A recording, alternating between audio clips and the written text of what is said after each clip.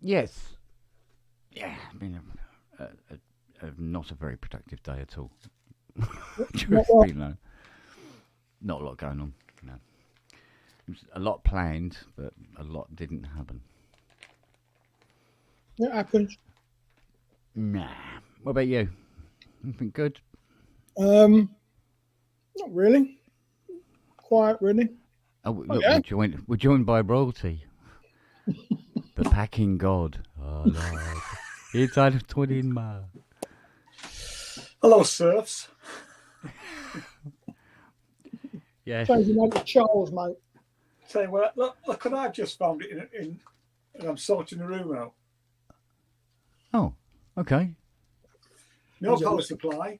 I have no, well, I have a rough idea where it came from, but Well, you can normally age your laptop by how thick it is. it's thick. So it's an old That's a Dell 90s.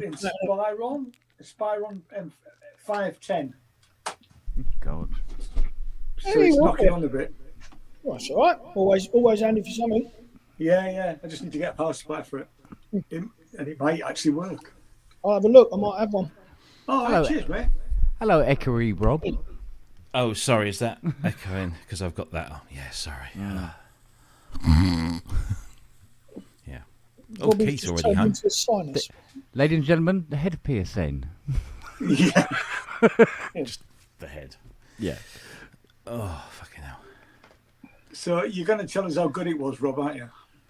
It was good. Yeah, it was good. Yeah, I'm sure it was. DX1 still working?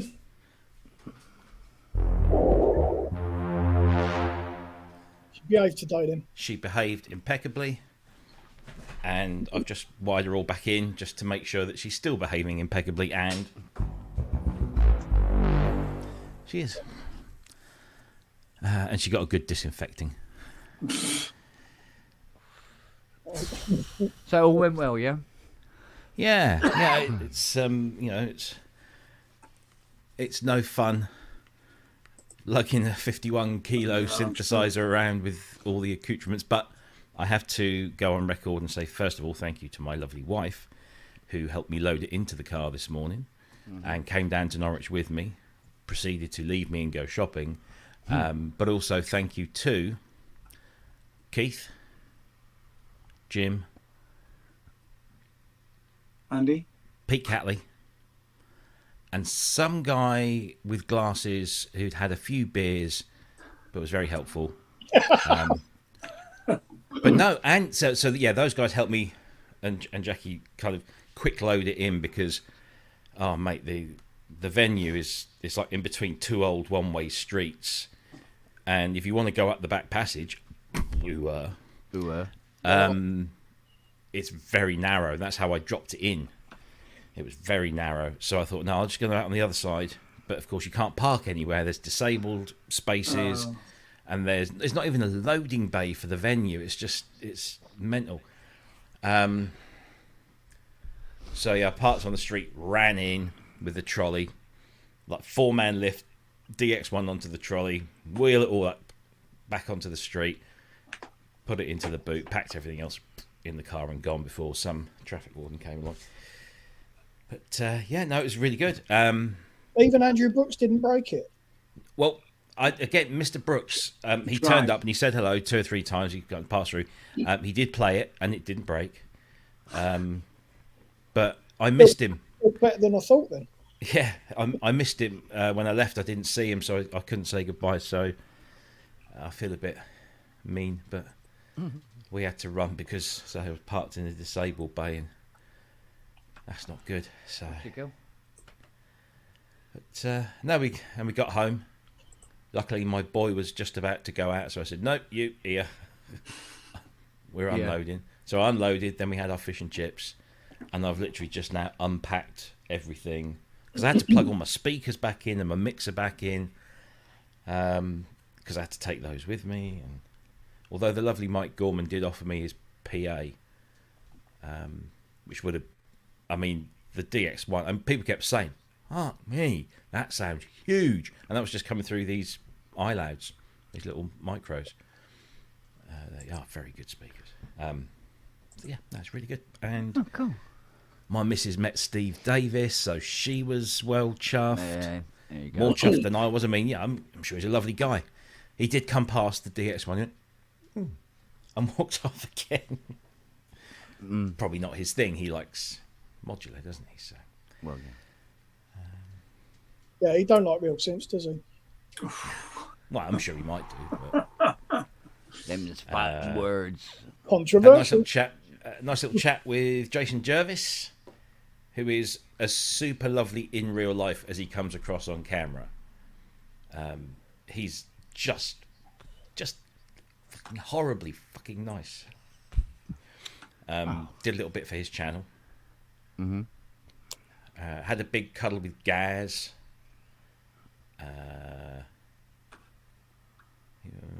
Didn't have a cuddle with Robin, but we had a nice talk. Yeah, so that was very good, and everyone was happy. And I'll put it back in. I had a really nice chat with a senior guy from Yamaha that was there, who was very impressed that we got the DX1, and he'd got the MX8. So we kept sort of like pointing at each other's stand. When we were talking to people, I said, well, yeah, no, natural successor, next in line. There it is. And he would point back and say, that's where it all began, sort of thing. Well, maybe not quite, but... Not quite, but yeah. Get But get this. This is the bonkers. This is what I love. The randomness of stuff. So, Yamaha were there in association with the unfortunately named PMT. Yeah. Who are one of our last remaining bricks and mortar sort of music stores. And so they were sort of like doing a co-thing. So they had the M8X, they had a couple of those Seek tracks, which I had to play with. Very good. I might just get one of those. And I kept looking at this bloke from PMT. Oh, you look familiar. Maybe I've seen you around somewhere at other shows, but no, you're no, I don't know. And I sat there and I said to the missus, and then it just clicked into my head. This guy, because PMT grew out of the ashes of Academy of Sound, which grew out of the ashes of Carlsborough. Yeah. And this guy was the man that sold me my Yamaha DT Express in 1990 something, my Event Easy Bus mixer, my Akai S6000, which apparently earned him quite a bit of commission, he said, and a bunch of other stuff. And it was just like, and he goes, I knew I recognised your face. I said, yeah, I never forget the face of somebody who's relieved me of huge amounts of cash. But I haven't seen him since 20 years, at least. Manny says he's your pusher. Yeah, he was. No, I would go into Academy of Sound and he'd go, Rob. And the Academy of Sound in Norwich was just brilliant. It was like a very long store, and then a massive guitar wall, which was boring. They had all the drums in the middle, and then on the other side it was synths and recording, and they had a soundproof booth. And he would always have all the cool shit set up in the soundproof booth because he could then stick it through all the different monitors and make it sound really good. And so every time I'd walk in, he'd catch my, Rob, in here, and he'd show me the new thing, and I'd be like, oh Jesus, all right, I'll take out another loan. Pulls out the melted lump of plastic from his pocket that used to be a credit card. Yeah. So that was really nice. That was one of those kind of, if nothing else happened, meeting him again was really cool. So, yeah. Fucking car park, 11 quid for like 6 or 7 hours. I know. So, but no, it's really, really good event, and if you've not been, it's well worth a visit. Robin. Yeah, we know what you mean. Yeah, he's done the community and the region, proud. He's put on a really good event, and the way it works is like the expo opens at 10:30, and then during the morning, a couple of musicians, one at a time, will get up stage and just do a little bit like an EMOM sort of little jam sort of thing. So it kind of breaks it up because a lot of people kind of just stop and they just watch and listen, and then when that finishes, they just carry on. So it breaks it all up really nicely. And then at 2 o'clock, 3 o'clock, and 4 o'clock, they have the what do they call, the patch off. So it was Who was it? Oh, there you go. Yeah, that's Mike's arse sticking out underneath his modular. He's a legend, that bloke. It was Robin with Robin. Oh, Robin was with Jason Jervis. Gaz was with a lady whose name I can't recall, but she builds all her own modules, and it was like being back in the 90s because it was all like really acidy and 303 type stuff, and that was really good. And Gaz was whacking the hell out of his touche, which was This sounds slightly illegal, right? Is that a metaphor? yeah. And then Steve Davis did a jam with Mylar Melodies, which was all right. And so it kind of breaks the day up, and it's just really good. Yeah, highly recommend it. Highly recommend it. Nice one. So yeah, and my voice is going, so I'm going to stop talking. So. Next year, maybe, unless it clashes with Simple Things Festival, which I was meant to be there today Oh right, in Bristol. In fact, my lads went. yeah, that's the next one. Well, so that's the next one of these sort of ProSynth Network appearances that'll be at Bristronica. I definitely want to go. I'm definitely going to that Yeah, this year.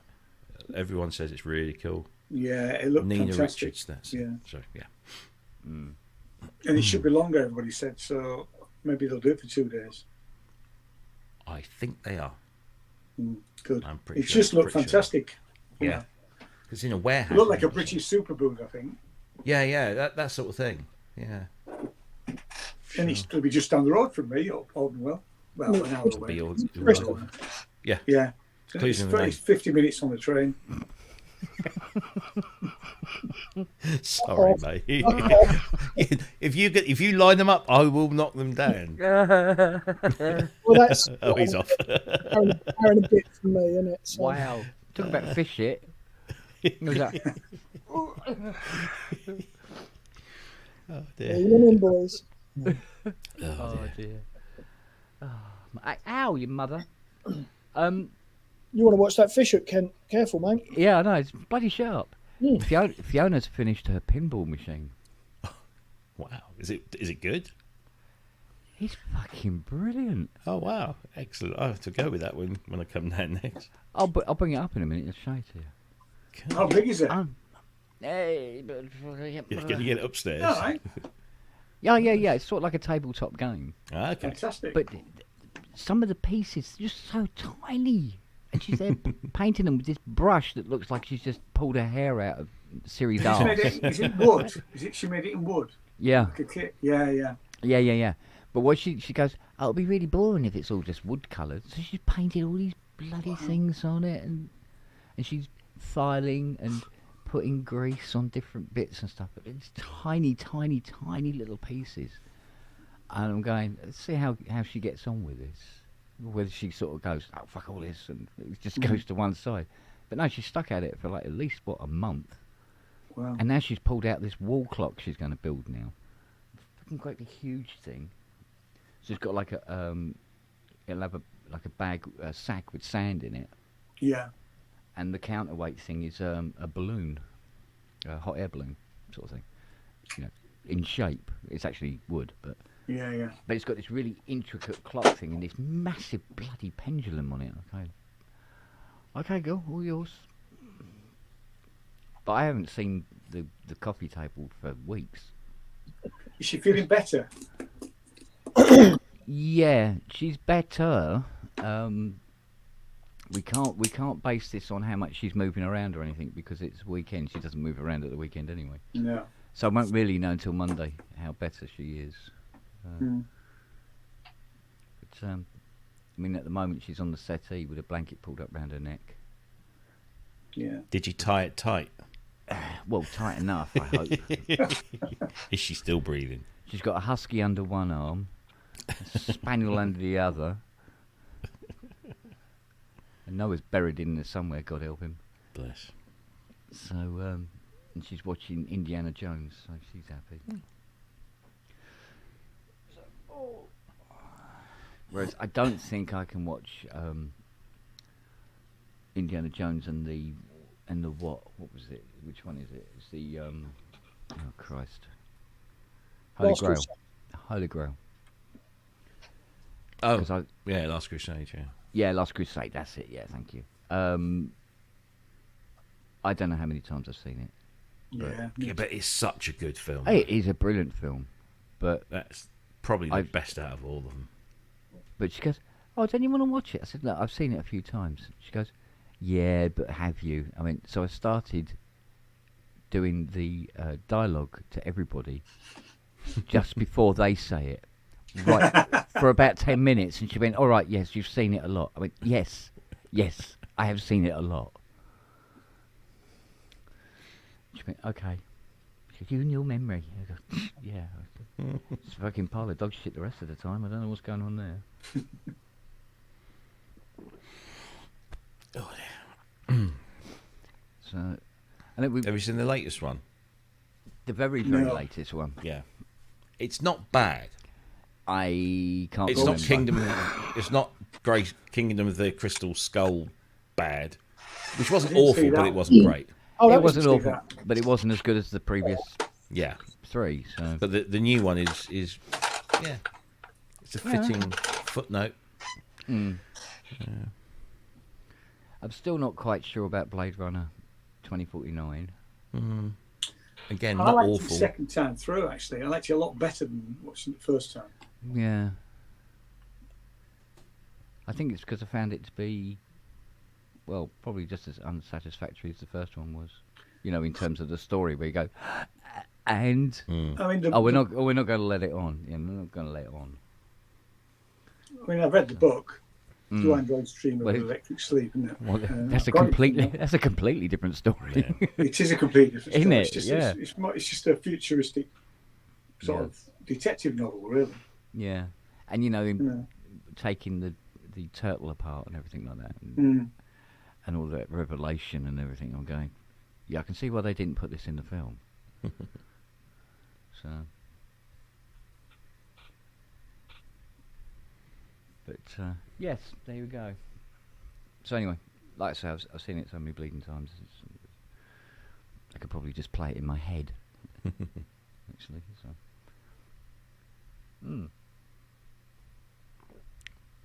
Oh God, that hits the spot. Yeah, I've got a bottle of wine that's waiting to be thrown down my neck. No, coffee, mate. Lubricate my worn out vocal cords. Yeah. Because you always get these, these one or two people that come to the stand.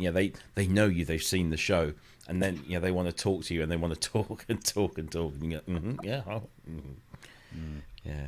But that's enough about Keith. So no, he was one of the more sane people that I talked to. Simon's in the chat. Oh look, yeah, Yeah. suck on those notes. Yeah, indeed. So, do you ever get people coming up to you and say, why is Kent on that show? What was the idea behind that? Your name did come up. Of course it does. Like, why is that Pratt on there? Yeah. No. Longhurst, on the other hand. Yeah. I kid. No, it's mostly, you're a lot fatter in real life, aren't you? Yeah. Oh, really? Oh, I'm joking. Oh dear.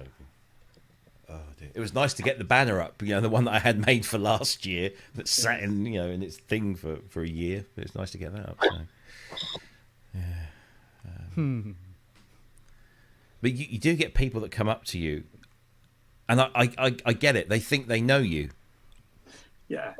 And I have no. Okay. They start talking. Oh, hi, it's so and so. They don't even use their online name. No. They say, oh, it's hi, it's John. And they start talking to you like they know you. And I'm going, who are you again? Oh yes, I go under so and so. That's because you're a celebrity, Rob. That's what it is. No, I'm just. I don't know what I'm not. I won't. It's happened to me a couple of times at Cinefest as well. This is the thing. Yeah, you put your face up there, and people. Yeah, exactly. people go for it, so. And I think it's lovely. I think it's lovely when people come and say hi. Oh, absolutely. Yeah, don't get me wrong. I like the fact that people come along, and the fact that they all say really good things about the show. Yeah. although I don't think anybody would probably be brave enough to say bad things about the show to. Oh, maybe they would. I don't know. But yeah, they always come. Oh, I love the show. Watch it every week. Some We've guy had came. that- Okay. So go on. No, you. I was just going to say we've had that with Edinburgh because there's Of always course. somebody Yeah. recognises us at Edinburgh when we do Yeah. the reviews, which is actually really nice because you stood in the queue waiting to go into a show and they come up and say, "Oh, look what you did!" You know, it's really sweet. Yeah. you know. It just makes you think it's worthwhile, isn't it? It You does know, actually. People Yeah, are yeah. getting some enjoyment out of it. And, Ian was the first person I bumped into at Synthfest. Saw you on the Was. ramp walking up, wasn't Yeah, it was. Yeah. it? Then Keith, and then you, Rob. it all went downhill from there. Well, confirmed for this year now. So as soon as Nice one. so we'll be sorting it all out. Yeah. Yes. Tickets available yet? For Synthfest? Yeah. No. Didn't think so because I was saying I bought them. I booked me. I said to Matt the other day I booked me accommodation, but Yeah. I've got to sort that. I didn't Yeah. think the. In fact, we're just about to sort our accommodation for Edinburgh. We booked it late this year because normally we book it before Christmas. Mm. £2,000. Actually, it's more than £2,000 for 10 days, and that's the cheapest I can get. Wow. That's in student accommodation, so it's a small single.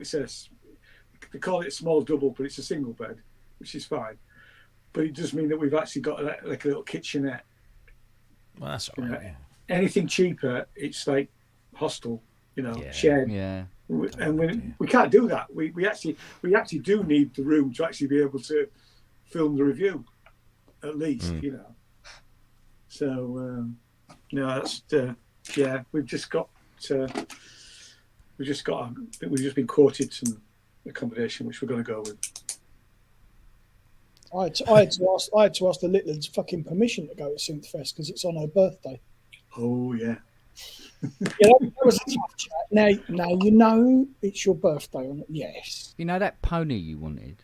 Yeah. Oh no! Listen, don't worry. She's Yeah. Yeah. Oh, you've got to get me stuff from up there, T-shirt and things. Then prove you were there on my birthday. Fucking keep You it. could really prove it. Take it with you. Yeah. She wouldn't do the drive. She wouldn't do the chucking up in 20 Mate, you minutes. shouldn't have to drive. You drive. Yeah. Yeah. Yeah, I think it's a bit much asking, Yeah. expecting her to drive. Really. Anyway, yes, I've had her blessing to go. So Jolly good. Ah, Well, we are all grateful. So. We are. why? Means I don't have to put up with all just this remembered. on her birthday. It's fucking. but deep down, we all think you're pretty selfish. Yeah. yeah, I'll take that. Yeah. I just You'll remembered never some forgive bloke you, came know up that, to Matt, me. don't you? Some bloke came up to me this afternoon, and he starts talking, about the DX, and he's like, Yeah. and I went to Synthfest last year, and I sat through that FM seminar, and yeah, I learnt a lot about this, and I'm like, oh, good, I'm glad you did. He said, and he looked at me, he said, that was me. He goes, oh yeah. He said, I loved it when you did this thing, and I loved it when you did that thing, and he's basically thinks I'm Manny. He said, I loved it when you demonstrated that piano patch. That was amazing. That was really. I said, yeah. No, I didn't. I said, no, I think you've got the wrong person. Careful, because Manny's in the chat. Don't I no. steal But he his- said, yeah. He said, yeah, I loved it when you did that whole piano thing, and then something else. I'm thinking, I didn't. He thinks I'm Manny. He thinks I'm Manny. Really? Yeah. I mean, no offence, but I suppose it's like somebody. Here we go. There we go. No offence, but Go on. No, I stopped. Okay. I stopped. Oh, the other thing, I took a whole bunch of T-shirts and never gave a single one out. You dozy moo. No, I'm saving those for Super Booth and Manny. I've got yours is over there, Manny. It's all specially put away. Has he got a special one? At the moment, no. He's just got a bog standard one. Unless we get some special ones up, made up. So Fuck it, I'll come to Bristol. I'll make sure you give some shirts away. Well, hopefully by then we'll have sorted our shit out and got something sorted online, so that people can just like order theirs. And did you notice on the Cherry Audio, they actually, cause most of the, if you go to most of those t-shirt things, they only go up to like 2XL, 3XL, which is no good for a rounded person like myself. But they had another option. There was like original tee and then the heavy tee, and I just thought there was like heavy cotton or something like that. No, it's for heavy people. And then goes up to like 5XL. It's brilliant, yeah. So it all had to. Yeah, it was good. So that's I'll probably use them or something like that, so that we can take care of the fuller ProSynth network. We can cover everyone. Yeah, So are you, With that T-shirt. it's like a marquee. are you still using the same supplier, Rob? No. Right. No, Have you got a supplier, have you? No, at the moment, we were just using, was it Andy from Viper Graphics, but he's Right. not been well for a long while. Yeah, I knew that he wasn't well. I didn't know whether he was still using him. Yeah, it's been going And, wild, you know, hasn't it? it's like, I don't want to burden him with, No. doing all this. And he does them to order, and then international shipping is very expensive because of just the nature of his business. So I thought if I just get one of these things like Cafe Press or there are a few other services, just find the right one that's international, upload the graphics, and then people can just pick and choose whatever they want. And you get a percentage, don't you? Yeah, I There's don't money in honestly. it, 'cause- It's not about the money. It's just people keep No, bugging I mean, the shit out of me for t-shirts. I'd like to do some Sinners Music's t-shirts at some point in the future, but if you get somebody to do them for you, and you have to get all the sizes, it's quite an outlay. Yeah, So it's on demand is better to some extent, but yeah. So I couldn't find one where there was the percentage. I think you're only getting something like 5 or 10% back with the one I looked at. Which, Honestly, I don't really care that about the money will for the matter. t-shirts. I'd like a little bit more out of it if I'm honest. Yeah. Not being greedy, but Chris said Amazon do global merch, and that is one of the options that I'm looking at. I must get onto that. I also think a lot of these companies they're actually the t-shirts are overpriced. I mean, 25 quid for a t-shirt to me is a lot of money. It is. Whereas 15 quid for a t-shirt is okay. Yeah. I mean, I can't remember how much the Synfest was. Was it 12 quid? Something like that. Yeah, They're not expensive, which is great. I mean, I bought one every year. There's people at this show today with Synfest t-shirts. Yeah. So 15 quid for a t-shirt is spot on for me, but not double that really. So that's why I was trying to, if I could find a t-shirt I could sell retail at 15 quid, I'm happy to do the shipping thing and all that if it came to it, but I'd want half the money. Yeah. Don't go to Depeche Mode concerts, 40 quid a t-shirt then. Oh, I can imagine. Yeah, and those gig t-shirts only go up to like 1 or 2XL. What's your biggest t-shirt? And they hold up something like this. I'm like, that's not going to fit. Who was it? It was Stephen Wilson. Many years ago, he was doing a show at the Royal Albert Hall, and he put up on his Facebook, he said, I've had a bunch of requests.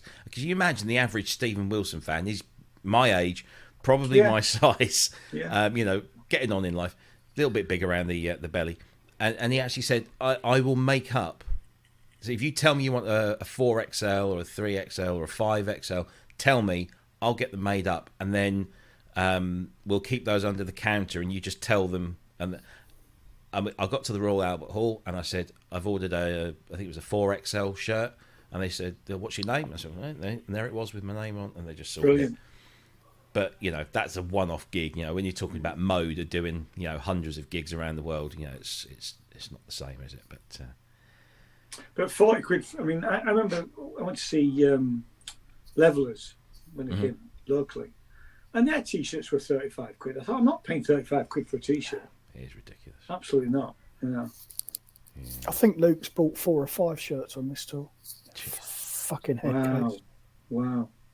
He's going to be buying more because he's going to Cologne, so he's going to come back. He's a super fan then. Oh, fucking then some. Yeah. Yeah, When I he goes think to a Depeche Mode concert, Dave Garn just sees a pound sign walking in. Yeah. Yeah. Well, yeah.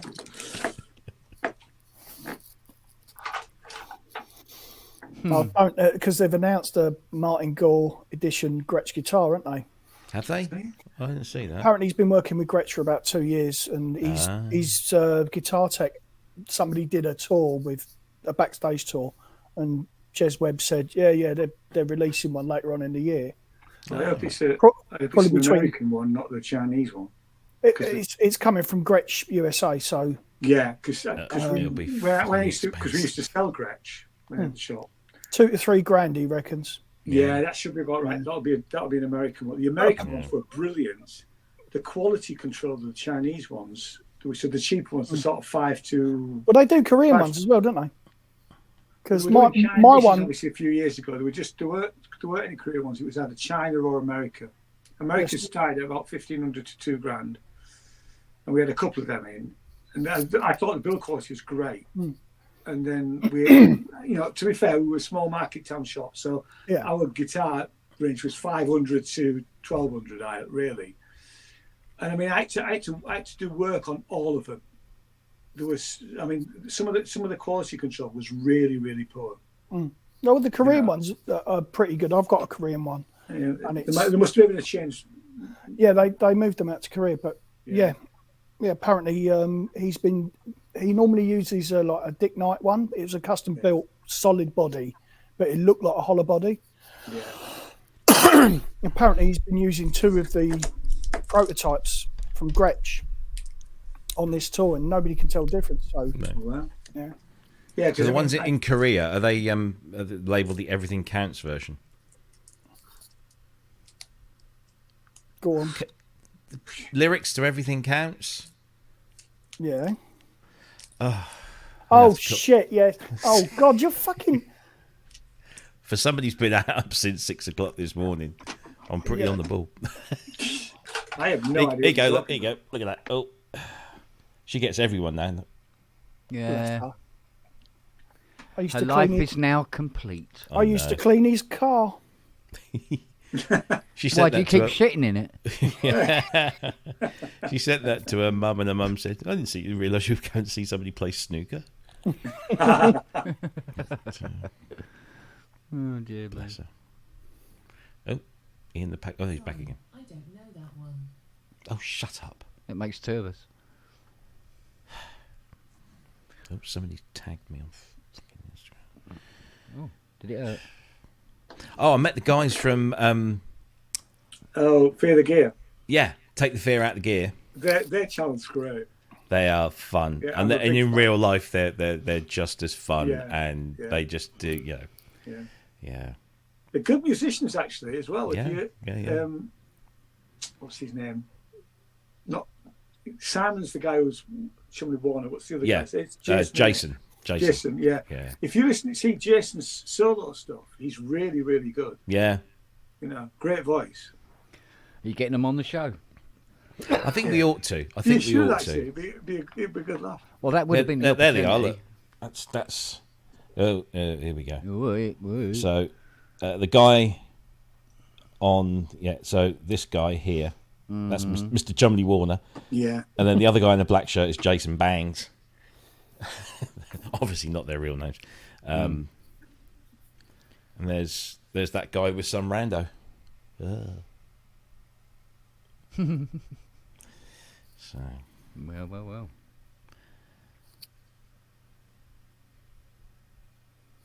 yes.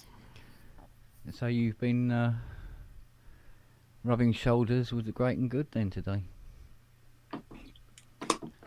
Well, I didn't get to meet Steve Davis. If anyone's didn't even get a look in there. Yeah. But no, I rubbed shoulders with the likes of Andy Brooks, Keith in Watford. Mm-hmm. So the real stars then. Yeah, the proper stars. Yeah, Yeah. I'm just Jason Jervis, he does this thing whenever he goes to a show. He asks everyone the same question, Yeah. And he thought of a really good question apparently on his way down. Then by the time he got to Norwich, he'd forgotten what it was. So he gave me a choice of two, and I was just like, okay, yeah, I'll think of something. So I don't know how that's come out, but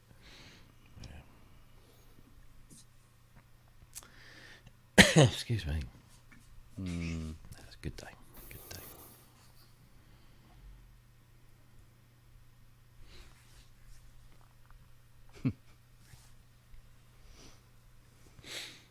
Some guy behind me that's invented a drum machine that uses a turntable, and you basically change the slip mat, and there's different patterns on the slip mat, and you then put these little sensors. I think that was at Synthfest. I was talking to. I did a little bit. I filmed those guys. I would also call bullshit on the word invented. Yeah, That's a Wurlitzer drum man. Well, yeah, I suppose. It seemed a bit of a faff, if you ask me. But it was. I mean, it was cool that it was doing what it was doing, but it just seemed like that's a really okay. Yeah, it's it's all it's doing is sending a trigger to something else that makes the sound. It's just easy. I just find it easy just to program a regular drum machine, but it didn't. Obviously, it looks cool. And do I have a 1951 Wurlitzer drum man in my garage? Of course you do. Of course you do. Yes, I do. I don't think I've ever seen a Wurlitzer drum man. It's huge. Go to Kent's garage. Yeah. Well, you need to show it to me when I come down. And the garage. I'll open up the garage as a museum. Yeah, except you can't walk around it. That's true. I've never seen the garage. I've never seen Kent's studio. It's really weird. Hey, that's not right, man. That's not right, man. There you go. So what were you doing while you were here, apart from fighting the dogs off? Sitting and talking to you and Fiona. Oh, okay. You're easily pleased, aren't you? Fine. You were probably being plied with tea and biscuits as well. That'll keep you in one spot. No, I think last time I was there, I had 2 coffees. I think that was it. Last time Really? I was there, I had the sweetest cake known to man. Really? Do you remember that, Kent? The Go on. cake that was just like incredibly sweet. Oh, Christ, yeah. Jesus. Bloody things you carry a health No warning. wonder I'm fucking diabetic. Fucking hell. My God. You have a slice of that and that's your quota. Not for the day, for life. Fucking hell. I didn't know they could compress sugar. Concentrate it. Fiona's cake, sponsored by Distill it. Tate and Lyle. Yeah. Sugar, black hole cake. Fucking hell. Comes with a free insulin shot. The only icing that has an event horizon. Fuck me. It was though, wasn't it? You walk past it and you go, Yeah. I put on a pound. Don't smell it. Ingest via osmosis. Oh dear. Yeah, that was like, fuck. But then I've been round there before and shared a glass of a 1960 something Barolo that I recommended you buy for your anniversary or for something or other. Yeah. I said, Fiona, I mustn't. I'm driving. Oh, go on. No, I'm drunk. Oh, go on. Just a I little don't think you glass. mentioned the thing about it being 250 quid a bottle though. No. You didn't mention that bit because I ordered 2. I didn't look at the price. It's for Fiona. You shouldn't Yeah. have to look at the price. Well, I didn't. That's why, because it was Fiona. But I must admit, when I looked at my bank account later on the app, and I went, "Holy fuck on a stick!" And it was a very. Have I just good bought a variety. brewery or something? And it's like fucking hell. A What's going on? vineyard? Yeah.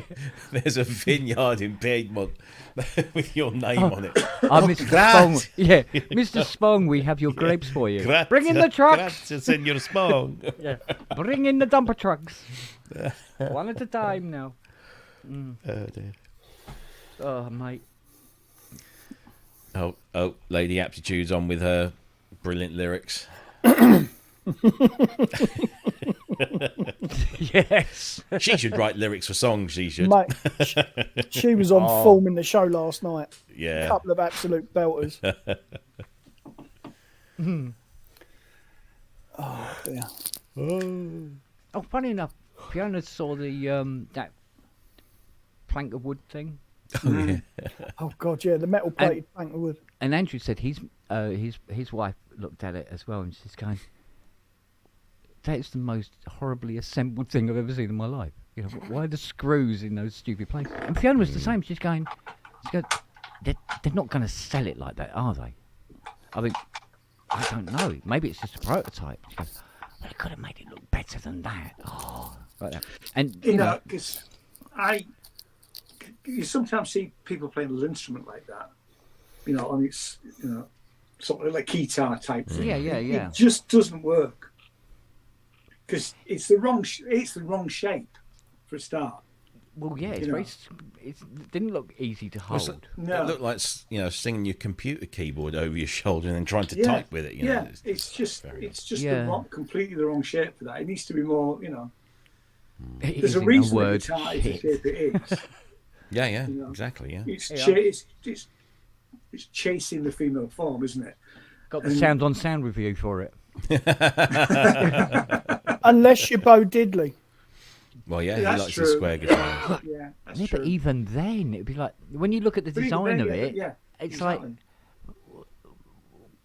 like what? Yeah. Because the fretboard and the guitar is separate to the body, whereas Yeah, this exactly. is all part. Yeah. I won't mind reviewing it.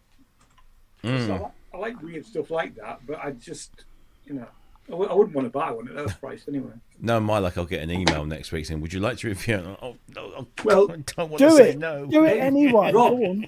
Take it and I'll review it. All right, I'll do that. Yeah, you. I'll review it. I mean, you can review it. I mean, Half Gods already provide you with the title. The opening So, line, yeah. yeah. It is in a word. Shit. Shite. Shite.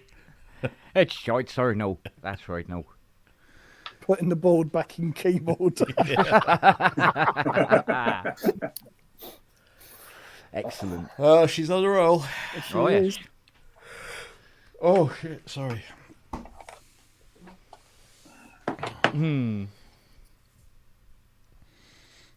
Is she still going? Yeah. Turn her off now, I think. She's good. Well, all the time it's off, it's still working. That's it. Schrodinger's DX. Abso-friggin-lutely. I tell you what, I'm so glad I got the Poly AT back on this Hydrosense. Yeah. It was a little worrying for a while. That's definitely my next purchase is a Hydra. And what Hydrogen? Do you know, I noticed What, something. an Explorer or a bigger one? 49. The original. Got one here if you want one. That's You what have I've it for got. free. It's great. Just turned up in my boot. Well, if you're done with it, you can hand it on. No, I haven't really dug into it. That's the thing. Once I've got this room sorted out, I will have it wired in. I tell you what, I like the then- way it's a completely different synth to the Deluxe in both the presets and sounds and everything as well. Right. You know? So it's like having a separate single. Again. I mean, I've had mine for 18 months now, and I haven't spent enough time with it. Every time I switch it on, I just lose hours. It's great fun. Yeah. you I know.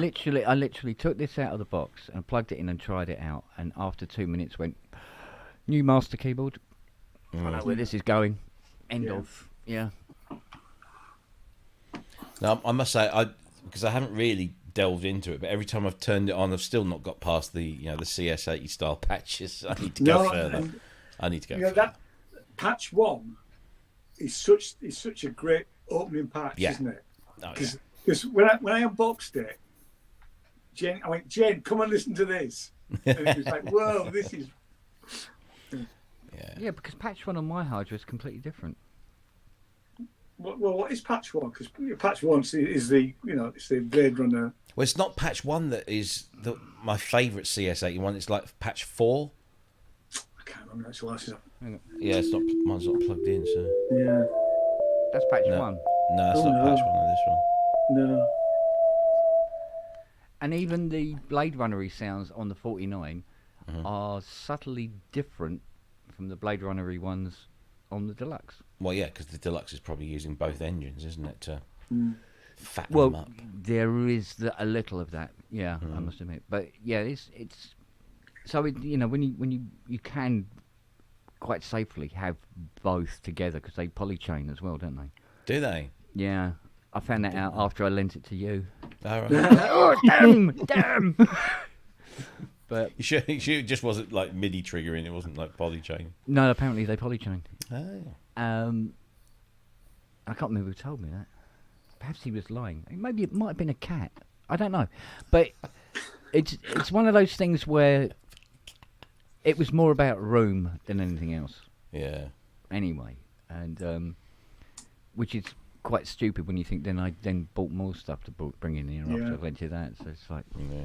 but I have now stopped. I've heard that before. Yeah. Oh, honestly, I have because for the very simple reason. Since I stopped work, I'm broke. So that's where I was going wrong. Somebody wants a DX1 power supply building. Well, good luck. Is that? Well, they said, and this was the guy from Yamaha. He said, "Does Kent still do stuff?" And I said, "Well, I said technically Kent's retired, except he always then takes in another job." Yeah, but I think with me, retired means I've got new wheels on. Right. I think that's what it means. Yeah.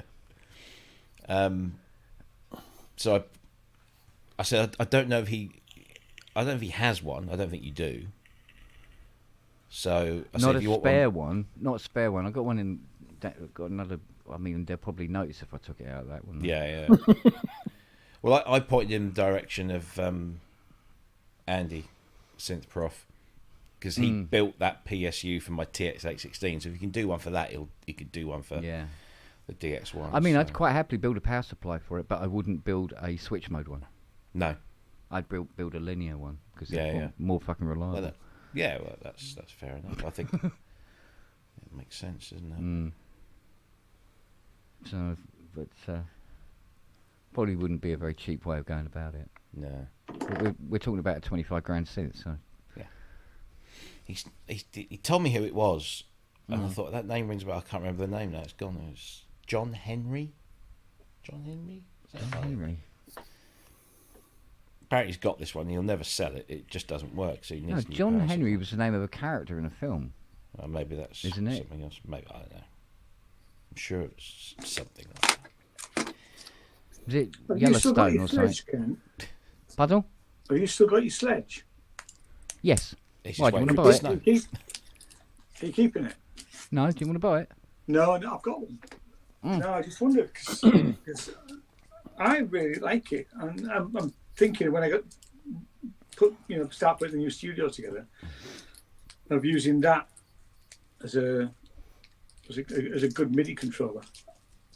Didn't Okay. that get sold in your auction? I don't think I I thought- did. I thought you were talking about it, but I don't remember it. I don't remember. Yeah, because I didn't bring it up, so I didn't show it No. off. So it probably wasn't put up for grabs. It Well, was. Talked about it. Was it Yeah, it was spoken about. Sure, it was. I'd have to go spoken back- about? I would Yeah, have- I offered you 50 quid for it. Where is it? Oh, fuck. 50 quid in a blowjob, mate. Fucking hell. All right, deal. in the garage. Yeah, I can wait. Yeah. I actually like the fact it's one knob per function. That's why I got Yeah, it yeah. in the first Oh, place. yeah, And- agreed. and Agreed. It's the only synth I've got that'll do that. And it's very, very straightforward to Wagyu. program. Wagyu wanted it. Oh, okay. Well, I'm sure Wagyu bought something anyway. Didn't He he? did. He did buy something to Wagyu. Well, I'm going to have to go back and have a look at that Well, stream. Fiona's got Good the luck. list. Fiona's got the list, and she said she was, getting contact with people and all the rest of it, and then I mean, I'm happy to transfer the money for the stuff that I bought now, whenever you like, or I can actually give you cash when I turn well, up. no, do it when you get the stuff because you can have a look at it and just make sure it's like I'm worthwhile. sure Do you know it's what I mean? you, man, so it'll be fine. But I'll pay you cash if you want cash. There we go. Wagyu. He said he bought the black sledge. He messaged you on Facebook asking how much the total was, including postage and how to pay. Oh, we did buy it. Oh, okay. Oh, in that case, I won't burn it then. Well, what I'll do, I'll tell you what. Tomorrow, I will go I down think you into. regret that. I'll go down into the workshop tomorrow, and I will put a sticker on it with Wagyu's name on it. just to be sure. Just so we can try and keep up. I'll tell you what we did get today. An email from a guy. She goes, "Oh, there's this email coming from this bloke. He desperately needs his Lindrum back. Sharpish. He's got a buyer for it." And she goes, "I'll just send him an email back and let him know." And I went, "Okay." And she goes, so she's typing away, and then she finishes the email, sends it off, and then goes to me. She goes, "Yeah, there you go." I said, "Oh, what did you put then?" I said, "Yes, you can come and collect your Lindrum any time you want, like we told you 2 years ago. And when you sent us an email saying that it was really urgent and you had a buyer for it." I went, "Did he?" And she went, "Yeah." I went, "Oh, because I saw that emails like it was like, I need it tomorrow." It's amazing that people do that. I mean, we had, when I think I probably told the story when we took over the shop from the guy. There was a whole load of stuff, instruments that belonged to other people. He had no list, so we literally had to stick them in a room upstairs and wait till people walked in and said, "Where's my so and so?" Get them to describe it. Yeah. And then sort of prove it was theirs. Yeah. Well, And then somebody turned up after that. I think it was 4 years. So we'd Yeah. had the shop a couple of years. well, after a while, you see, they're what you end up cello. with is a garage like mine. Yeah. So yeah, exactly that. Yeah. So they turned up for this cello, which was worth about 800 quid apparently. We never saw it. It was never in the inventory when we took over. But how come you leave it for 4 years? An 800 quid cello with somebody. How do you leave a Lindrum for 2? I mean, geez. How Yeah, do you- exactly. Mate, It's had you exactly- buy a restored CS80 for £20,000 and then don't come and pick it up for 5 years? It's bonkers, isn't it? People, and it's not just like an isolated case. There's lots of people out there that do this. Yeah, yeah, I know. But you see, it's relative, I suppose. It depends on, the amount of money or stuff people have. Sometimes it determines on how forget. eager they are to get something. It's like, Yeah. the drive. Oh, it's a 45-minute drive, but I can leave it a little while longer. Yeah. So I don't know. People, People. Can't live with them. Can't live without them. live. can't live with them, People. can't kill them. I can't. Yeah, can't murder them and get away with it. Yeah. Unless you're OJ Simpson. Well, if you've got a Allegedly. good lawyer. Well, not even allegedly, really. Not No, even. I know. Jeez. Jesus. Big RSR. No. Yeah. God, they did well today. What? Sorry. Ireland. Talk about the rugby. Yeah. I was just going to say, what's the? I completely forgot to tape it. I was going to tape it and watch it with tea. Then I Uh, saw the result. Oh, bloody hell. the Calcutta Cup was today as well. Yeah. What was the score in that? That was Scotland 30. Oh yeah, they beat England 30-21. 21, wasn't it? Yeah, 30 21, 21. 22? Yeah. Wow. And then Yeah. they only got that last try in the last quarter of the match. Scotland were just running fucking circles around them. They really were. Oh, That dear. that It's that really- entirely Scottish sounding bloke, Duhan van der Merwe. who Oh, do you mean plays for the South Scotland. African Scot? Yeah, him. It's the first Scottish player to score a Calcutta Cup hat trick. Yeah, he as did the a hat host, trick. Yeah. Yeah, they were interviewing him. He was very like diplomatic Yeah, immunity. diplomatic immunity. Is. Yeah. Okay, I think they see you. That's funny. So, yep. So it's deep fried Mars bars and iron brew for tea. Oh, I once was up in Glasgow and I had a deep fried Mars bar. Mm, What a heart attack on it. That is. yeah. Well, so's the deep I fried mean, pizza. actually, it was quite nice as well, which is even more scary. Well, when you think about it, I like batter is batter basically and I like yeah, Mars the bars, batter's but just a bloody pancake, hell. isn't it? So It is, yes. Well, it's a Mars bar God. wrapped in pancake. Everything tastes good in a pancake. Yeah. Yeah. It's like, I'm in Glasgow. I've got to have one of these because I'm not going to get one anywhere else. But yeah, because they'll take like a pepperoni pizza and then cover it in batter and then deep fry it, and it's deep fry it. absolutely bloody gorgeous. Yeah. Nothing this bad should taste this good. Sacrilege is what it is. Oh, I don't know. Right, I think I'm going to pull in Ian. Oh, it's your lucky night, Ian. It is. Ian stands up, all Actually, you hear is zip. we're not going together, Rob. You let me down last time. You're going to use Tambera to do this, or what? Can anybody else join in? Jantaba, get your timing right. Yeah, go on. Yeah. Somebody sent me this meme today, and it's flipping hilarious. But I bet I can't find it now. I'll try and find it, and I'll post it later. I can't describe it. It's a visual gag. I need to find where it was. Yeah, most memes are, though, aren't they? Well, Yes. this is true. Yeah, this is true. I realised what I'd said when I I, said know, it. I heard that, I can't remember who pointed at me now, but it said that one of my memes from my Facebook page has appeared on some meme site. Oh, wow. Somebody pinched it and put it up as their own. And I'm going, yeah, but it's got Nelly in it. I mean, Yeah. Oh, it's not the wasp one, is it? yeah, Wait. the wasp one. You know that meme that goes around with the cat poking its head out from a Moog modular? Yeah. Yes. That's my mate Tim. Not the cat, obviously, but that's his cat and his I Moog know you're modular. friendly with cats, but Yeah. you know. I mean, that's been used so many times, and every time it's like, fucking hell, he said, I should have fucking copyrighted that. I'd have made a fortune. So, yeah, that's Tim's. It's one of those ones that just makes you laugh out loud, but I bet I can't fucking find it now. Yeah, well, a badge of honour with memes these days is getting them on bad gear, isn't it? Yeah. I've Yeah. had two. Yeah, Oh, yeah. Oh, Yeah, yeah. I don't watch it. I got a really weird You email. don't watch last- Bad Gear? Bad Gear's great. Oh, it's just good fun. Oh, it's just fantastic. I got this really weird email last night from Carvera, and it goes, "Hello, your order is unfulfilled." what the hell's that mean? So I go to the website. It needs some love and attention. Yeah, I go sort of. Was it? You know, it needs sort of like cuddling or what?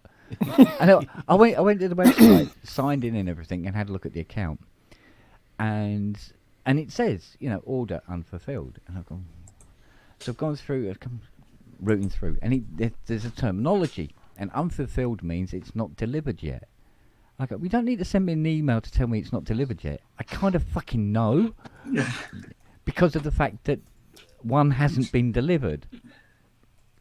Because I was going, what do you mean unfulfilled? Well, fucking hell, have I forgotten to do something? Is it not coming now or what? You know, I was had fucking like panic at 2 o'clock in the morning.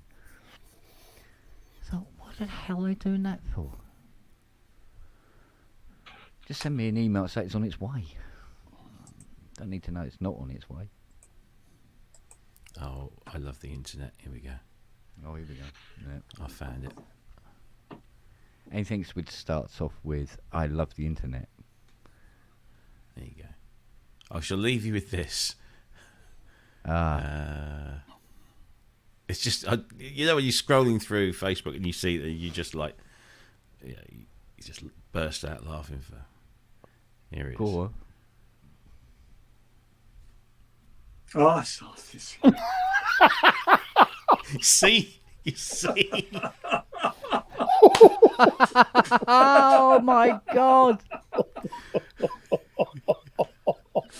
Oh, for fuck's sake. Oh dear me. Oh, dear. It's probably That's happened. probably how I saw it, Asio Head. That's probably where I saw it. Yeah. Yeah, that made me chuckle. Wow.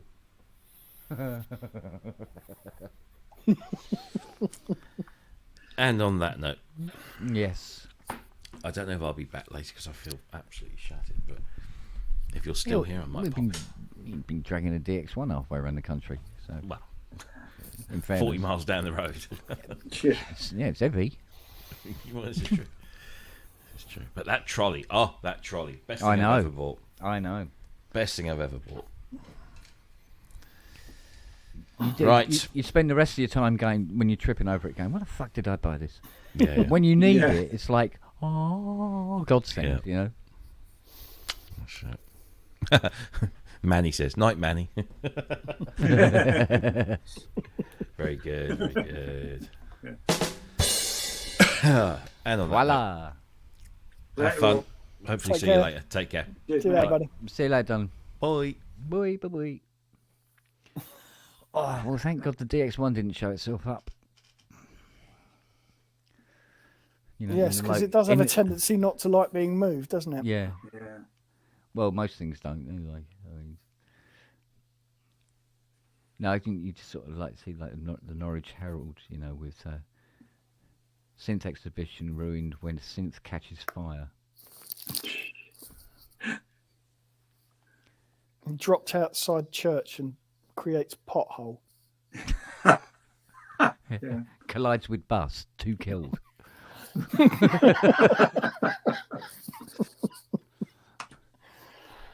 Oh, fucking The hell. dead have been identified as Aha. What they were doing on the bus, nobody knows. Did you have snow last night? Did I see on Andy's? Yes, I had Yeah. snow last night. Which Fucking hell. personally I think is taking a piss, but there you go. I bet it's gone now, though, isn't Man it? with Beard is asking me if there's any more Korg synths coming out this year. I have no idea because I am still a dealer, believe it or not, but I have absolutely no contact with Korg. So the area rep left, and that was the end of it. So yeah, he went back into retail. Did my area rep, and they haven't replaced him. So I have no idea what Korg are doing. Well, if they did, what would it be? The only thing that I said it before, the only thing I was really interested in was what they announced at Super Bowl, that sort of string thing they were working on. But I think that was probably 18 months away. Oh, Did you see that? It's some No. sort of physical spring-based sort of, prototype that they had, and it looked really, really interesting. oh, okay. It's on last year's Super Bowl. I think Gaz was talking to him, so it'll be on the Sonic State site. Now that was the only thing that was really interesting. I don't know really. So if they're going to put anything out, is it going to be another, cash grab type thing? Because there's an awful lot of what they've been doing of late has been that type of thing. Yeah. Reinventing stuff they've already done Yeah. for more money. Yeah. Well, it's kind of it's the easy R&D, isn't it? Oh, it is. Yeah. So Yeah. rather than trying to come up with some whole new Yeah. concept. And if anything, the guys down at Milton Keynes, Yeah. where Korg are, they, all the stuff seems to be dictated by America these days. So, they probably don't know. And they don't get much. I don't think they get much input into actually decisions. Yeah. I know that on occasion, when asked, people down there have said this isn't a good idea, and it's fallen on deaf ears. When Japan have gone ahead and put it in production anyway. Yeah. Well, you wonder sometimes, like, where else is there left to go now? True. Yeah.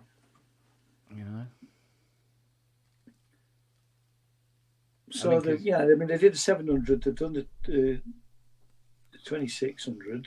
They've done that. Obviously, the thing that they announced at NAMM was interesting, wasn't it? But it's a it's a smallish, expensive market for the 30. Is it 32, 3100?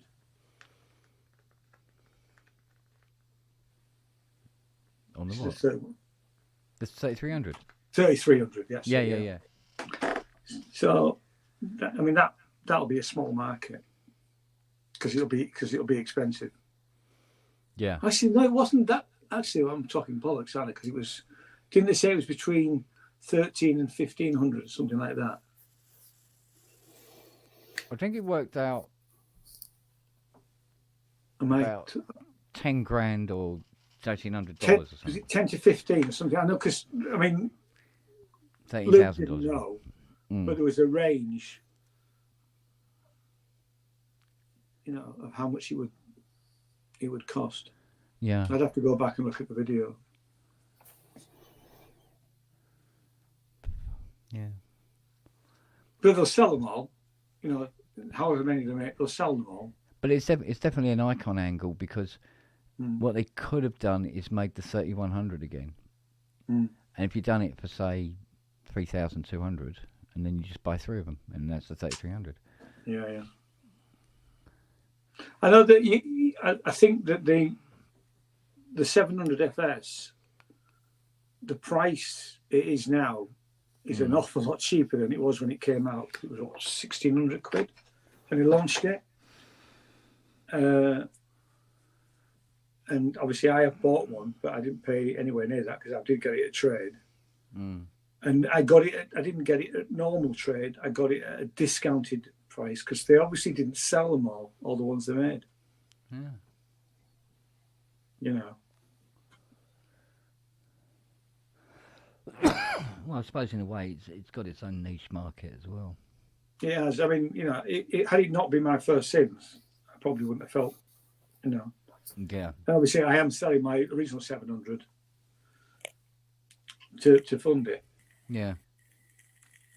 Although I've had 2 scams on that on Reverb. Did I say about them? No. The latest scam on Reverb is somebody says, "Oh, I want to buy it. I'm happy to pay the full price." Because I think I've got it at 700 or something like that. Yeah. So it's not. I mean, it's not out of the way. But I mean, I've said in the advert it probably could do with the service, which it probably could, to be fair. So factoring that in. Yeah. So from different email addresses, a person contacts me, says, "I want to buy it. I'm happy to come up and collect it because that's one of the options. I don't really want to ship it, but I will if I have to." But for some reason, Reverb can't take my payment. I have to use PayPal. Right. And at that point, being not stupid, I go, "I'm sorry, but you have to sort it out with Reverb because we won't take it with PayPal, because what will happen is it'll be PayPal, but it'll be, oh, well, you have to do family and friends. Because if you do family and friends, you can't claim any. There's no comeback. There's no comeback, exactly. Well, but I never get to that point because I just categorically say, we're not going to do this unless you can sort it out with Reverb. Yeah. You know, and it's like it happened once before. I was going to sell it when we had the shop, and I had it up for sale. And it was a high price because I didn't really want to sell it. I think I had it at 1,200 quid at the time. Yeah. Because I was using it all the time. But I thought if somebody gets close to that, I will let it go, you know, and buy another one. Guy, we were still taking credit card sales over the phone at that point. So a guy rings up from London, says, "I want to buy it." So we said, "Okay." He said, "I'll give you my credit card details, and then once it's cleared, you can ship it." So Jane takes the call. I said, "Well, I should have a word with him because it's been modified." So I ring him back, say it's been modified. "Oh, that's fine. You know. Yeah. So he pays for it. Barclaycard clear it. But at this point, we're starting to smell a bit of a rat. So Jane starts to do some research. Yeah. Like where the address is. And the address, and she actually, we ended up, it took her about a day and a half before. And the address he was going to was not the same address that was the card was linked to, which is, you know, slightly dodgy, but, you know, Yeah. he could have had it shipped to work. That type of thing. Yeah. So it goes on, and we find out, we realise that the card must be stolen. right? Right. Because I say to him, I'm sorry, I can't ship it to you. Oh, I'll buy something else for the same amount of money. For the 1,200 quid. I'm going, this is definitely dodgy. This. So then he starts to ring up and say, where's my goods? Where's my goods? All this sort of stuff. I said, well, no. So we had to hang on to the card. We had to hang on to the money because we knew and he stopped ringing eventually, to the guy. But we don't know who. We've got a name and we've got the card details, but fraud prevention wouldn't tell us who the real customers was. We're saying, we think this is fraudulent. We need to contact the customer so we can give him his money back. Right?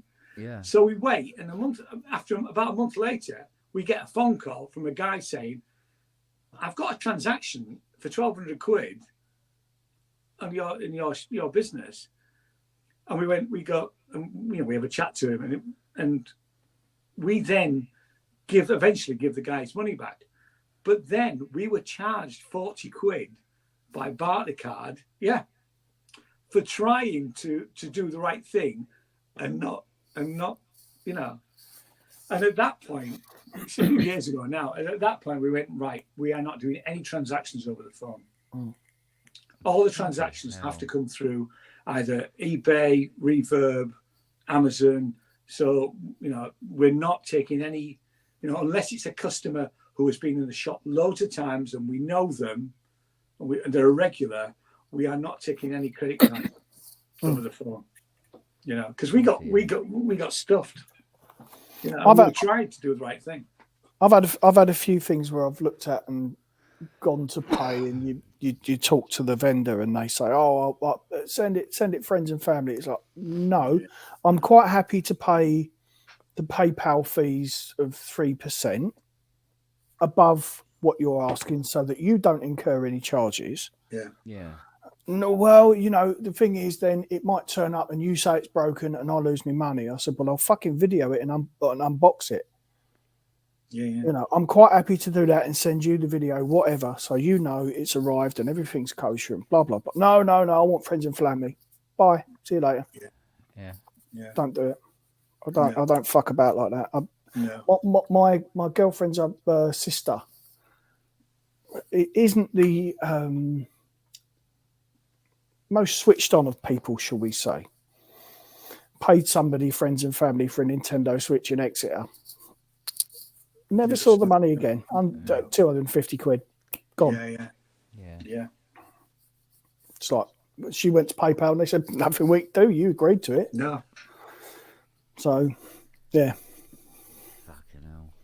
Now, my favourite ones are when they say, oh, I will send you a courier. And, yes.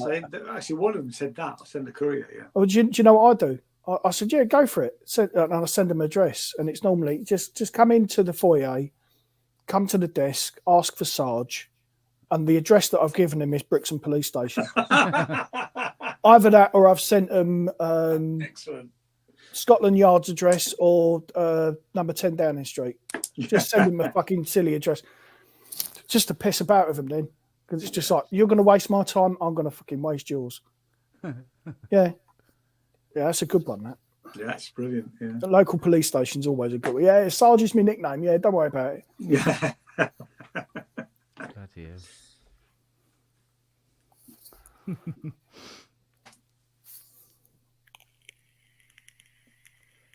I'm going to leave my 700 up here with a friend of mine who's going to look after it for me.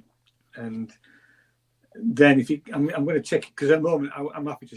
I will ship it, but I don't want Nigel to have to deal with all that crap.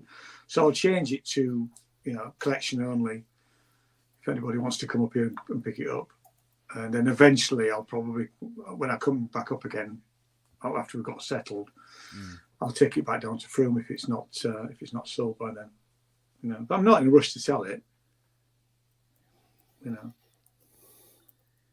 Yeah, well, probably just as well, because sometimes you get a lot of fucking about, don't you? Yeah, so.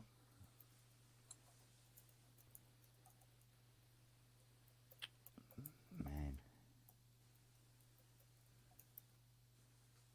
And plus, I didn't want, although a removal firm are usually pretty good, but an old synthesizer like that is less likely to. And I haven't got a proper box for it. It's in a box, and it's it's packed quite well, but it doesn't take much of them to drop it, does it? To No, screw it up completely, Whereas everything else is got double boxed. Well, Because I stupidly kept all the boxes. I got one result today anyway, if nothing else.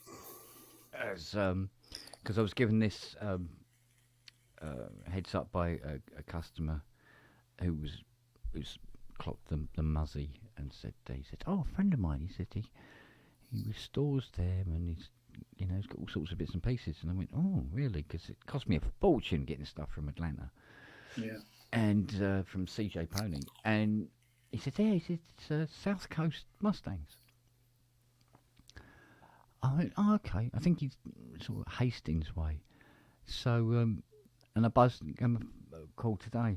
And I said, I'm after, little bits and pieces like the rubbers that go around the windscreens and stuff like that, because they're all perished. It's 60 years old or something like that. Yeah.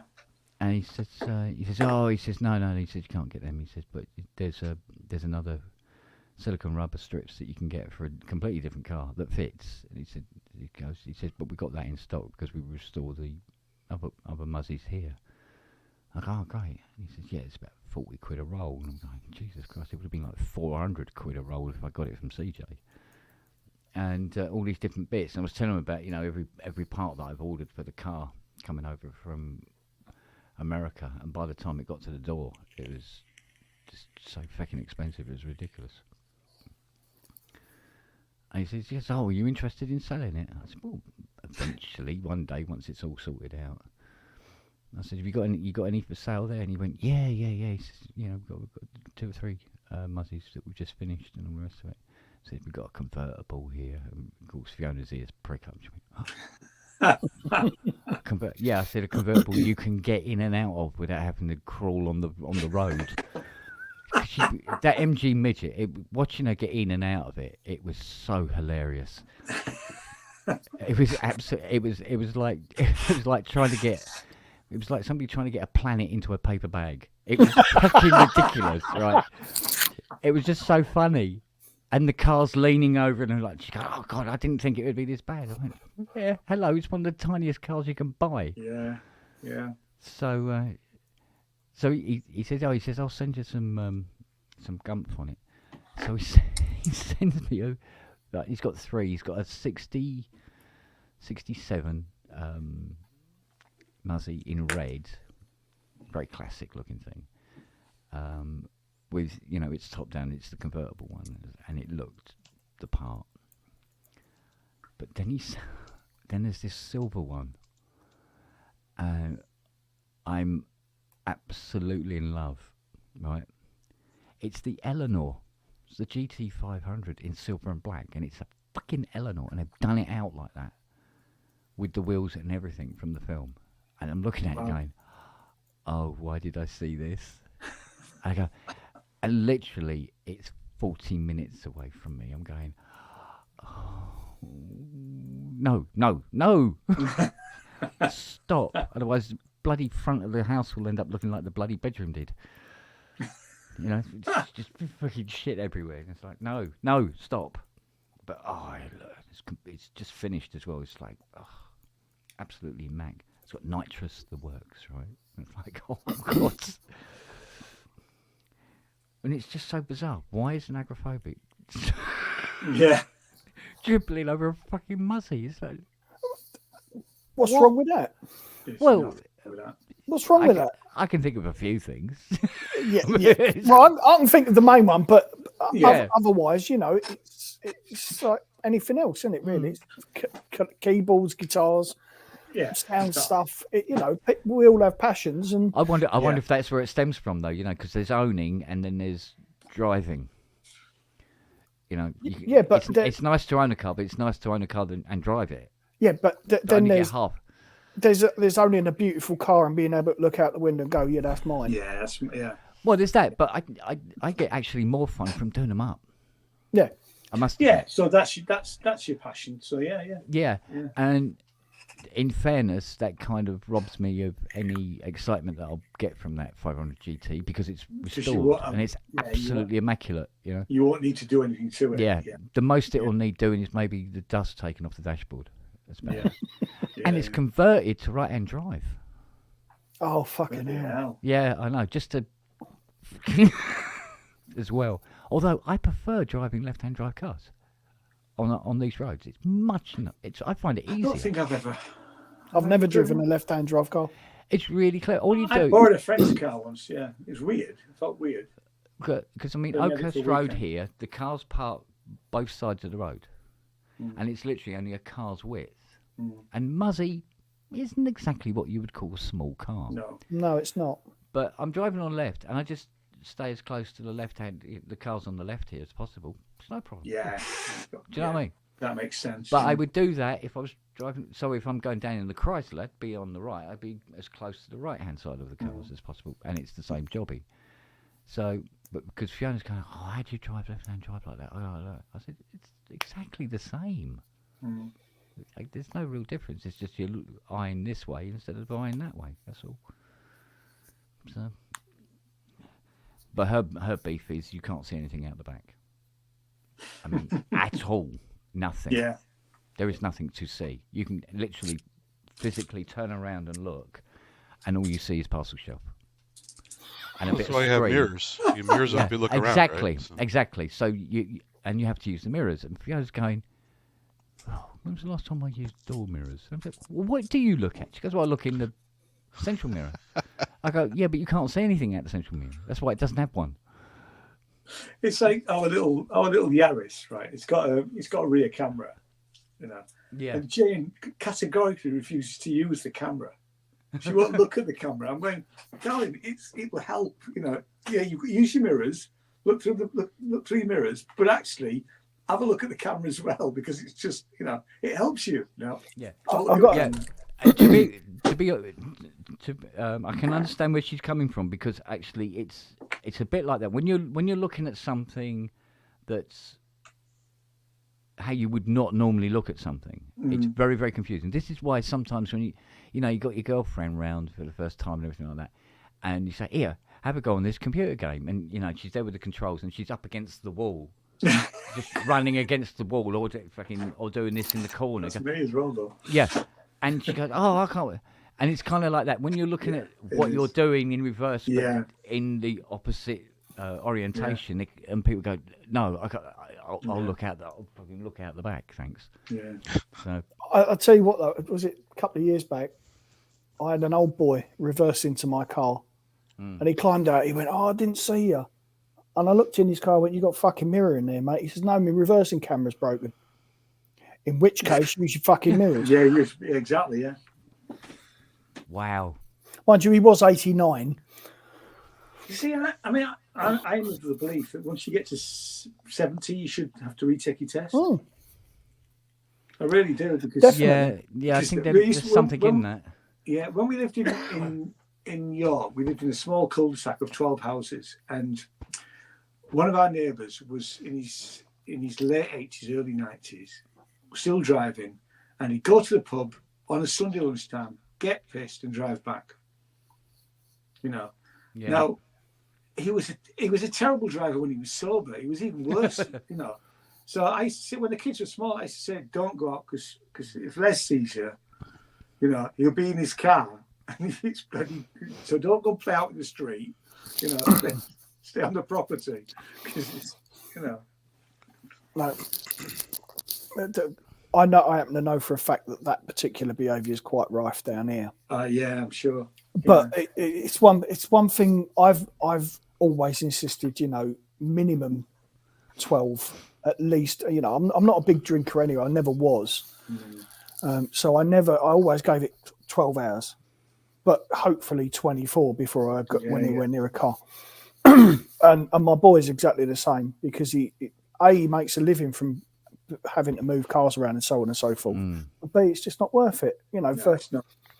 10, Absolutely 15 quid's worth of drinks, all that money you've put into learning to drive, paying for a car, taxing the fucking thing, filling it up, maintaining it, and for 15 quid you could lose the lot.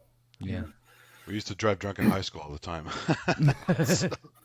Yeah, but you see, the thing is, in America, though, I mean, the roads are, are wider than our football pitches. I mean, they're fucking huge, big roads. Yeah, but people still kill each most other of the left and time. right. Oh, so yeah, it's- true enough, true enough. But Yeah. you got lovely big roads, lots of space. But apparently, Americans can't see red. You can even get According to YouTube, Americans can't see red. you Do can you know what get I a mean? ticket here for drunk bicycling. Well, yeah. Well, there was a guy. There was a guy in this country who had his mobility, his fucking Mobility scooter. Scooter. Yeah. taken off him Yeah. because he was drunk. Yeah. I was driving down. I was going to Newcastle, to a thing in Newcastle, and I'm on the A1, and riding along the A1 was a guy on the motor. Yeah, and I was with a mate. And we both went. He's not even on a path. He's just on the bloody road. Yeah. Yeah. This guy on a mobility scooter riding Wow. down the M1, the Fucking A1 hell. outside Newcastle. Yeah, but I mean, there was a big thing on Top Gear about that guy that lost his scooter, wasn't there? Because it was all right. He doesn't drive because his legs don't fucking work, so he's on a scooter. Yeah. They take his scooter away from him. He can't get out and about, which is what the scooter's for. Yeah. So, is it a car or is it something else? They're basically saying, right, if you've got legs, you can't use them. Yeah, but I have to say, around here, because there's quite a lot of Pocklington's got an elderly population of people with mobility scooters. In fact, when it's the Tuesday market, one of the stalls is all about mobility scooters, right? So there's loads of them around here, but they're fucking lethal on the road, on the path. Round It's here. just, you know. Yeah, I mean, it's the same here. But I mean, because I mean, there's many a cat that rule the day that they come across a mobility scooter. To be honest, it's like, what was that?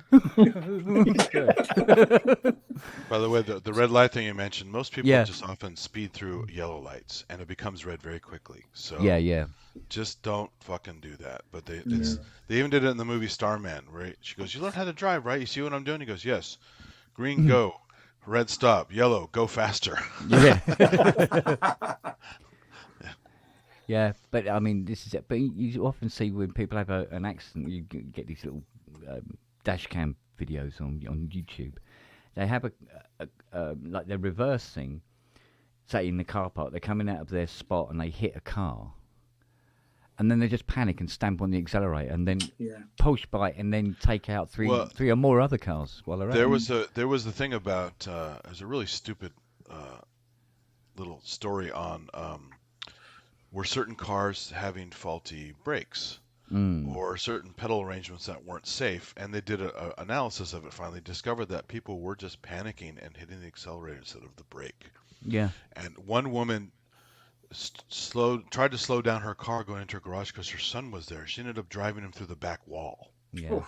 because she hit the fucking accelerator in her own garage. Yeah. And it was Audi 5000, and it had this whole press about, is the Audi 5000 unsafe? Does it have a flaw? Whatever. No, in the analysis, it was dumb motherfuckers who didn't know how to drive. Yeah. There's a famous story. My aunt is famous in Ipswich.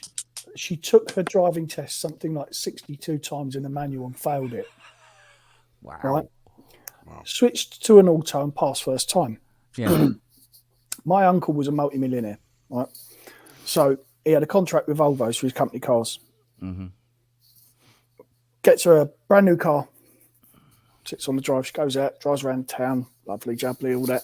Comes home, onto the drive, leans forward to press the button to open the garage and hit the accelerator. Mm-hmm. Straight through the garage and straight out the back of it. Mm-hmm. Yeah. 2 weeks later, garage is rebuilt, new car. Yeah. But yeah, she should never. I mean, she was one of those that would just see a friend walking up the street and stop the car in the middle of the road and stop and have a conversation with him. Oh, man. Yeah, she shouldn't have been fucking driving. We have a lot of people on the road here that shouldn't be passing exams. They do take the exams and they're lenient. but they want to get more cars on the road because more cars is more money. Yeah, I mean, Yeah. You've only got to look at the standard of driving in the UK now to see Yeah. how much it's dropped off in the last It has. 25 years that I've been driving. Yeah. they don't teach people to drive; they teach people to pass the test. Well, and that's the idea, that you're safe enough to be on the road. Everything else you Yeah. learn after that is down to you. Yeah. You know, and it's true that every time you get behind the wheel of a car, you should be learning, because every time is different. Yeah. I mean, Also noticed a lot of two-footed drivers now who aren't driving sticks. Have you noticed that? And where you guys are, where they're clearly accelerating, but their brake lights on. yeah, Yeah. So you know your brain's going to So go. they're "Fuck, using that's the why you're foot, supposed yeah. to drive with the dominant foot." yeah. Yeah. In a pinch, you go, "Oh, the wrong foot goes down," and then you kill people. It's like when But I then, learned to. then on the other hand, right, you got my mum. She used to drive trucks when she did national service, right? She applied to be a bus driver. She did the test, passed it with flying colours. Did the whole skid patch thing, right? You know, in a double decker bus, for fuck's Yeah, sake, yeah. right? Wow. It takes a bit of doing and a bit of strength in the arms, but she did it, right? And she passed with a few other girls as well. And the reason that she was there was they were reviewing this thing about having women driving buses, right? And we're going to see how they got on, right? Well, I think she said out of about 8 women, 6 of the girls passed, right? And got scores just as good as the men. And at the end of the whole review thing, they decided, no, I think it's too dangerous to have women driving. Oh, see, it's a whole emotional thing, right? Oh, they're emotional Yeah. drivers. Bullshit, right? So, and So stupid. yeah, so Just she was admit they're quali- sexist. You know, Yeah. that's it. Just So she was qualified to drive the double decker bus, but she was a clippy, giving out Yeah. tickets, right? And they're saying, "Oh, yeah, that's a much better job because they're ladies, right?" And Mum's saying about it, she goes, the amount of times I've had somebody stick their hand up my skirt or whatever, and I've had to. Yeah. She goes, I've knocked the fucker out with my ticket machine. She goes, they're Yeah. about. She goes, Yeah, good on they're her. about £20, mate, and metal. Yeah, they were, weren't they? Yeah, and she goes, you can brain these fuckers with this thing. Go, quack, like that, and down they go like a fucking sack of spuds, right? And she goes, we can drive buses. And then by the time they, shall we say, relaxed the law about it, because it was an actual law that women couldn't drive buses, right? She was getting ready for retirement. Anyway, she sort of had enough of the whole thing anyway by that time. That's what Luke's mum does. She's a bus driver. Yeah. Well, nearly what happens with most bus drivers is they get to a certain age and they become coach drivers. This is why coach drivers are all like grey-haired with caps on and a pipe. So like, off down to Redden, what? Off we go, chaps. Right? And all our guys, they're all ex London Transport, you know? Do you guys have school buses over there? Because she could have been a school bus driver. Yeah.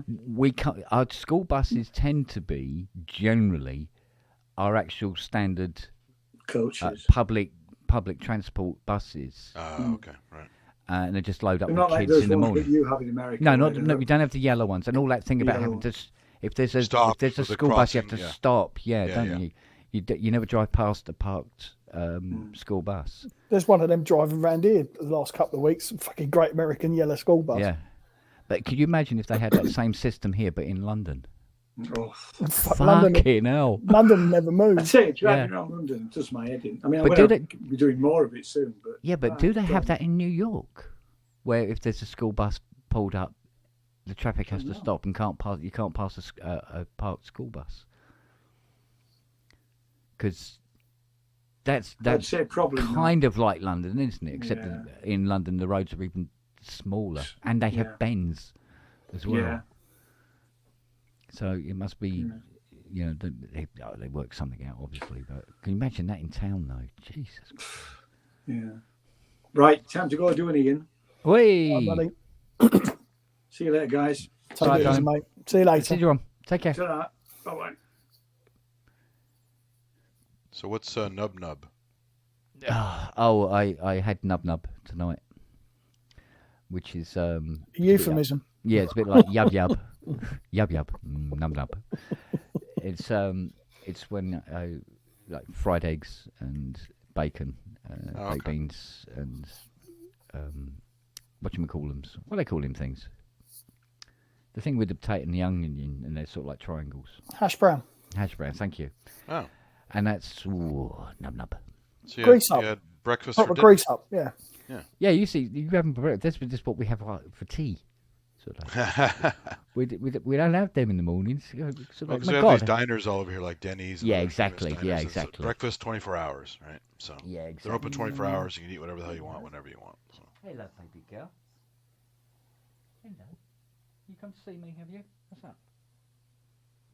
What's the matter? She's come to see what you got to eat. That's what she's done. I ain't got nothing, mate. I was hoping you were going to bring me something. Yeah. She's like, fuck that, I'm off. She goes, if I found a packet of biscuits, I'm not bringing them to you. Yeah. Where are you? What are you doing? What are you doing?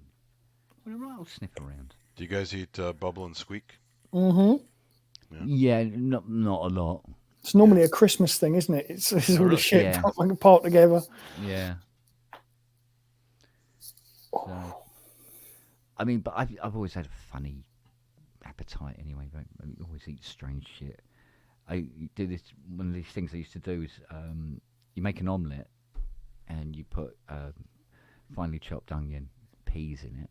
Yeah. A wagon load of cheese, and then when it's done, you put a tin of tuna in it. Fold it over. It's like tuna casserole. Kind of thing, but sort of like Yeah. instantaneous kind of thing. Nice. It's really, really nice. Well, I like it. Fiona turns her nose The, up and she goes, "Oh God, how do A you?" lot of the casseroles came from the kind of the northern Midwest areas like Wisconsin and places like that where like the Norwegians and Swedish people came over here to live. Yeah, They have they're fond of their what they call hot dish or some kind of a casserole. We basically just throw everything in the planet into a fucking pot. And my dad had horror stories of his mom cooking awful stuff. It's just yeah. like Porky Link casserole. Ooh, that sounds kind of icky. Somehow. Yeah, or like cream Sounds and like an potato Ed soup Gein that's recipe, sweet. that, doesn't it? It's an actual sweet soup or cream and potato or cream corn, which is extremely sweet. Yeah, It's like, oh god, it's just yeah. kill me now. Now, I know Mum used to do these casseroles because she comes from dear old Ireland. God Yeah. bless her. And she'd do this, you know, the corned beef kind of casserole sort of thing. It was beef in a slow cooked. I mean, God, slow cooked. Falling Jesus. apart. Yeah. And it would just go on and on and on forever. And then she'd just keep adding more stuff to it each day. Yeah. And you could eat this thing for like a month. Literally. Especially in the winter. And especially when money was tight in the 70s. You know, it was like really, really bad, wasn't it? And she put one of these things on a Sunday, and we're still eating it like 3 weeks later. Do you know what I mean? Yeah, remember those Add a days? bit more meat, a few more vegetables. On a yeah. food safety take, that's a pretty big no-no. But Well, yeah, but the thing is, it's never off. It's always hot, all the time. So technically speaking, It's never Nothing. stopped cooking. no, nothing can really survive in there. if it's boiling temperature, yeah, that would be all right. Yeah, yeah. Still. So but you- then the and you- food just cooked to death, right? I mean, Yeah, well, yeah, it is. I mean, the what was meat is now sort of like small particles of meat. it's like Yeah. yeah, it's a broth. The whole thing is a giant broth. Yeah, over the days, it would slowly become like this very rich soup. Wow. But that's the thing. It was a question of needs must back then, wasn't it? Yeah, but I mean, the amount of stuff that was, you know, the nutrients that were in it, it's like, oh, you fucking knew you had it. And then you Oh, get yeah. some French stick, mate, and some butter. Oh, fucking hell, now you're talking. Yeah, exactly. And it was actually really, really quite nice after a while. It was very, very tasty. But they've said, haven't they, something like, was it 90 or 95% of the foods available in supermarkets now just didn't exist 50, 60 years ago in this country? Mm. You know? Oh, yes, I remember tripe. I remember actually physically throwing up in the Never back eaten it. garden. Never eaten it. I physically threw up in the back garden, right, from seeing it. Yeah, no. Never been near it. It was shown to me in the pan, and I just went, I went outside. I was only young, but it was the first time I've ever thrown up at visually seeing something. What made you throw up? What was it? Tripe. Oh yeah, it's nasty. Yeah, it is nasty looking I stuff. don't eat any kind of offal at all. Yeah. So here, the Mexicans cook it down God, as really? menudo, Yeah. and apparently it's good for. It's cooked. Obviously, the enzymes are dead from the heat, but there's enough little chemicals left in the tissue to help you settle your stomach if you're having like a hangover. Yeah. That's what they claim anyway. I don't know. Yeah. Sounds like a wives' tale to me, but it's a common food the next day after partying in Mexican culture. Okay. Yeah, but I mean, how many sort of like morning after remedies are there across the world? Exactly. There's yeah. all types in there. Yeah. And it's like if I have to eat something like that, I think I'd rather just suffer. Well, yeah. Or just become teetotal rather than have to eat that. Yeah. Oh God, tripe must be eaten in the carcass. I've just had visions of Luke Skywalker chewing away at a fucking tauntaun. And of course, you have in the South here. There's a famous dish called chitlins or chitterlings, which Yes, is I've heard of basically this, small yeah. intestines chopped Yeah. up. Oh, Yeah. fucking hell! Because it was the slaves. That's all they could get. They had the saying of living high on the hog. Yeah. So if you're white and rich and stuff like that, you'd eat the upper part of the animal. They were left with the back part of the animal, Yeah. including the intestines and whatever else they could get their hands on. So a lot of Southern soul food stuff like that is based on all that crazy stuff. Yeah. Like But chitlins but it was still healthier for you than squirty cheese. Yeah. Oh yeah. Do you know what I mean? But there again, squirty cheese. Well, there's something you can eat all day, but I any can trouble? proudly say I've never had aerosol cheese. No, I've had Oh. American cheese a few times, which is not real cheese, and I hate Andy, it. you haven't lived, mate. No, I refuse. My mom raised us on really good cheese. I got I spoiled. don't think America got government cheese, did it? We do, yeah. Oh, you did It's have hu- government cheese. It's huge because that's how the poor people were getting fed. Look up, Cheese surplus. up the YouTube channel, The Fat Electrician, and look up the video he did on government cheese. It is fascinating stuff. It's funny. This guy has got just a beautiful historical delivery. He mostly talks about military stuff, but he did this thing on government cheese. It's fucking brilliant. Yeah. Look it There up. was a great. You remember the show In Living Color with the Yeah. Wayans brothers and all that stuff? Yeah. So, and Jim Carrey got to start there. So they did a spoof on Dr. Seuss books from the hood. It was like Hop on Cop, and instead of Hop on Pop, Hop on Cop, and a bunch of other ones. Yeah. And one of them was green eggs and the government cheese. Instead of green eggs and ham. Yeah. So Oh, yeah, brilliant. it was big over here for poor people. Yeah. No, because we had it for everybody, wasn't it? Because it's the end of the war, pretty much. What was the consistency? Was it like that crappy American cheese, or what was it like? Apparently, it was sort of like had a rubbery kind of texture to Yeah. it, didn't it? Like Dairy, but it was harder than Dairy. Yeah. It's like the shit they sell in supermarkets now by the block that they call cheddar that isn't. Yeah, You cheddar. fucking squeeze that. It's a bit like having a block of fucking blue tack. Yeah. You feel like you bought a block of a sex doll. And the nearest it's been to a cow is when the truck drove past a farm on the way to the supermarket. Yeah. Yeah. Yeah, there's some terrible cheese out there. Oh god, yeah. Luke was sent me some pictures when he was in Amsterdam last month. He said, I've never seen anything like it because he fucking loves a bit of cheese. And there's cheese shops and they go fucking miles back. And it's floor to ceiling shelving and it's just rounds of cheese all the way up. He said, I was like, oh. Well, I love chocolate, but the fancy food fair they had in San Francisco once, they had this massive cheese section from all over the world. And I was immediately elated, but then quickly got really sick of cheese because I had so much of it in a short period of time.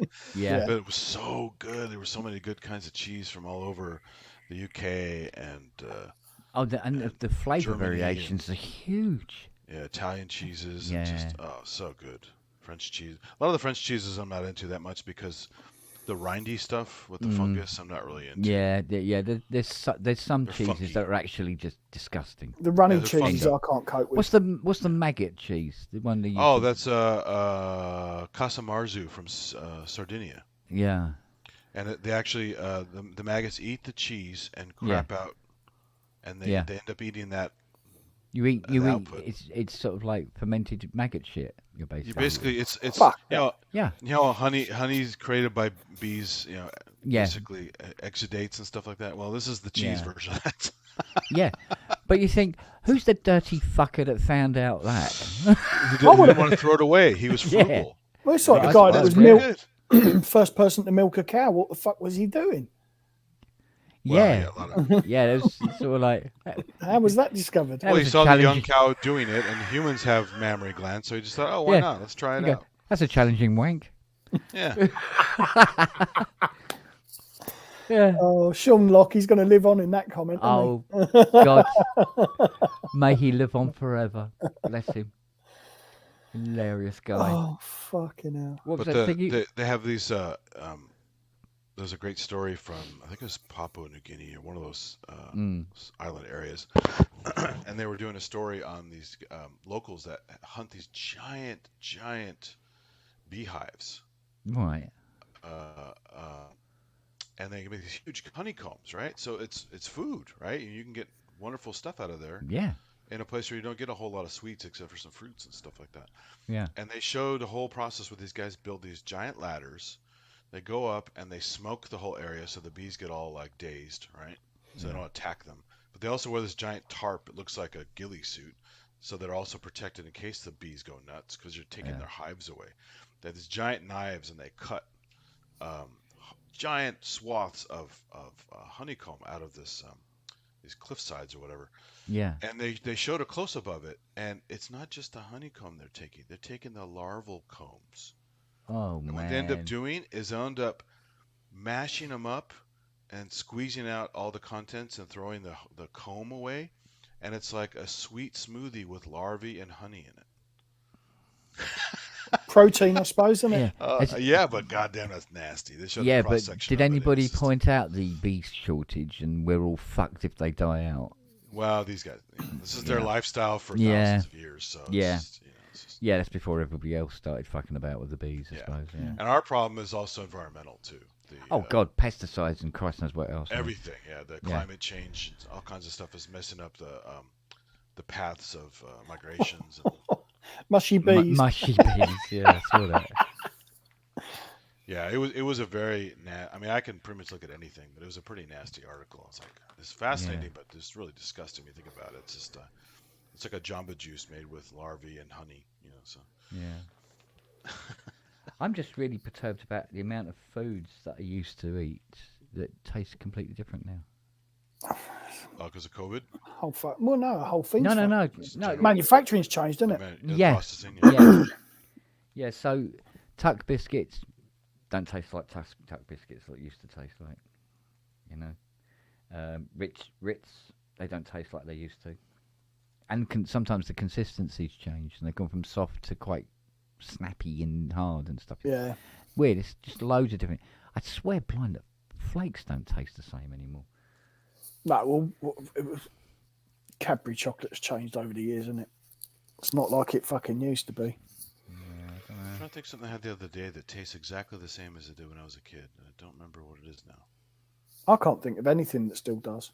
There are a few things that are pretty strict about their product. Like obviously Coca-Cola changed, but that was a marketing bullshit thing. Yeah. God, I can't remember now what it was. It was some kind of food thing.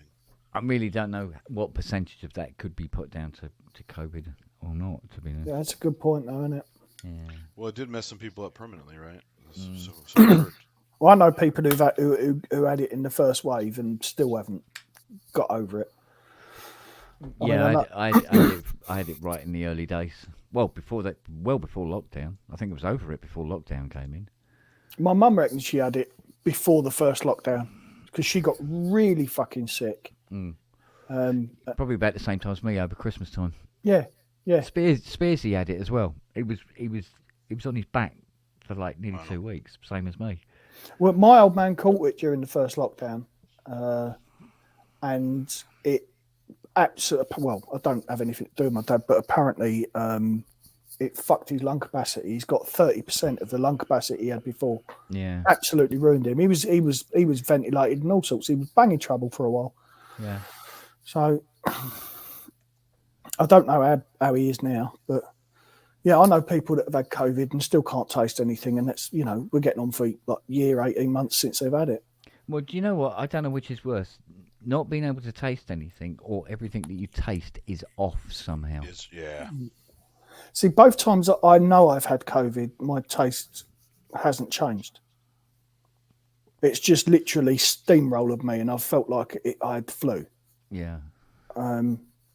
24 hours, and I can feel myself coming out of it. But it's never done anything more than that, really, apart from a bit of woolliness in the head. Yeah. More than normal. Well, it was like, you know, this program I watched when they were talking about food additives, right? And they were saying there was a lot of food additives that have been pulled from foods. And foods you even think like, well, why did that have an additive? Did it need it? You know, that kind of thing. Like enhancers and boosters. Well, and shelf life, they want to preserve everything. Well, yeah, but that only equates to about 20% of the additives they were using. Some of them were just to make them taste nicer, weirdly. Yeah.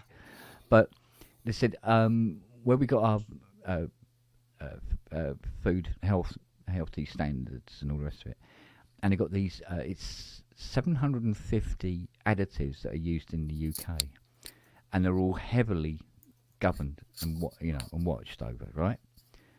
And then we were talking about America has 15,000 food additives, and the FDA haven't got a list of all of them yet.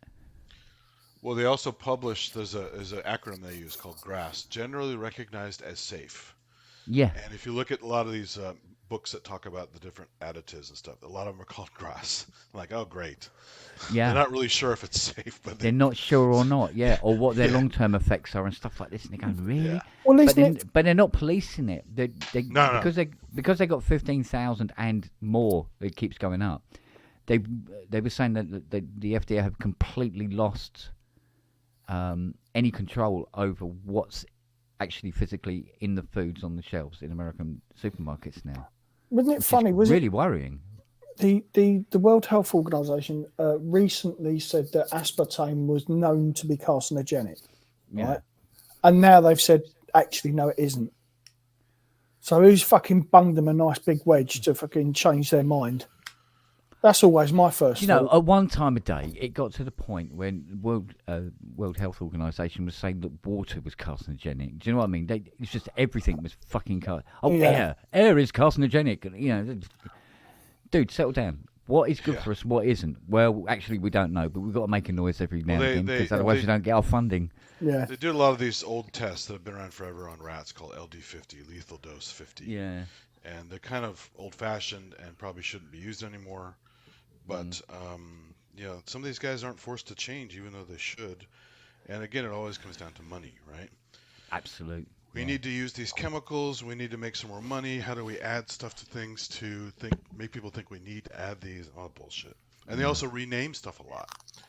I don't know if you guys, we had a recent labeling thing 10 years ago, maybe more than that, where they had to start being more honest about labels because companies are doing whatever the fuck they wanted to, right?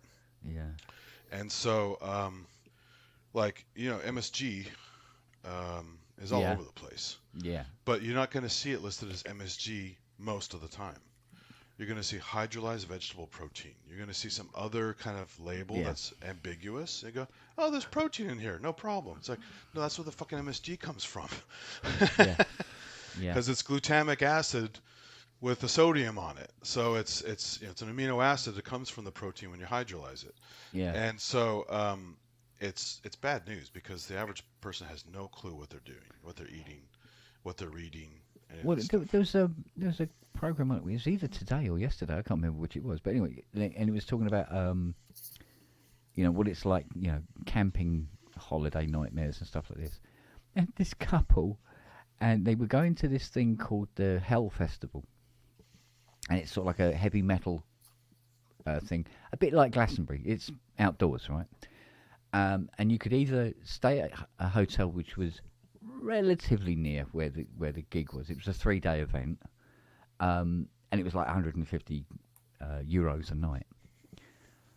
But it was a lovely hotel. Or for €380, you could have what they called a eco tent for the 3 Are day you talking about the event. fire festival, right? Yeah. Well, the thing Yeah. was, Big scam. Yeah. they get to their tent. It's cardboard, Yeah. and it rained for 2 days. There's a documentary about this. So it's called the Fire Festival. It was really bad. Fire festival. That was it. Yeah. But it was, no, it was the hell. The hell Go thing on was Netflix, what you'll was find printed it. on the It's really tents, bad. wasn't it? Yeah. But Yeah, they you were were just being in classed as Yeah. eco camping. Yeah, fucking cardboard. Only got to slap that on something and it fucking gets all the idiots involved, doesn't it? Yeah. And this Mate, was I tell over. you I what. think this is in the Caribbean, right? So you didn't know till you got all the way over there to find out that you're Yeah. oh shit. But it was going on about it. Says it goes. Yes, well, you see, cardboard is biodegradable, but you don't want to be biodegrading while you're still fucking in it trying to sleep. Yeah. Rain and stuff. Yeah. Yeah. And it was just like piles and piles of these sort of like wrecked tents up by the side of the stage, as people were going, right, I've got to go and find a hotel. Got to hire a car now because you've got to get to the hotel and back to the festival. And it ended up costing them, it was €2,000 in the end. Fucking hell. For the 3 days. And they go, fucking hell, might as well stay at home. Yeah, it's one of those things where the only way they could book it because it was way overbooked was to do it that way. Yeah. Pocket the money. It was a really huge scam. Yeah.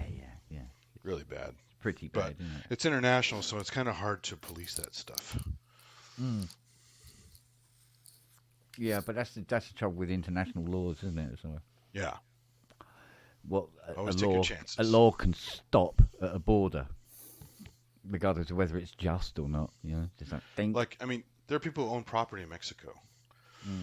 And kind of, it's a very little understanding of what's going on down there, but it sounds like they can kind of do whatever they want to, because you don't really own the land, right? There's some loose paperwork and there's some kind of sketchy whatever, but it sounds like they can kind of take stuff away from you if they really wanted to. So, Mate, you could have another revolution. It'll all go. oh, well, that too, yeah. Yeah. It's just buying property in certain places is never a guarantee. Yeah, exactly. Yeah. And even getting a tent is never a guarantee. It certainly seems that way. Yeah, it's Well, pretty crazy. bloody hell, man. I don't know. Still, such is the way of things. In a way, Kent, you're lucky you're at home. Don't have to worry about those problems. So. Yeah, well, there's a lot of good reasons for staying at home, mate. I tell you, Yeah. it has its downside, but Oh, sure. it's. Well, I got some more wiring done in here today. Yeah. Did you? Yeah. I think I now officially have clock running to everything now. Excellent. Haven't tried it out yet, though. Oh, well. But to say that the wires are fed, and things are connected up. That's the start. Yeah. Looks like the libraries are all in and sorted out. Excellent. 2 What's that? gigs. 3 weeks on now, isn't it? It's been 3 weeks. Has it been 3 weeks? No. Something like that. No. Oh, When did I think No, so. I started putting this back together the Saturday after the PSN, and then we had a PSN yesterday, which would make 8 days. This is day 9. Yeah, but you didn't do a pub for a week and a half before that.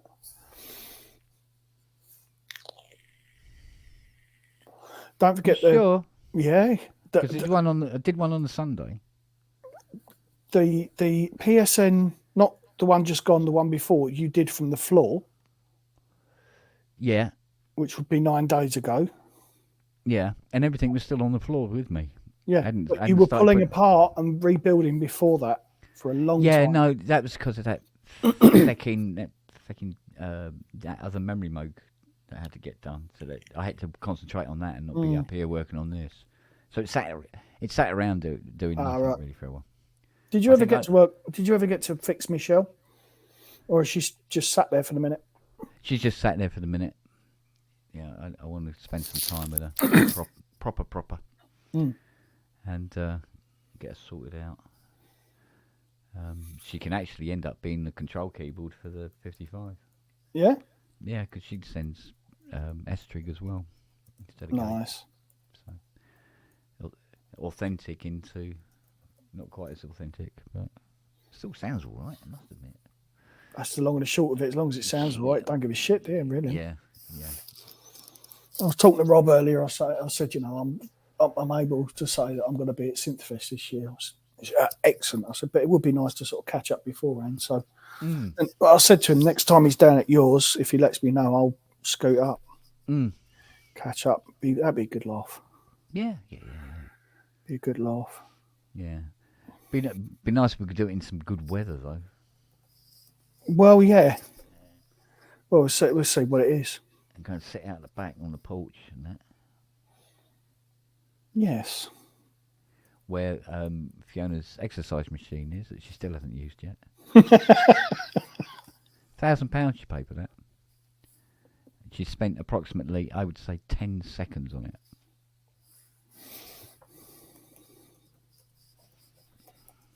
Well, then she can say she used it, right? Technically. Well, yeah. Technically, she get. Yeah, I suppose. Yeah, that's true. But oh, mate. But we've still got this pool table in the front room that we can't use because I said to her there isn't enough room for a 6x3 pool table in there. But she got it anyway. And there's just there isn't enough room to use it at all. Bless her. There'll just be china and stuff smashing all over the place on the other end of the kit. Oh shit! Something else gone. Put a cue stick through the fucking TV or something. Still. Mind you, Fiona said, she goes, oh, why don't you have a synth, like a mini synth fest here? I said, what, in the back garden? Do you know what? That would be lovely to have a bunch of PSN sitting with you. You know what I mean? Yeah. I think that would be pretty bloody cool. The dogs would be going around like, you know, like got two dicks or something. There'd be so many So people many to say people. hello to. Yeah. Hello. It'd be going mental. Yeah. Set up some desks and stuff out the back, yeah. We still wanted to do that whole bloody hardware jam thing. It didn't really work out last year because of, well, there was some other factors as well that became apparent. But what I wasn't expecting was the weather to last as well as it did, for as long as it did. Yeah. If I'd known that September, for instance, was going to be as warm and dry as it was, September would have been fantastic by that point. Because there literally wasn't enough room in the workshop to set anything up. But by September, it had all cleared out. So. Hey, did anyone do any live streams from Syntheast? No idea. No? No idea. Nobody popped in here with a camera or anything? Nope. Oh. No. I don't think Robbie called in on Rans even, did he? Don't remember. No, he didn't. No, I didn't see him come in. Probably had no signal. Yeah. So the thing is, I had to watch Rans with the sound down. Because I can't remember what Fiona was watching. She was watching something, so I had the sound down. But was it that Rans had built a couple of Euro cases? He got the wood from a place, and he got the racking kit stuff and power supplies and stuff, and put it all together. Oh, nice. After he had to cut the wood up. Yeah. So yeah, it's quite a project. Yeah. I've done woodshop a lot in high school and stuff. And even that would be tricky for me nowadays because I never got into it that much. Yeah. Now this is where my CNC would really come into its own. Get that to cut all the wood out for us.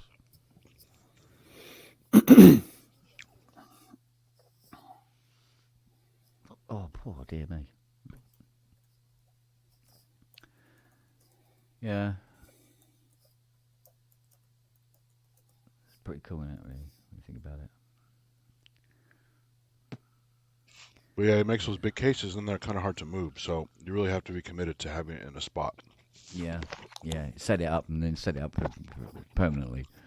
I told him he's got to get a cool van, and he could set it up in there and do modular ride-arounds blasting out of his van.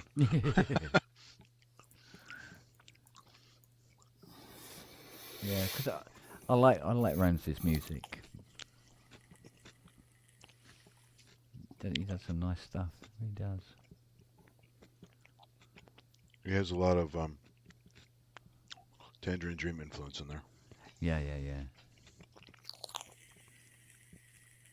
Pretty good stuff.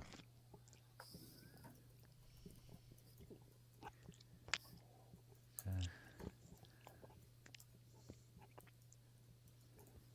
Do you know what? That Korg drum log, it's one of only 2 things in the entire room that doesn't turn on when you turn the power on.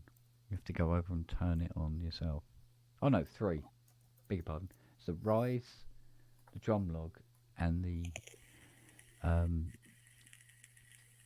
MCP. Well, they got soft power, right? Yeah. Everything else, straight on, no messing.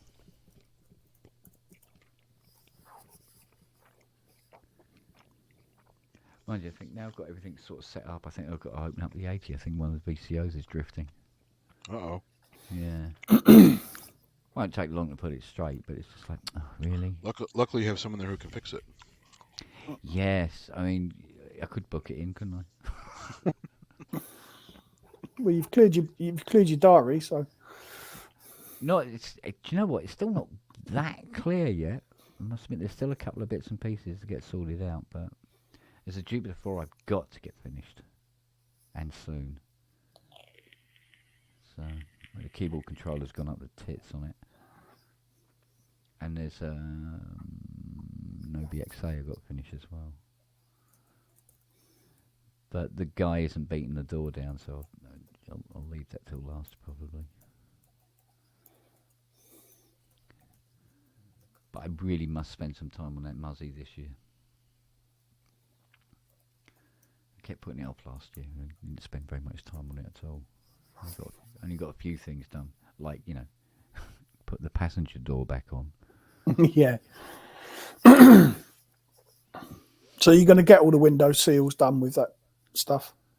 Yeah, I put in an order for this rubber, so I can at least do the front and rear screens and do the side quarter lights, and in the done about the weather strips. The weather strips, he said we'll have to check to see if we've got any knocking around. He said because the Mach 1 parts are a bit thin on the ground at the moment, so I don't know why, but they are. So he said, but you might have to find like alternatives or stuff. But I've got to take that door off. That driver's door's got to come off, and I've got to repair all the damage to that, because whoever had it rusted along the bottom, and they just filled it with body filler. But they blocked the drainage holes in it. And if you waggle the door, you can hear the swimming pool inside it washing around. I've got a video to send you. Luke sent it to me. The customer came in with a fucking Evoque. Yeah. And she said, I can hear water in the car. And they were like, no. It's got all channels and stuff for it to run it. No, I can hear water. Yeah. They ripped the interior out of this Evoque, and they said, well, there's only one fucking place it can be. And they popped. It was like a grommet plug. Yeah. Out of the bulkhead, and about 4 gallons of water fell out of it. Right. Yeah. Turns out one of the channels had got blocked, and it just filled the bulkhead up. Yeah. Fucking video is hilarious. It's just pissing out. It's like emptying a 5-gallon jug. Well, what needs urgently needs replacing is the weather strip underneath the boot lid. Because every time it rains, the boot fills up with water. Oh, right. Yeah. So I've had to puncture a hole in the bottom of the wing, and it sits there and it just pisses out water when it's raining, because it just runs through inside the car and then out again. It's like, really? So good, but it's all because of these all these rubbers have, they've perished. Mm. I have a built-in waterfall. That's very stylish. Yeah, it is quite stylish, I must admit.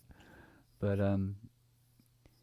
yeah, I mean, I did speak to him about maybe getting a new pair of leaf springs for the rear, but I don't know about that. So the other thing I could do about the fuel economy is put like a higher ratio diff on it, so it doesn't go as It doesn't rev as high. Well, the thing is, its top speed's only yeah. probably about 117, but it goes from 0 to 60 in 3 seconds, sort of thing. If you can get the wheels to stay on the road long enough. Yeah. And what you do is they put this taller diff on it, and you can get more like 155 to 170 out of it. But it's a very, very leisurely time that it takes to get there. Yeah. But it Good, also means definitely. the engine's not revving as much to Yeah. get the same amount of speed. And I'm not entirely sure how useful that would be on these roads. But it would struck me as very strange that in somewhere like America, where you have big, long roads, that they wouldn't have gone for the taller gears. But again, I think the car is more about being It's very like quick. dragging short distance Yeah. racing. Yeah, it's very sort of like, wow, look at me, like that. And then after that, it all peters out, so you don't have to bother about going fast. Do you have any straightaways near you where you could pick up the speed? Not really. Not really. No. I think that Longmead Road, that's nice and straight, but it's not very long. Your freeways have frontage roads, right? Mm. So they're straight, pretty straight. Yeah. for Yeah, long pretty distances? straight. Yeah. Yeah. You fly down one of those, right? We can do, but I mean, you'd be surprised how many potholes there are. Oh, really? Okay. Yeah, our roads are not wonderful at the moment. We have a few areas like that here where they just don't maintain it. It's like, what the hell's your Yeah. problem? There's a lot of money in this area. Fix the fucking roads. Yeah. There's a lot of money in this country, and it's all in the fucking politicians' fucking pockets, isn't it? Oh, that's true. Yeah, but that's like most countries, to be honest with you. All suffer from that in one form or another. Yeah, I was reading an article. They were saying about all the cars that were up for the scrappage scheme because of the ULEs in town are being sold to the Ukraine. So people whose cars are, they've been told you have, if you want, you either drive a different car, or we charge you $12.50 every time you use your car. So they let them go, and of course, because it comes under the scrappage scheme, you can't get fuck all for it. So you get very, very little money for it in terms of its value. And then so I'm going. So who's selling them to the Ukraine? Because if it's gone through the scrappage scheme, the cars belong now to the government. So the government's selling our cars to the Ukraine. So they get them for a song and then sell them. Yeah, okay. I can see how that's fair. After being forced into selling your car in the first place that you didn't want to sell. Yeah.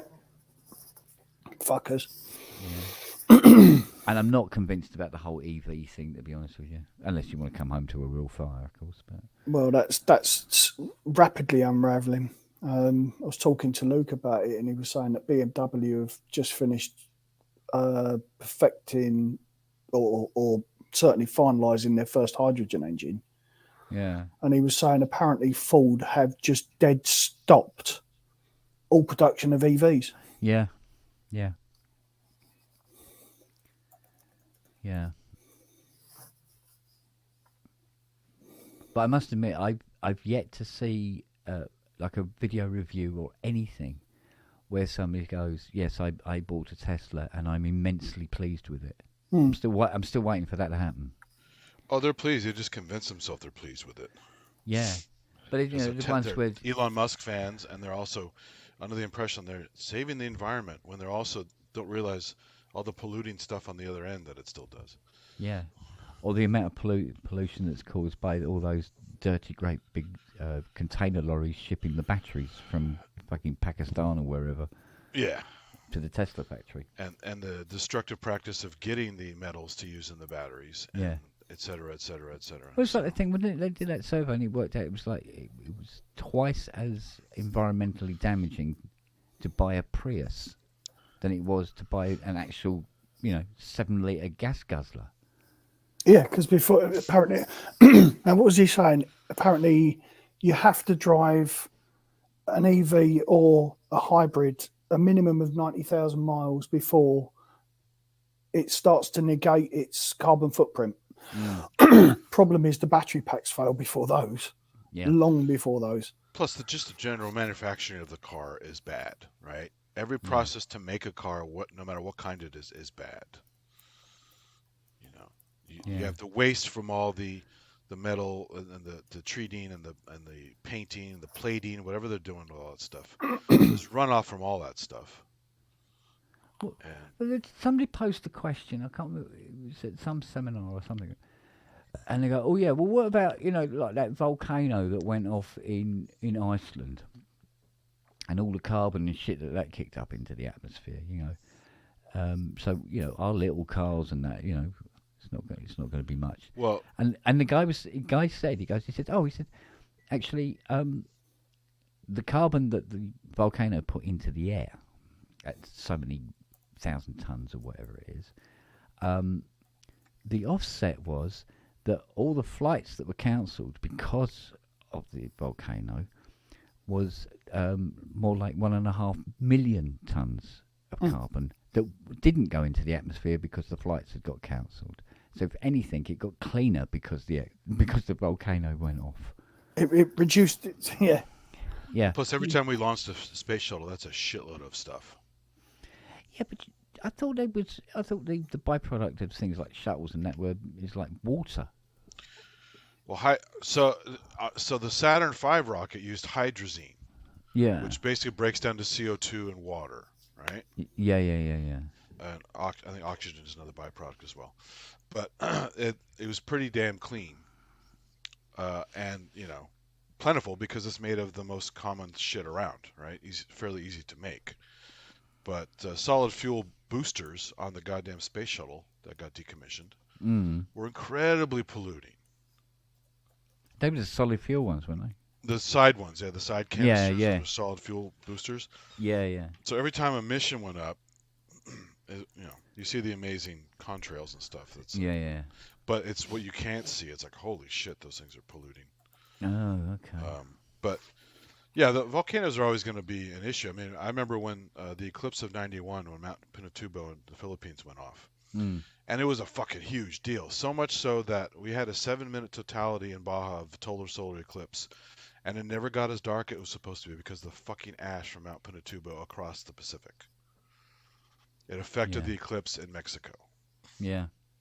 So it's a huge deal when that shit goes off. Well, there was some scientist, wasn't it, going on about it. He says, well, actually, the oceans absorb at least 50% of the carbon that we put into the atmosphere. They go, well, okay, as so long as the you oceans are don't polluted as well. Yeah, as long as you don't pollute them and keep all the borders with all the plant life healthy, that's true. But when we're polluting the shit out of stuff and developing stuff and destroying wetlands all over the world, you're not going to have this buffer zone. Yeah. Because most of the oxygen comes from the ocean, not from the rainforest. The rainforests are a decent amount. So clear cutting is still a horrible idea for lots of reasons. But we treat our oceans like garbage, and they are our source of oxygen. Yeah. Primarily, right? More than the forests are. So, and all you have to do is look at that. That picture was posted recently from James Webb Telescope of the water side of Earth. How much fucking water is out there, and have all these islands and border areas and stuff where there's plant life all around every landmass, as well as a little bit in the open ocean, but mostly around land masses. Yeah. Creating oxygen. Yeah. Mad. Yeah, it's crazy. Turns out we're the Borg. we're the ultimate polluters. Well, I mean, we always talk shit about other animals, but we're the ones that do the worst of shitting where we eat. Yeah. I You think look like so, a little yeah. wood rat that lives locally in the area here in the hills, Mm. and they have little compartments. They have like a little nursery for their animals, for they're a little bit young. They have like a garbage area. Ants do the same kind of thing. They keep the Yes. dead in one area. They have little garbage here. They have this and that. Very, very clean, very organized and stuff like that. Human beings are fucking disgusting. Yeah, but they don't think about the longevity No. either. Don't take any notice of it. So. I mean, I can understand. I can understand things like doing the U-lease in town and stuff like that. But it's the way it gets done. Nothing can be done solely on the merit of it. It always has to be some sort of profit margin involved, and that's where it all just fucking falls apart. Yeah. It's go, oh, sorry guys, but there's no profit margin to be made in trying to save the planet. Get over it. We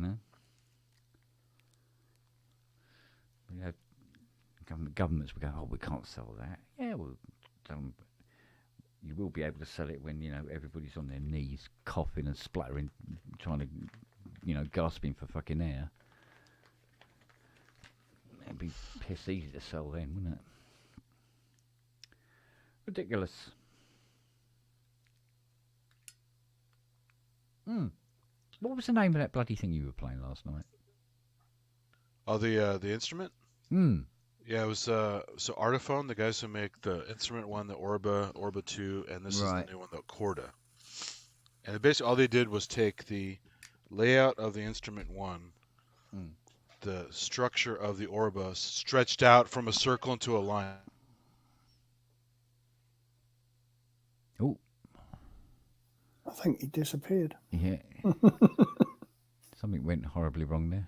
It certainly sounds like it. Oh, fuck. Yeah, did you see that thing? Sorry, it was I got pulled away. Oh.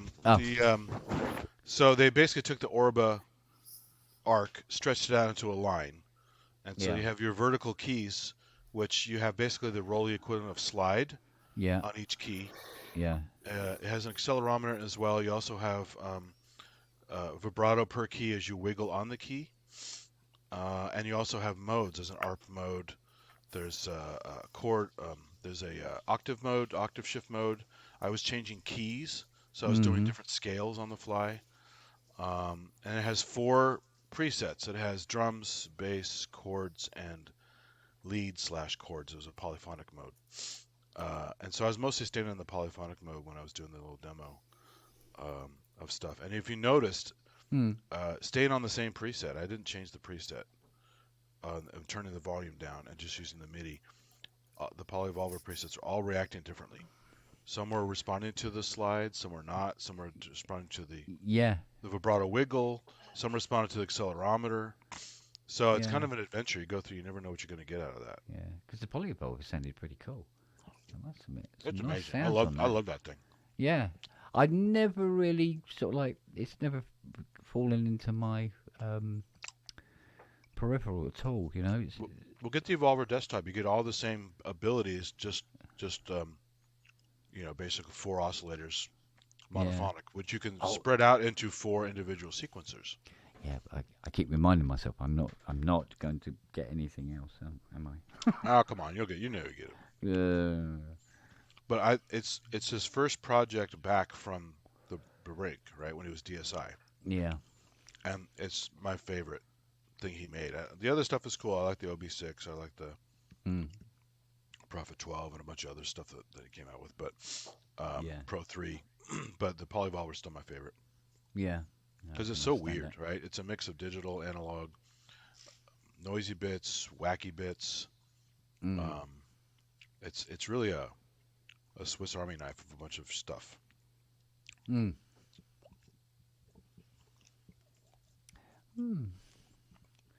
Oh God, I'm trying to think.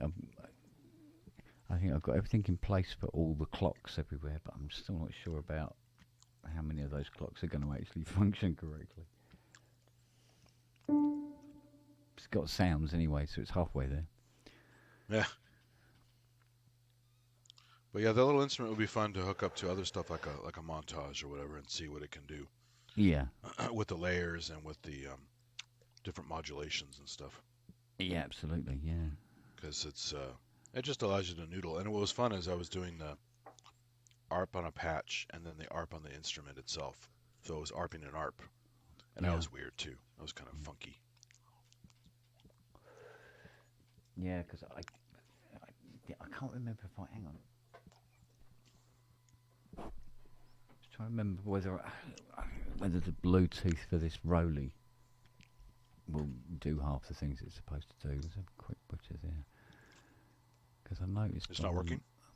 Well, you know they say about connecting the Bluetooth. My Magic Trackpad is very low apparently. Right, nearby devices. Let's see what happens.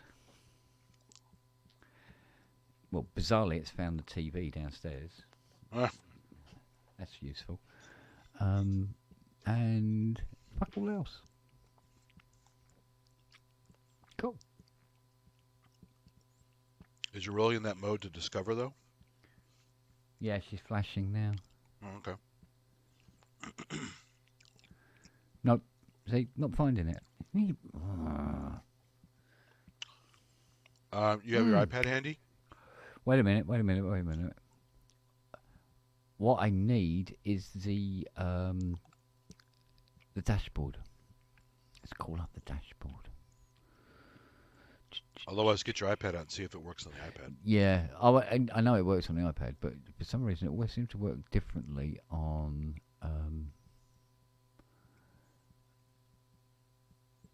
the Mac. Because sometimes the iPad won't find it directly, and you have to use this app called BLE. Yeah, or you can sort of like force it with dashboard. Yeah.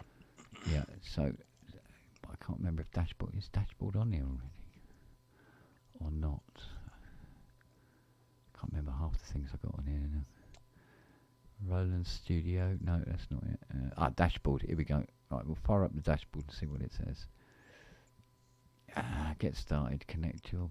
Oh God, really? It's just sitting there going. So where is it? Brilliant. There.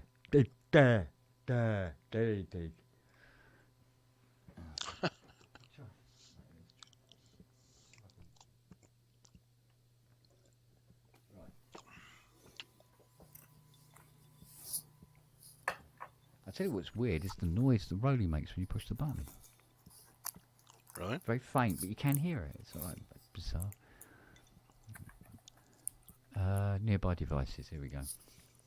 No, can find the TV downstairs. That's all. Finds the Sony, and that's your lot. Is your USB plugged into the Rolly? As well. Yeah. Unplug it. Normally, when it's plugged in, it doesn't discover it.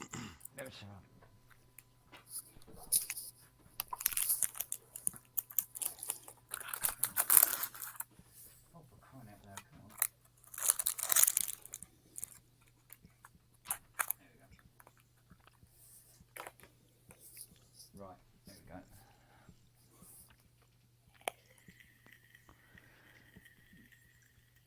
Bugger all. You might have to power cycle it. Yeah, well, actually, what I will do is turn off Mac's Bluetooth. I noticed that when I first started playing with the Rolly, I was charging with the USB. All right. And it wouldn't, in that USB mode, it doesn't pair or broadcast properly. Yeah, that makes sense.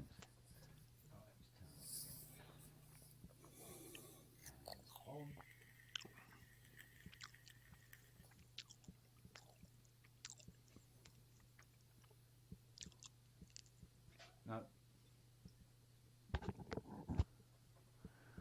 What a bugger. Yeah?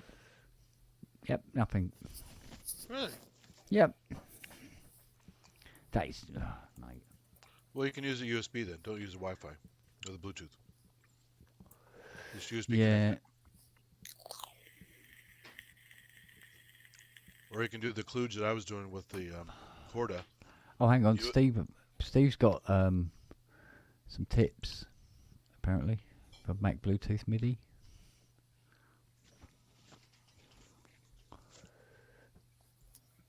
What you got for us, boy? enlighten this idiot who knows nothing, basically. Well, when it comes to Macs, I mean, it's still new stuff to me, let's face it. It takes time. But in a pinch, you could do what I do with the Corda, which is it's a Rube Goldberg thing, but you pair to your iOS to like a little Lightning to like a Mio or something like that, Yeah. and a USB out, MIDI DIN5 out from your iOS device to your target hardware if you're not going to use a computer, or you can use a MIDI interface on the computer, I guess. Mm. And then, but that way you can use wirelessly to a device across the room, and then plugs into a hardware synth of some kind. So it's kind of a kludge, but it works well. Yeah. Gonna have to put this trackpad on charge soon then. It's down at 3%. Because unfortunately, the Corda only has a USB for charge and for MIDI. Yeah. Or Bluetooth. There's no other way to connect. Yeah, it's the same on the Rise now. Bluetooth. Yeah, Yeah. it's the same on the Rise now. But at least she charges while you're using her with the USB. Yeah, exactly. But the charge tends to be quite long. Oh, TV, living room TV. Well, that's the same TV. So it says Guys, I got Sony do some Exa. stuff. I'll catch you later. All right, darling. All right, buddy. Thanks. Ta-da.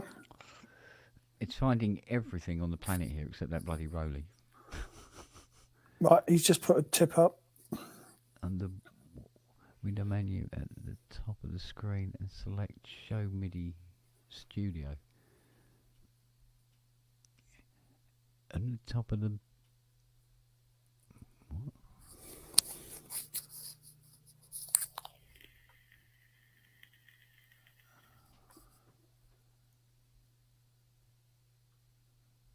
I got that.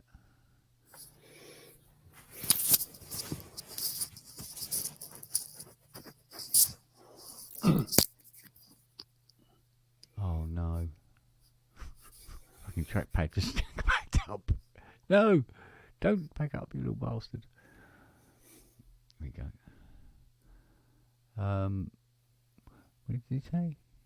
I've lost it now. Where is it? Click on the window menu at the top of the screen and select Show MIDI Studio. Wait, what? Where's that?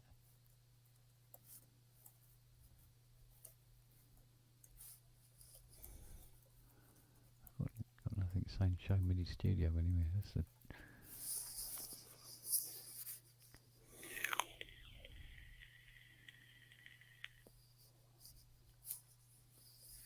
It sounds...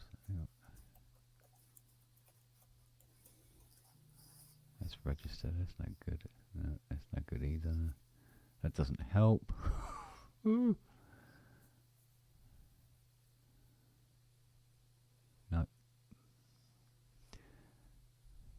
No, it just doesn't want to find it. Bastard thing. Oh well. Oh, there's something to... That's a nightmare for another day, isn't it? Aye. Did you open the Audio MIDI Setup app first? Oh, okay. I know the thingy to which he refers. Where is it? It's over here. Audio MIDI Setup. Here we go. Okay, I have many things listed here.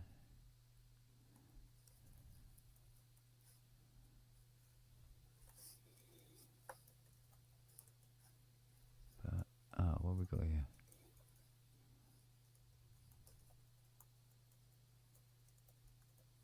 See if we can, alright, see if we can break this. Hang on.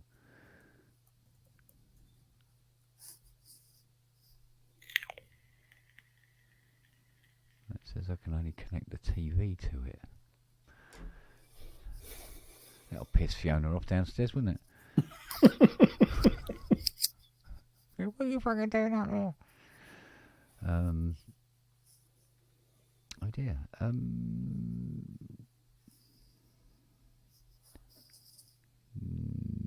know. Now I'm at a loss here, mate, to be honest.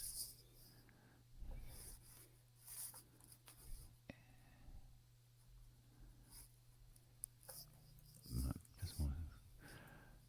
No, I'm not finding that, buddy. Click on the menu at the top and select Open Bluetooth Configuration.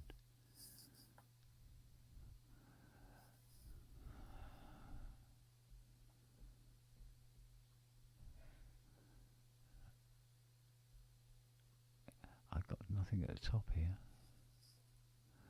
I'm not really sure about what particular window you're referring to be honest with you, buds. Because the Rolly one doesn't seem to have it. Dashboard definitely hasn't bleeding got it, that's for sure.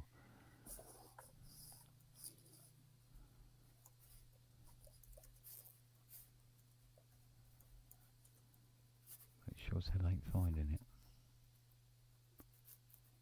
No idea.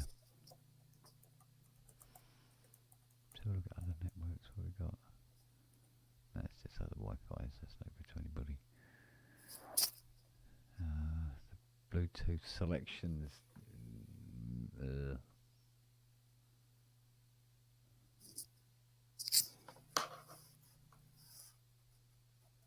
Just doesn't list the bastard.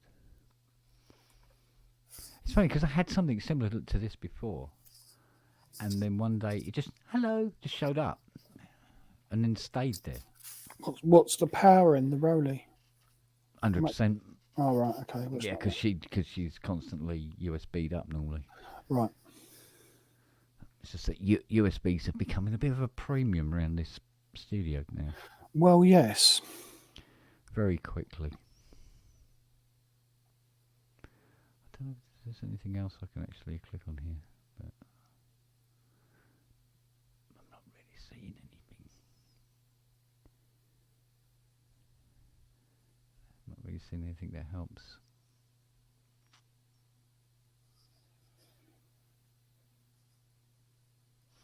No, I'm finding no window that has a open Bluetooth configuration.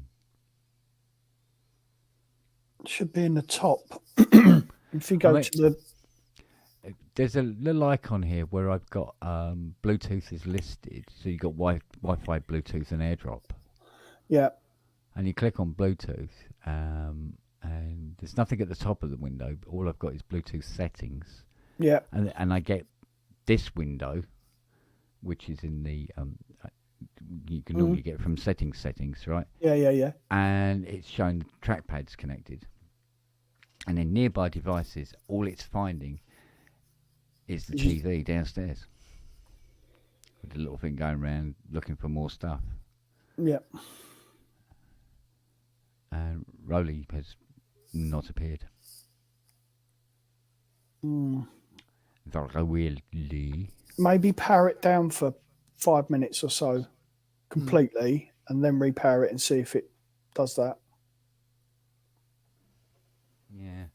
I know it will connect to the iPad. No problem. Absolutely no problem. That's never ever been a problem. You can call up the dashboard on this. Where is the dashboard on this? Right. They're saying in the chat it's MIDI Bluetooth as opposed to regular Bluetooth in MIDI Studio. So let me open it and see if I can talk you through it from here.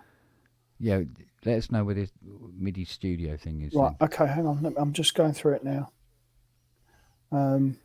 Was not aware there was two different ones.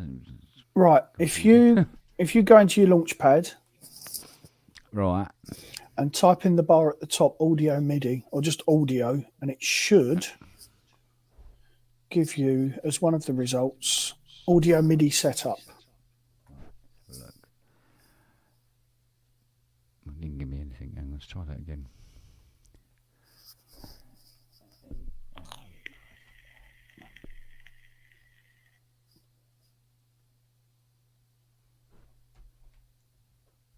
Right, audio MIDI setup. Yep, open that up. Right, now what was it Steve was saying? and click on Show MIDI Studio. Right, open Audio MIDI Settings app and click on Show MIDI Studio. So that would be under the Window tab at the top. Tab at the top.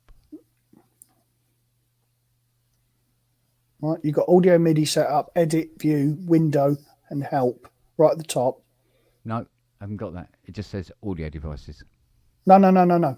Right at the top of the task, the top bar. Oh, up here. This is the trouble with having a monitor that's 900 miles long. Yeah. Right. So go to Window, then click on Show MIDI Studio. Settings, services, auto hide.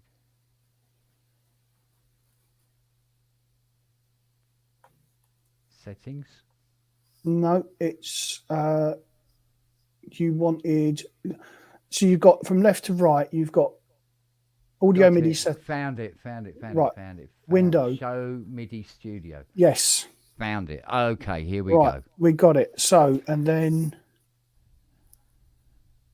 hang on. What was he saying? Right. Okay. Got you. What's he say? Ah. Right. So in the MIDI Studio on the top right hand side, there is a Bluetooth icon. Yes, see it. Right. Got it. Okay. Tap that and then Name power. Mac OS. Right. So you've got to power on your Rolly now.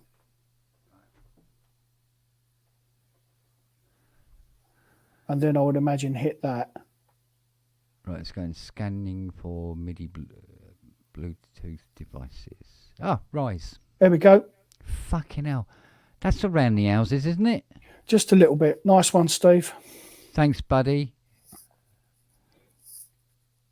Yeah, because it's listing the Milo XL here, the Scarlet, the Hydrocinth, and now the Rise. There we Yeah. go. Now that makes a lot more sense, doesn't it?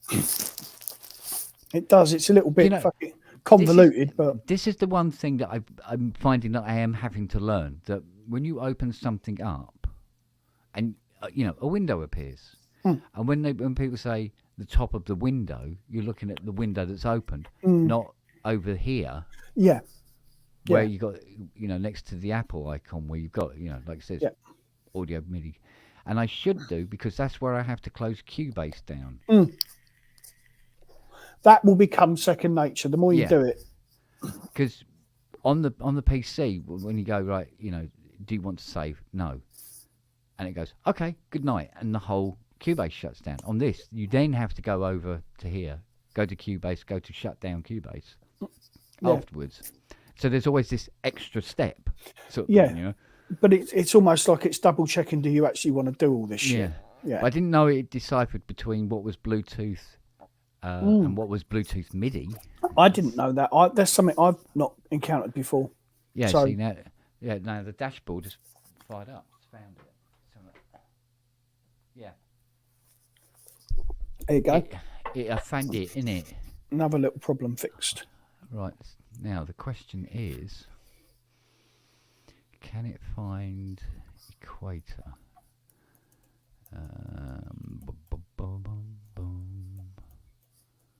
Because I know it had problems with equator, not equator 2, but equator, and it went no, fuck off, you can't run that on here. There we go. Let's see what we got.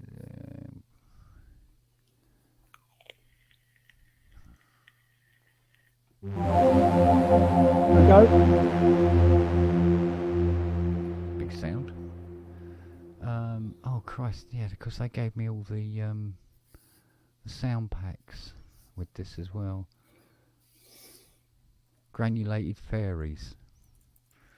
Fair dues.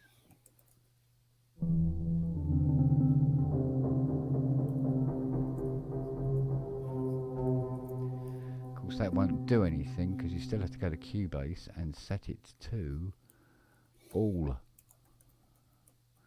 in the midis. Right, okay. That's one less USB I've got to plug in. There you go. Fuck's sake. Thanks for that, buddies. Steve did all the knowledge, mate. I just Yeah. literally opened and copied what he was telling us so I could see what he was getting at. Now I tell you what.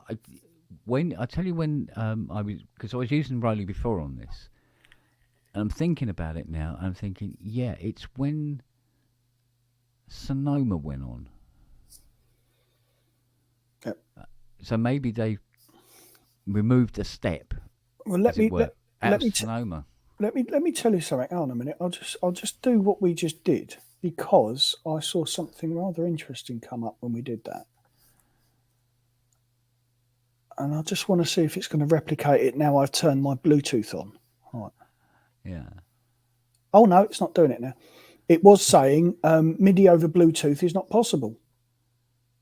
Or is not enabled. And I switched the Bluetooth on and now it's looking for stuff. So it was just because I'd had it turned off. Yeah.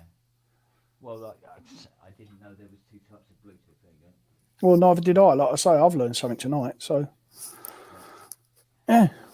Another little bug squish, mate. Yeah, well, that's what it has been. I must admit, setting this up, and trying to get everything right has also been quite a learning curve as well. Well, yeah. I think a few of us have learned shit from it. So, yeah. So, see if I can put the. I hope it's not going to be one of those stupid bloody thingies where you want to charge your trackpad, you can't use it. that's why I still use the old fucking. I use a wired keyboard, but I use a Bluetooth mouse, an Apple Bluetooth mouse, but it's a battery one, not a fucking plug-in one. Yeah, this is Lightning, isn't it? It's not C. Yeah, yes, it will be. Yeah, it will be.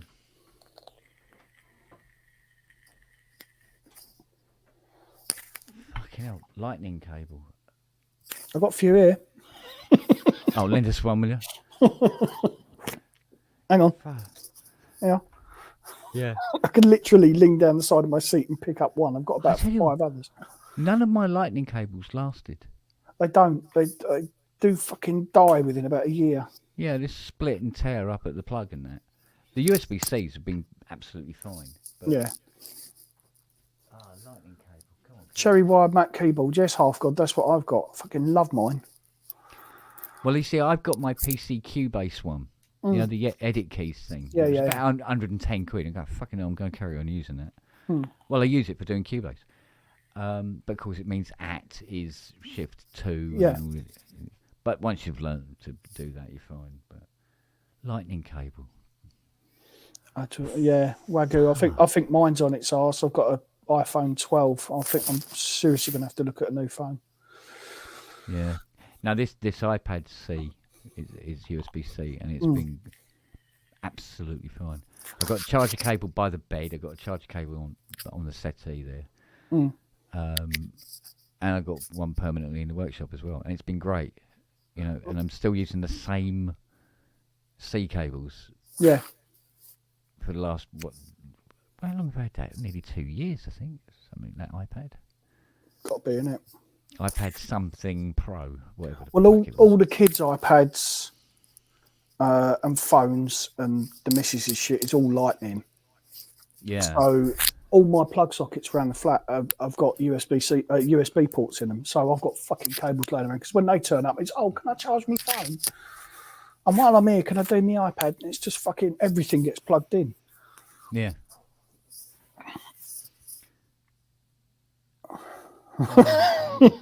Neil Wharton. Who's that? Oh, blimey. Has Kent at long last found the audio MIDI system settings? We've been trying to tell him about that for months. Well, this is one of the reasons why when you was having all the aggravation, I wanted to come up and bring my MacBook so we could basically do an offline pub and test it all. Yeah. Yeah, well, I mean, it's getting there at last.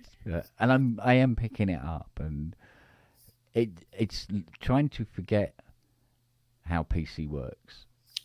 Well, it took me. When you're going through the processes, you go, no, that's PC. Don't do that. it took me when the way I got into Mac was really quite weird. I was PC for years, and always had fucking issues here, there, and everywhere.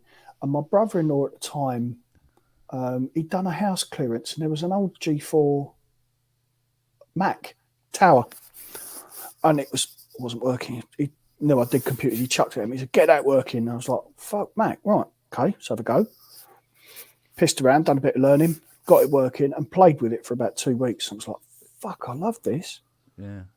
So it was like, right, dump the PC, and I bought that Mac off him, and then bought and sold Macs and bits and pieces, which is how I've worked all my way up. And I can use a PC, but Mac OS is just so much easier. It took me about 2 weeks to get my head into the Switch. Yeah. But I mean, I went full bore into it, so it was just all the time using. And just made it. Yeah. It makes more sense to me, in the way that my brain works. Mac just works better for my brain. Yeah. It's horses for courses at the end of the day. Some people prefer PC, and that's fine. Well, you see, like that thing that Neil said when he said it is exactly what I had done. But what I did, like I said, I hadn't looked over there. Yeah. Well, What it again, said up there, and it's just remembering to do that. yeah. But that becomes second nature. Yeah, but there again, if it had been like a conventional type of straightforward little screen, it would have been a lot easier. It's right over there. It's sort of like but I see. Yeah, up there. Yeah. You are looking at the other end of Gaston Road, aren't you? So Yeah, I mean, to say the monitor is wide would be a stupid understatement. You know? Well, Sadly. when I saw it on the floor last week, I was like, "Fucking what?" I didn't realise it was that wide. Yeah, There- yeah. It's 48, I think. I think it's 48. There's widescreen, and I've got a different postcode on each end. Yeah. Well, because I can't remember who was saying it, but they said, because like, when I had 7 monitors in here, they go, 7? Why do you have 7? I said, well, I'll have a lot of windows open. Yeah. You know? And, I mean, you can run this monitor as actually 2 separate monitors simultaneously. So you can plug 2 computers into it. And you can literally have 2 computers running on the one screen. But I can do all the music one side and the stuff the other side, you know, that kind of thing. And it's more about just having 2 workspaces, but it's just contained in one unit. But where there used to be monitors like fucking all over the place here. So the Cubase mixer up there, the effects panel down here, the mixer over there, blah blah blah. The actual door in front of me, but on the MTI, the Slate Raven, you know, which is at the end of the day is a 27-inch iPad. It's glorious to use, absolutely glorious to use. But it did mean it had to be kind of Central. right there in front of you, you know, and within easy reach, and that's not always practical. So I think the most I've ever had was two monitors. The first time I went multi-monitor, I had 2 27-inch CRTs. Can you imagine how fucking big my desk was? yeah, How fucking deep it was. They were about 4 foot fucking deep. yeah, But yeah. I had it was a 17-inch job. I loved that monitor. It was a 17-inch screen, and it was is it a Hitachi? And it was like, you know, it was second hand, but it was at the time when it came out, it was the nuts. It's the one to have. And yeah, that was like, you know, 600 feet deep. You know? Sitting on top of the desktop, which had no problem supporting it, because that was like built like a bloody brick shit house as well. But because I think I started off with I think it was a 12-inch colour monitor on a Tandy SX25, running Windows 3.1 and DOS 6.2, you know, at which it ran badly as well, with a massive 20 meg hard drive in it. fucking. I remember my first PC. I didn't get into PCs until very late. I think my first one was 98, Windows 98, and it had a huge 4 gig hard drive. Wow. Yeah. A bit, from where I was starting from, that's enormous. Yeah, yeah. But yeah, But when I think of the money, you know, when you think that the next thing you're getting is the next great thing, like when I bought a Voodoo card, it was a 12 meg Voodoo card, this graphics card. And it was going to be, it's going to change gaming forever. And then it was like, yeah, but there's only certain games that actually are supported by the Voodoo drivers. And then buy a second Voodoo and SLI them together. So the pair, you know, so it was dual Voodoos and all the rest of it. And of course, it wasn't running any faster at all because it was still based on the processor and the pipeline between that and the RAM anyway. But do you know a twin Voodoo setup is fucking worth some money now? Yeah, I never kept that. I must admit. Yeah, people chuck money at shit like that now. Yeah, but I had a Dell dual. What was those processors called? It had a name. Was it P1? Can't say. It was a huge plastic thing you plugged in. It was the processor. It was the first of the Pentiums. Right. It was the Pentium 1. And it was a big plastic box. And I had this board that supported 2 running at 333 megs.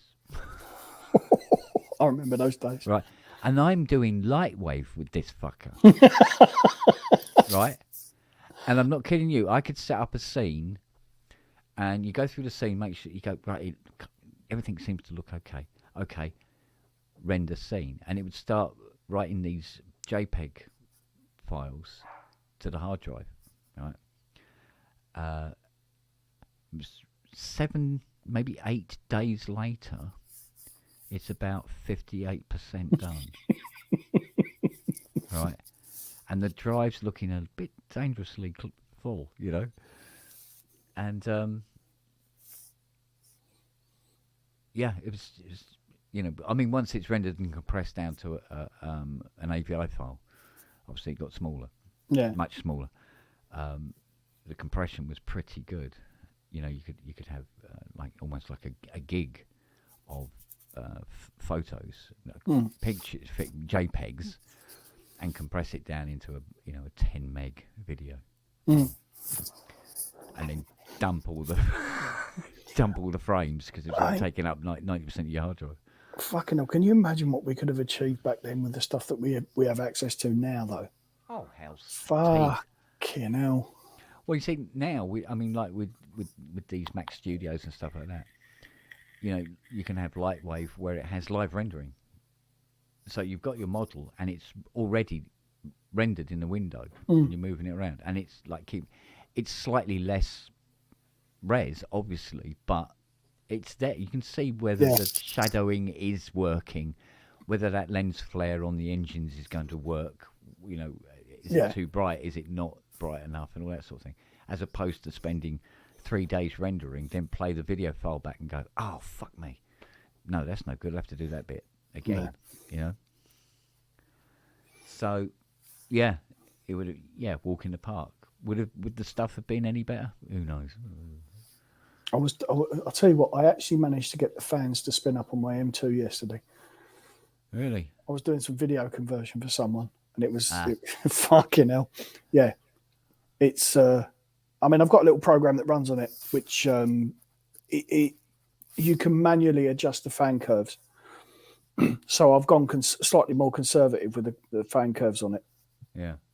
But yeah, it was like fucking spun up. It was like, oh, hello. This is pushing it. Yeah. Yeah. It's rare to hear them on on the M-class machines. I mean, this thing never gets hot. And this hasn't got a fan in it. So... Well, it's amazing what you get used to, because I remember getting fucking excited about buying a 1.4 meg floppy drive to upgrade from my 7 to like maybe up here with 720 and go, yeah, it's 1.4. Wow, that's twice as much stuff. Yeah. Wow. Keep all your photos on them as well. Yeah, and then the black magic was the getting I think it was actually only a 2-spin CD drive. Yeah. You know, not a writer. No. You've got to save Just up for one just of a them. ROM. Yeah. Yeah, just a ROM drive. It's like, yeah, wow, we can watch films. Yeah, in 720. So, enjoy.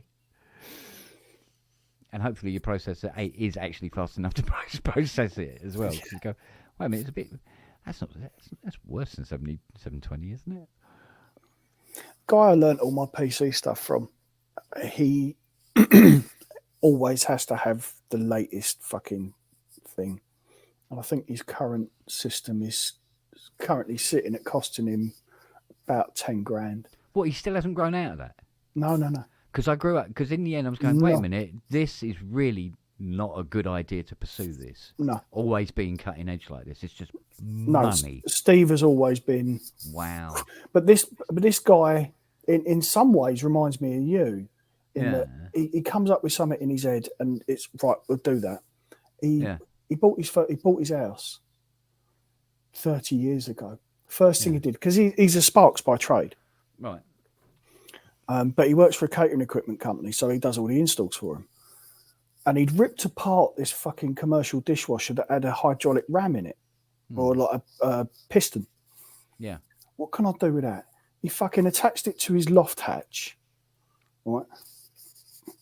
Goes back a couple of weeks later and he said, watch this. Presses the button on the wall, the loft hatch drops, the ladder comes down, the fucking lights go on. I was like, what? Yeah. When his first son came along, he said, I'm future proofing. I went, go on. He wired all the plug sockets in the boy's bedroom through a kill switch outside, a locking kill switch that you need a key for. Surely enough, when Tom hit teenage years, it was fuck off to your room. Right, I'm going on my Xbox. How are you? And Steve would just walk up, lock him in his room and kick the fucking switch. All the power goes, right, now you sit and read. Brilliant. Harsh, but I'll tell you what, fucking worked. Yeah, well, that's long run. But yeah, he's done all sorts of crazy shit to that house. It's all voice controlled and everything now. Wow. Yeah, he's spectacularly intelligent, that guy. He used to have a Mark 1 Escort, and rather than, because he was a tinkerer, rather than having to keep going and getting in the driver's seat to start the ignition, he wired a fucking starter button under the bonnet. So when he finished pissing about, he could test it just by pressing a button. Yeah, good guy. Yeah, mate, if you can do it. Mm. No, I think the first computer I ever saw was a friend of mine. He was a well-off friend in my class at school, and he went home and he said, "Oh, come home and you can come and see the computer." And I'm going, "Okay, whatever the fuck that is." And I get back to his place, go up into his room, and he's got the Atari 400, is it? I don't know. And it was like basically a big cartridge thing. It looked like a big wedge of cheese with a typewriter keyboard on it. And he showed it running at this game. And it was like, my jaw was on the floor. I was like, oh my God. Yeah. He told me how much it was, and I went, well, that ain't going to fucking happen, is it? Well, same with me. I think the first computer I actually bought was a CX5M. Oh God, yeah, I remember that. Yeah, I mean, my uncle lent me his ZX81 in about 1982, but Yeah. yeah, the first computer I ever owned was a CX5. Well, of course, the rich kids had BBC Micros, Yeah, and they were pricey, but they had all the ports on the back for you to connect it to just about anything on the planet. I think the most popular one that everybody had when I was at school was the Spectrum. Yeah, oh yeah. Yeah, there's a shitload of stuff for it. Funnily enough, there's a guy down here selling one now for 72 quid. I was seriously tempted just from a nostalgia point of view to go, Yeah. fuck it. Yeah, it wouldn't last long. No, that's true, yeah. Dragon 32, Jesus Christ, yeah. Yeah. Acorns and all that fucking malarkey as well, weren't there? Yeah. Jesus, Dragon 32. Mind you, I remember because it was my mate that got a Vic 20. Mm-hmm. That was a whole new experience as well. And then the 64. I think the Commodore 64 was probably the most prolific machine ever. Yeah. I think it was more prolific. You know, even the Spectrums and all of them. Well, I mean, and that's borne out by the sort of resurgence in repros now. Mm. You know, Ollie does a lot with them, doesn't he? Yeah. Yeah. Was it somebody said, Sinclair's were all over the place and then Sir Clive blew it all on the C5? Have you seen what a fucking Sinclair C5 goes for now? Yeah, now. Stupid fucking money. Do you know what? I think that was the first time I'd ever seen an actual good idea ruined by the media. Yeah. Yeah, because they just took the piss out of it, didn't they? Oh, they went after him big time on it. And by making it a laughing stock thing, whereas it could have caught on and actually be okay, you know, made it into a toy. Well, they're good fun. I've pissed about on one. They're good fun. Yeah. Well, the amount of times I've rolled a Robin Reliant on its side. All right, Clarkson. To be honest with you, it is really easy to do. Used to do it down when I was working at University Coachworks, and it was an old one. It was actually an insurance write-off, and you didn't need to have much damage to one of them for it to become an insurance write-off. It went and everything. And it had the little Villiers 210 engine in the back, which is literally a lawnmower engine, for want of a better word. It's a big lawnmower engine, but it's a lawnmower engine. And yeah, and you could just go do that real quick and joink, over she went on her side. Which really makes me worry, you know, because I remember my godmother and my godfather taking me and my 2 sisters and my brother and their 3 kids out in their Reliant Robin. All of us in the fucking car at once. It was just, what? But it was literally one of those cars where if it broke down, you go, oh, it don't matter, and pick it up, put it under your arm, fucking walk off with it. It was so light, it was ridiculous. Yeah. Brilliant little car. But apparently they could blow over in a strong wind as well. Really? Yeah, not surprising, huh? Yeah, there's quite a few people come back to the car park and their Reliance on its side. Like, oh, stand it back up again. Everybody in, off we go. I mean, they was it the fucking Trabant was made out of cardboard or something, wasn't it? Wasn't the Trabant fucking didn't have cardboard panels or something? Stupid compressed cardboard. There was, I think there was unusual materials involved in it. The car I thought was the funniest little thing going was a DAF 55. It's a tiny little car. I think was it Czech? I can't remember. It had 2 gears, forward and reverse, right? Now what actually happened is in the gearbox, there was no clutch. That was the other thing. And you had a cog, which was rotating one way, and a cog that was rotating the other way. And in the gear stick was a slot with a cog. You were engaging into that cog, and you went forward. You engage it into the other cog, you went backwards, right? It went as fast forward as it did backwards. The Messerschmitt did that because my dad had one. Yeah, and it had the actual cog in the gear stick was the gearbox. Was the drive. That was your mesh. There was no clutch. Right? You had a brake and accelerator. That was it. But you could go. It could do like about, I think it was about 49, 50 mile an hour. Something insane, wasn't it? If you really pushed it, 55, hence its name. But it could do that in reverse as well. I mean, you could do some blueies in it, mate. Fuck it like that on the gravel, and the thing would just spin round in circles. It was fucking brilliant. Oh, dear me. Never had so much fun in my life as driving those little things. It's so much fun. I'll tell you what I was surprised about. Do you remember the old blue fucking disabled cars? Yes. Have you seen what those fuckers are going for now? That wouldn't surprise me. Restored one, about 15 grand. Really? Yeah. Apparently the last one was legally taken off the road in 2003.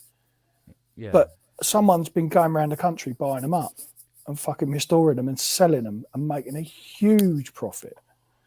There's a YouTube channel about them somewhere, but yeah, because it's just again, it's a nostalgia thing. Yeah. Yes, Paul Holmes, somebody is doing that. Yeah. Yeah, but you see, the nostalgia thing is big business, and it's very easy to be pulled into. I mean, this is why there's a 73 Mach 1 Mustang parked in the driveway, for fuck's sake. Yeah. You know?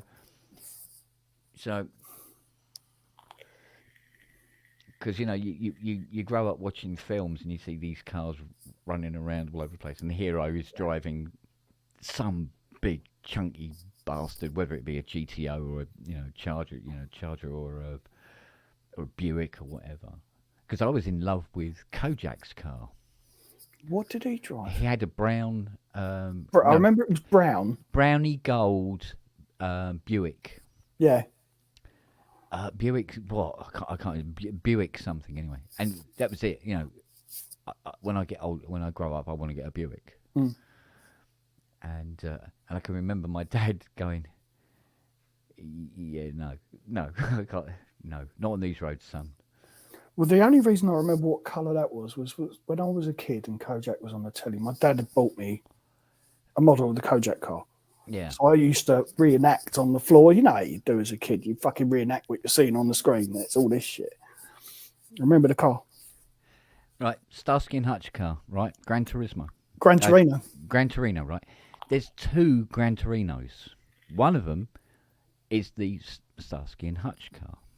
The other one is something that's about 19 feet long and about 11 feet wide and looks like a limousine. But that's also a Ford Gran Torino. Didn't know that. My mate bought a Gran Torino because the guy says, yeah, I've got a Gran Torino, I'm getting rid of it. And he goes, I'll have it. And paid the guy for it in the pub. I went up there to get it, and it's not the Starsky and Hutch car. Yeah. It's this thing that's 19 feet. But I tell you what a wonder, it had bench seats in it. You go around the bend, and you're the passenger, and now you're the driver. Yeah, you're polishing the seat with your arse. And yeah. you go the other way, and now you're the passenger again. And so is the driver. Shit, shouldn't one of us be driving this? Yeah, you're right. I remember cars with bench seats. My dad used to have a thing for Vauxhall Victors. Yeah, and Corsairs had it as well, didn't they? And what was the other one? Oh, fuck me. Because they all kind of looked the same. You had the Corsair, what was the one you Victor. said? The Victor. Victor. There was another one, Consul. Mm. Yeah. Yeah. No, great fun. I always remember we had like I say, I used to do the to earn the extra money. I used to be on wrecking duty at the weekends, and the phone would go at some godforsaken hour. And we got one. Oh, okay. And then the old Land Rover pickup crane would pull up and then get him, and we'd go with this mechanical topper. He was a huge fat bloke. He was a lot of fun. He was a giggle, and we'd go and collect whatever motors crashed. And we'd gone to this one in Croydon, and this bloke, it had been snowing, the roads were icy, and he'd given this Jag, Bit of welly, yeah. Yeah, I think he was probably showing off to the blonde bit that he had with him. And he just completely lost this. Shot off the road across a slip road for these houses, which had sunk quite low and gone into the bloke's front room. Oh, fuck. With this Jag. When we arrive, Blondie's sitting at the side of the road being attended by a couple of ambulance crew, which has got a bloody nose. Matey boy is having his handcuffs put on. right? Because he is so fucking drunk, he can't stand, right? Then we had the job of trying to pull this Jag out. And Toppy says to the cop, he goes, was anybody in the front room? He goes, yeah. He goes, there's somebody in there with them now. So we go into the front room where the front of the car is, and the guy, the bloke is there on his knees, this ambulance man. You're going, you all right, dear, like this little old lady, and she's sitting in her chair, still staring at the car. She hasn't fucking moved yet. And she goes, no, no, she's in shock. Can you wait a minute before we start pulling the motor out? I mean, yeah, we can hang around. He goes, oh, there's a cafe over the road. We'll go and get a cup of coffee. So we're sitting in there having a coffee, just watching all this paraphernalia going on. He says, yeah, we'll wait for it to die down a bit. And I was saying to him, I said, yeah, but how are we getting the Jag out? He goes, fuck knows. He says, that's going to be fun, isn't it? He goes, look, if it's going to be a pain in the arse, he says, we'll just put a hook through the floor and we'll just drag it out. He said, that ain't getting repaired anyway. You know? The inside of the car's full of bricks and and double glazing sort of thing. You know, it's not getting repaired. And so anyway, it clears up a little bit, and we go over. We go, right, it's our turn now. And Topper goes to me, he goes, right. He says, get in the driver's seat. He says, I'll put on the chains, right. He says, well, I've got to watch it because, you know, we don't want to cause any more damage to the house. He says, I'll get in the Jag and I'll try and keep the steering as straight as possible, and you pull it. So I go, okay. Now this Land Rover thing, I mean, it's fucking huge with this great big crane arm on the back, and we've got 3 chains going down to the Jag, right? And we go, right, we'll get this fucker out. And I'm going, whoa, like he's not having it. Go, get it in 4-wheel, fucking giving it. Bearing in mind, I'm doing this, right? I am 16. I don't have a driver's license or anything like this. I'm in this Range Rover, and it's pointing towards a main road with traffic on it. It's going, giving it this. Come on, you fucker. And you can hear Toppy, he goes, give it some fucking welly, will ya? All right, fucking hell. Wah! Like this, really screaming this thing. There was this almighty crack like this. This Jag comes flying out, and I go right across the road with this Jag. I stamp on the brakes. All these cars stopping everywhere like that. Go, whoa, boys, wait a minute. Mind out of the way so we can get this out of the way. I'll get it round to the other side of the road. Funnily enough, straight back outside this cafe. And he goes, right, it's sorted then. I said, but what about this woman's house and everything like that? He says, that's not our problem. He says, it's not down to us. Somebody will have to sort that out for them. So, and the family turned up eventually anyway. So we took this thing back to the wreck, parked it all up and got rid of it and laid it all off, and then he drove me home in his, I think he had an old Audi 100 back then. And he goes, good job, Bobby. And I went, thanks a lot anyway. And so I come in and Mum goes, so how'd it go? And I tell her all about it and everything like that. So this is about 1 o'clock in the morning now. You know, I'm going to bed, you know, like that. So I go to bed. About 5 o'clock, phone goes. And I go down and answer the, you know, back in the days when the phones were connected to the wall. Yeah. And you couldn't do anything about it. And the phone goes and you go, oh, fuck, you know. So I get up, go downstairs, answer the phone. And he goes, we got another one. I went, really? He said, yeah. He says, we got another one. I go, oh, fucking hell, all right. He says, well, it's icy roads, mate. He says, this is what happens. I go, yeah, but it's, you know, it's 4 o'clock. It's 4 o'clock in the morning. On a Sunday morning. Yeah, so like, you know, really? Do I need the money this bad? Yes. Yes, I do. Yes, of course I do, idiot. So get dressed and everything. He pulls up, and we go and collect this car. And of course, it's Box Hill, right? Right. And this car is on its roof. It's gone off the hand in hand. And I mean, this sounds familiar because literally 2 years later, I did exactly the same thing in a Mini.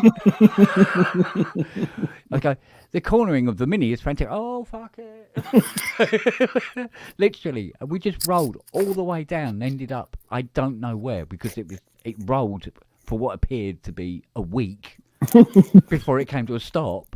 The Mini was destroyed. You know, we were such little cunts back when we were younger.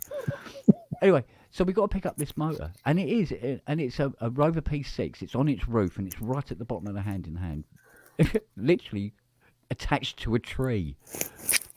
Wasn't tire driving, was it? How are we going to get this back up the hill? And he said maybe it'd be easier to go round to what it's called, Sunbury Road or something like that. He says we'll go down there, we'll come up through the woods that way, put the chain on the front of the car and drag it out onto the road. That'd be easier than trying to drag it up all this hill. He says because he said the wrecker could flip back, and then that's rolling down the hill. I go, okay, let's do that then. So we go fucking miles out to go around to get to the other side of the hill. Come through the woods, there was no road. We were just trying to dodge trees and all the rest of it. We get in, we eventually find this this fucking motor, right, like this. Pull the chains on it, get it around the tree. And he goes, see if we can get it up on its wheels. And we tried that, wasn't having it. So we dragged this car on its roof through the woods, right? And you could hear every now and again, clunk, it's hit another tree, smack, bang, wallop, dink, crack, dink, smack, crack. Oh, yeah, dear. you're not repairing that. Yeah. So we get back out onto this sort of like muddy track, literally. And we get out, we go, right, we'll have to get this up on its wheels. We'll have to do something with it. He said, yeah, we'll come to the side of it and we'll pull it over onto its wheels, and then we'll come back round, then hook it up, jack her up, and just take her on her back wheels. Cool. We get out. And, well, we would do that if there was pretty much any of the car left. It was just the front of the car. The rest of it was still in the woods somewhere. And he's gone, well, fuck it. He says, I'm not going back for it. And we just winched the front of the Rover up and drove off. Because the Rover P6 is sort of like a composite body design. Well, somewhere between getting it and to the road, we'd managed to tear the entire chassis off the bottom of the bodywork, and then the rest of the bodywork. So there was no engine or anything, but that was in the woods somewhere. And Tom has just gone, oh, do you know what? Fuck it. And we just pulled up a few panels on the back and drove that back instead. The manager come in here Monday morning. He goes, so where's the rest of that Rover? He goes, fuck knows, mate. It was there yesterday. But oh god, we used to pull such fucking. Topper used to smoke a pipe, and all the time he'd have this, and it was like one of those, Sherlock Holmes pipes, right? We found out that I'd been at college, and they were talking about we were doing oxyacetylene welding, and our tutor was talking about. He said, yeah, you've got to be careful with acetylene. Your clothes can absorb it, so you don't fuck about with this stuff. Your clothes can absorb the acetylene and hold it. And all sorts of things can hold the acetylene because it's one of these properties of the gas, right? And I remember telling my friend, I go, I wonder if pipe tobacco can hold it. Oh, goes, God, no. Right? And I said, I go to the see teacher, where this is going. I said, all serious, with serious face on, I go, can pipe tobacco hold? He said, oh God, yes, like that. So anyway, so while Topper's having his morning... I know what's coming. Yeah. One of his morning, because he has a routine, so he's up for it, right? He's got a routine. And what he does... He comes in the morning, he does the various bits and pieces, blah, blah, blah, blah. Then at literally 10 o'clock, he goes to have what he calls his morning constitution. So he's in the bog for about, 5 minutes. So get his tobacco pouch, get the oxyacetylene, just turn on the acetylene into his pouch, fucking like that, and it's blowing up like a like a fucking balloon, right? Fucking like that. And he goes, he's coming, right, fold it all back up again. Because he immediately will have a smoke. Yeah. So he opens his pouch, gets it all in, get it all nice in there and everything. Gets his lighter, right, lit it up and he went, boom! And he's just left with the stalk, the fucking end's gone, right? Right. And he's going, fucking hell. He's going, like this, his fucking pipe. He's going, he goes, where is it? Where's your pipe? I said, we couldn't find the end of his pipe, right? It fucking gone, mate. And he's going, who's the fuck who did that? Oh, don't know, mate. Like, everybody looking the opposite direction. But he got me back. He got me back so much worse. What he done, some of the other panel beaters and some of the other mechanics, because I was the little shit, right? You're the apprentice and you're the little shit, and you're going to be the butt of most of the stuff. But if you get too leery, right, look out. Found out the hard way. What they had done, one of the plastic dustbins, cut the bottom of the dustbin out. They waited until I'm not looking. They get me, right? They strip me naked. They put me in the bin. They put my hands through the handles of the bin and tape it all up, right? And now I'm bollock naked, right? They cover me in Swarfiga, fucking Underseal, grease, you name it, right? So I'm covered in all that shit as well. But they're not done. Then they bundle me into the back of the van, take me into Epsom High Street, push me out the back and drive off. I was standing there like... Really shit minion. Yeah, start bollock naked, wearing a dustbin. I can't do anything. My hands are tied. And you know what you say? Can you run? No, mate. Don't want to know. What you get up to in your own time, mate. Is it's all right. Oh, fuck. And no fucking will help me. It's fucking old ladies going by going, oh, look, he's been new panties. Yeah, can you help me? Oh, no. Off you go. So I'm fucking walking back, dressed as a dustbin, right? Fucking 5 miles. Back to the Coachworks. And as I come in, and literally, I mean, Mick, who was my... the guy who was training me, and the topper, and they're standing there talking and drinking coffee in front of the coffee machine. I walk in, and they go, all right, mate, how's it going? Like that, and carry on talking. Fuckers, right? So they got me good. So we used to have similar things when I worked in the supermarkets back in the 80s. One of the initiation or leaving ceremonies as well. Yeah, they can be bad and all, can't they? Well, you know the supermarket cages with the lids on? Yeah. Security cages, they call them. Well, back then you used to have proper butchers, proper fishmongers, delicatessens in fucking supermarket. Yeah. You gut a fish, it just goes in a bin. It gets fucking outed at the end of the night. Same with the butchers, all that sort of stuff. They used to save it up, mix it, and then you get the little shit who's been an arsehole or is leaving or whatever in the security cage, zip tight shut, and dump the fucking lot on them. And then, right, leave them for a bit and then let them out. Right, off you go. Bye-bye. They have to walk home covered in fucking fish guts and shit like that. Stinks to high heaven. Yeah. But they did one to a butcher. Yeah, but it lingers as well, actually, yeah, doesn't it? Yeah. It doesn't matter how often you wash, it's like, no, I can still smell it. You know, days that hangs about. One of the butchers was being a dickhead, and they got him. They used to wear the white coats. They stuck a broom through his arms. Yeah. Right, so he couldn't fucking do this. They hooked him up on the back of a fucking articulated lorry. This guy wasn't too bright. I know. I still talk to him now, actually. I'm not going to say his name. Yeah. He thought he'd be clever. He's wriggled, got one of his arms off, and he fell. But he's gone face down. Of course, he can't bring his arms forward. Yeah. Concrete. Smashed his face in. Fucking hell. There was another one.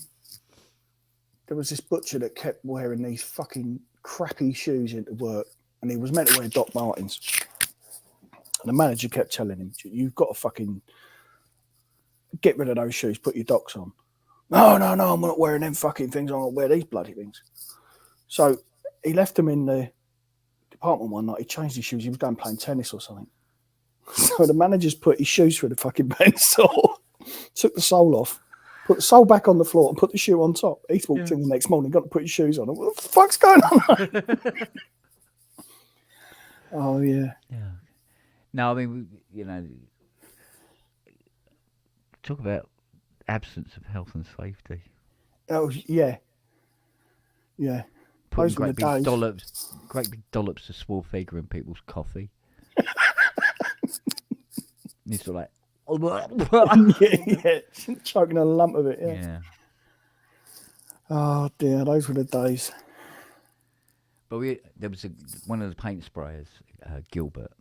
He was a lovely guy, he was. But he was the most Jamaican Yeah. I'd ever come across. He was so Jamaican. Yeah. He was very that sort of like, yeah, man. Yeah. And very, very laid back. He was a fantastic paint sprayer. And he would have all these. He brought in a record deck that used to keep in the spray booth, and he would play these reggae records of stuff that was clearly not from around here. Do you know? Yeah. It was like Yeah. real getting sent over from Jamaica, and some really tight ass tunes coming out of there. I tell you, it was fantastic. And he was, and I went to his house. He invited me home for dinner one night, and I had rice and peas and chicken, and it was delicious. And when I invited him to my place, he was apprehensive. Yeah. And he goes, what? He says, yeah. But he says, what about, the white man in your area? I'm like, what are you on about? Yeah. He's going, no. He says, I go, what? No. This. So I'm just sort of like, no. That happens on TV. That doesn't happen in real life. Yeah. Yeah. The young lad from Surrey said, do you know what I mean? So like, talk about don't know what's going on around you, but then again, it was weird that he was very apprehensive coming here. But I mean, my mum made him as welcome as pie, as Yeah. she always does with everybody. And but he was worried about what will your neighbours say and stuff like Yeah. that. I said, well, nothing. And besides, Fuck 'em. Yeah. If they want to be like that, fuck them. Yeah.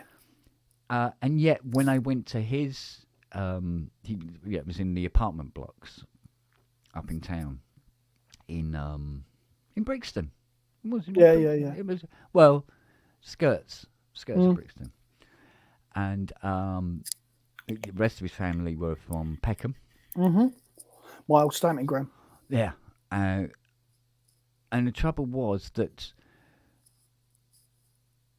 when I went there, and I was the only white person around that I could see, and I didn't, because I wasn't.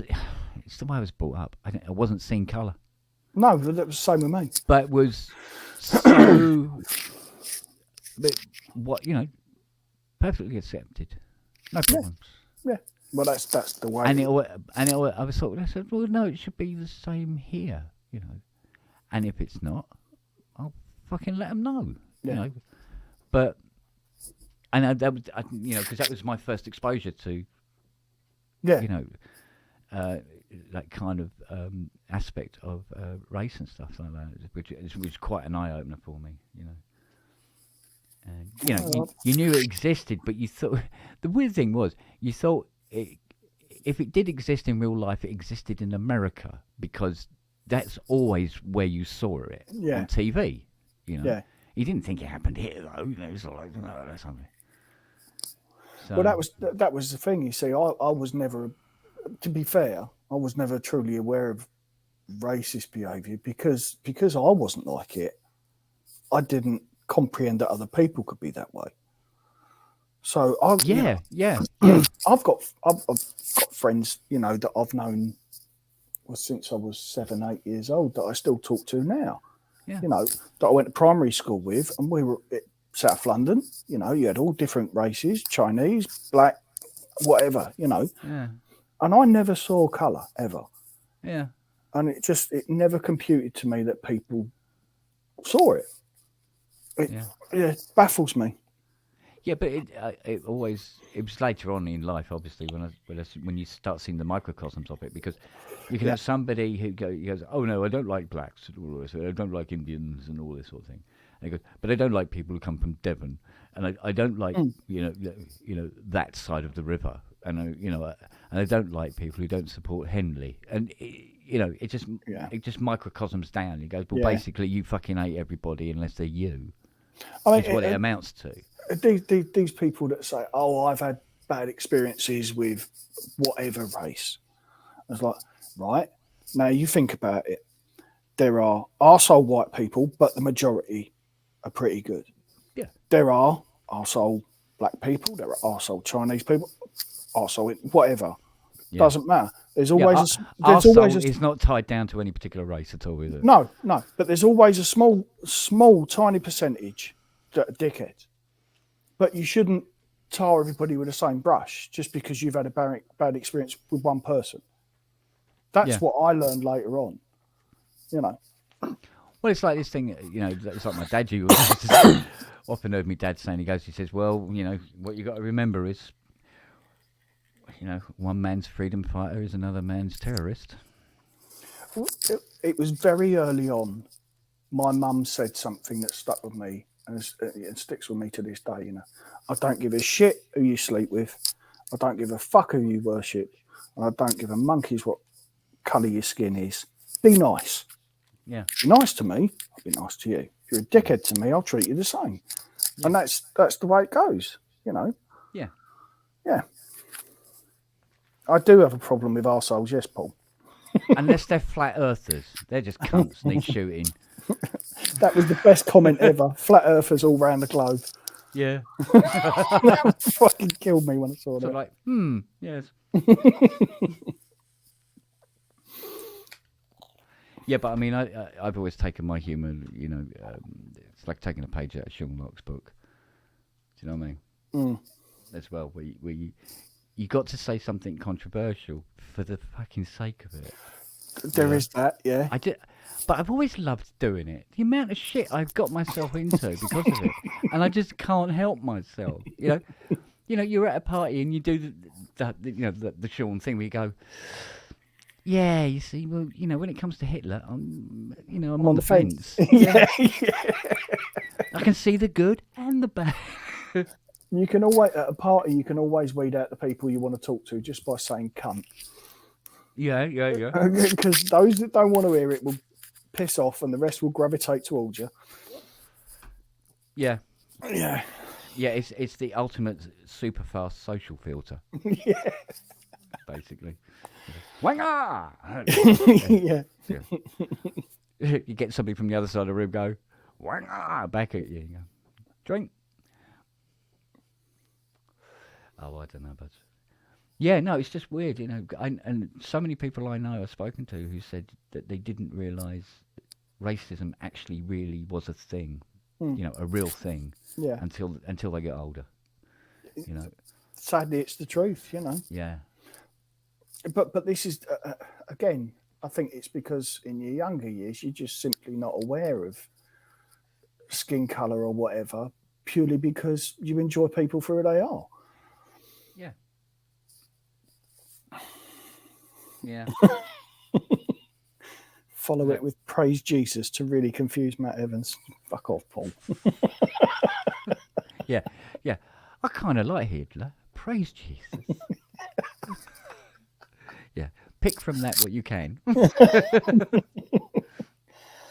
Oh, God. No, mate. Yeah, but I don't know what it was. I think I kind of subverse myself in some way by I'd always like to say something that would go, notice me like that. I was a little shit for that all the time. But get myself into so much shit. Unbelievable. Well, I couldn't help it. I've always found dark humour to be a way of coping. I've always stood out. I've always been the one that was remembered. Whenever anybody turned up at my house when I was very young, it was never, where's my older sister, where's my younger sister, where's my brother, it's where's Matt? Because they knew shit was going to go off the moment I appeared. We lived in a fucking Great Georgian house on the Old Kent Road when I was very young, and we had a really long hallway. And any man who turned up walked in, like they do at yours with Nelly, covering their bollocks, because if they didn't, I'd be up the hall and bang, right in the bollocks. Yeah. That's exactly how it was. So they never forgot me. Yeah, I'm not surprised. And I was always of that ilk, you know, let's do something to surprise people. Yeah. So, yeah. No, so remember, like with my sister, when we moved from our first house, which was after we left my nan's house. My first house, it was this bungalow, maisonette. Ground floor maisonette. And then we moved here, and I'd be 6, and this was the first time I'd had a story. You know, it has an upstairs and a downstairs. Right, gotcha. And I've got a bedroom which is up in the air. And what appeared to be, to a 6-year-old, an awful long way up in the air. But when I was been here about 6-7 months, we wanted to see if it was possible if I could jump out of the window. Yeah. And I borrowed some mattresses and stuff and see if I could, but not jump and land on my feet, but jump and sort of like land on my face kind of thing. I see. I would have got hold of big pieces of cardboard and tried to fly out of a window. But that would have been my thinking. Right, let's strap some wings on and fucking fly out of it. Yeah. It worked on TV. I saw it on Thunderbirds. It should work. Yeah. Condor Man did it. Why can't I? Exactly. Yeah. Batman could do it. There you go. So. No wonder we get along. I really wonder how I survived childhood. Mm-hmm. It's like, for instance, like I built a go-kart, and it was a set of big pram wheels, and I put a wardrobe on its side and fitted sliding doors on it, carpeted it, and see how many kids in the road could get in this thing with me, and we go herring off down the hill in it. And of course, there's so many kids in it, you can't turn it. It wouldn't turn, and we just kept going until something got in the way, which happened to be somebody's car. So parked car, mind. I remember me and my brother had a competition once. My mum had an old manual cranked Singer sewing machine, and me and my brother had a competition to see who could get the needle closest to your finger. Yeah. And I won because I got it right on my nail. But then I forgot which way I'd turn the handle, so I just went, "Oh fuck it!" Did that, and it went straight through my finger. Yeah. Yes. Stupid stuff. But when I was a kid, you know, living at my nan's house, because my nan's house was built in the 15th century. Oh, is this where you got the poisoning? Yeah, this is where I got the radiation poisoning. Yeah. From the bottle dump, because it was an 18th century bottle dump out in the back garden. Because I didn't know that the government were paying people to dump this glass. They dumped it, weirdly, in people's gardens. But anyway, she had this wash house dated from about it's probably about 1680, something like that. I learnt so much about the house afterwards. About 1680, I think they built it. And it was these big copper drums, massive things, with lids. And you put the water in, you light the fire under it, heat the water, put the clothes in and wash the clothes. Because the place was an inn, so it was many rooms. And used to love playing in there. God, fucking stuff you'd find, it was unbelievable. But I used to love digging in the garden all the time. And you would find bones, lots of bones. Animals? Yeah, horses. Fucking hell. Yeah, because there was stables out the back, and sometimes the horses die, so they bury them in the grounds, you know, and stuff like that. So you're always finding, you know, shin bones this long. It looked human, so as far as we were concerned as kids, it's human bones, right? Yeah. And fuck time team. Send Kent in. Well, I found this. We found a skull. And it was quite human looking. Right, we thought, well, maybe it was a monkey. Yeah, because like indigenous to Britain is the monkey. Well, yes, of course. Turned out it was a baby that had died at some point. Shit. So, and they buried the kid in the back garden, and the guests moved on because there was nothing else to do. There wasn't funeral parlours in, No, of course not. like no. that. So they just buried the kid there and then. So yeah, so all over the place. There's bones, and of course these radioactive fucking bottles. Yeah, it's mad. I still got the newspaper cutting. I think it's up in the attic. Of local boy suffers from radiation poisoning. Do you need a bedside light when you go to bed? Just No. Low. No, do you know what? I don't think I've ever seen dark. I don't know what it is. They don't call me Torch Boy for nothing, Human Torch. Yeah, but I mean, I had scabs like that long, Yeah, that must have been. all out, absolutely everywhere. Do you remember it? Clear. Yeah, clear as day. Yeah, it's clear as day. It was only about 10. Well, actually, because at the age of 10, you can dig a lot deeper Well, and a yeah. lot more efficiently. And because we were always finding stuff. I mean, I found a door. I mean, what was left of the door anyway, most of it had rotted away, but the whole brass handle and knob and everything was still there. And you could see roughly where the door was because of this discoloration of the rest of the soil, It was fucking brilliant. It was a fantastic place to go rooting around. Here he is. Is that your garage? No, garage is much worse than that. Mate. We've been telling stories. Yes, what we would have got up to, and how technically speaking we shouldn't actually be here. Somebody said in the chat they'd never thought they'd see me and Nelly in the same fucking category, but apparently. Yeah, yeah, very similar. Nut puncher. Yeah.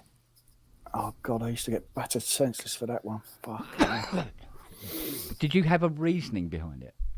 It was fun. It was funny to see the reaction. Yeah, but because you've probably done that, and somebody in your family has laughed at it. Yeah. So you see it as a funny thing to do. Yeah. Yeah. Yeah. So it was forever. Right, let's hit this bloke in the bollocks and see what happens. Yeah. I mean, Nelly does it. I mean, genuinely does it as a greeting, but I just still think she could go a bit higher if she tried. Yeah, well, it's just why expend energy when you can get a nice. Yeah, you can the get thing to is- bend over and get closer. Yeah, but if she jumps up, she's a tall dog. There's no. She can put her paws here, no problem, without any trouble I have whatsoever. scratch marks to prove it. Yeah, yeah, she does get really carried away, doesn't she? Bloody hell! Bless her. So excited, it's ridiculous. But I mean, I had to. I gave Siri a bath last night after the show, and that meant getting in the shower with her. No, because you can't do it on your. You can't put her in the shower and wash her. You have to be in there with her. I thought, all right, I'll have a shower with her. And so I got the little sausage treats, right? And she really. That thing's a different meaning. Yeah, exactly. Oh, Siri, time for your sausage treat. No, not that one. Oh no, makes me walk funny. So I got these sausage treats for her to lure her in, and I went.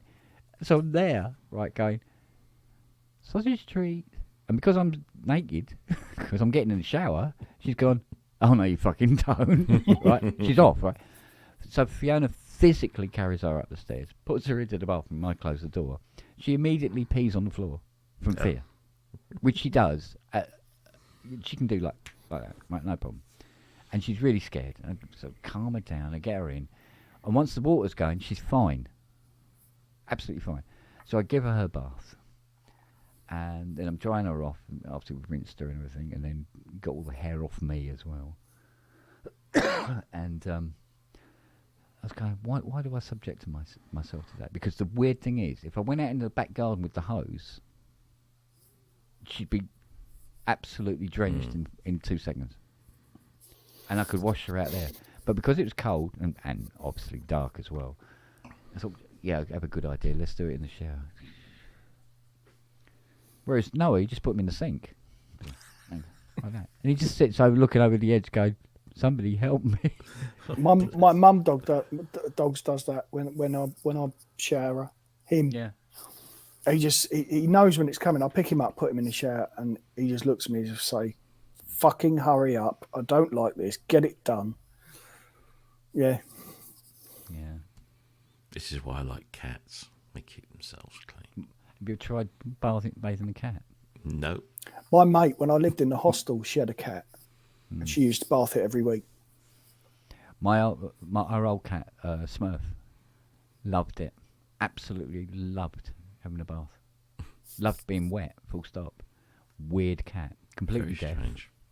Because you know that thing about white cats, if their eyes are the same colour, they're deaf? Generally, yeah.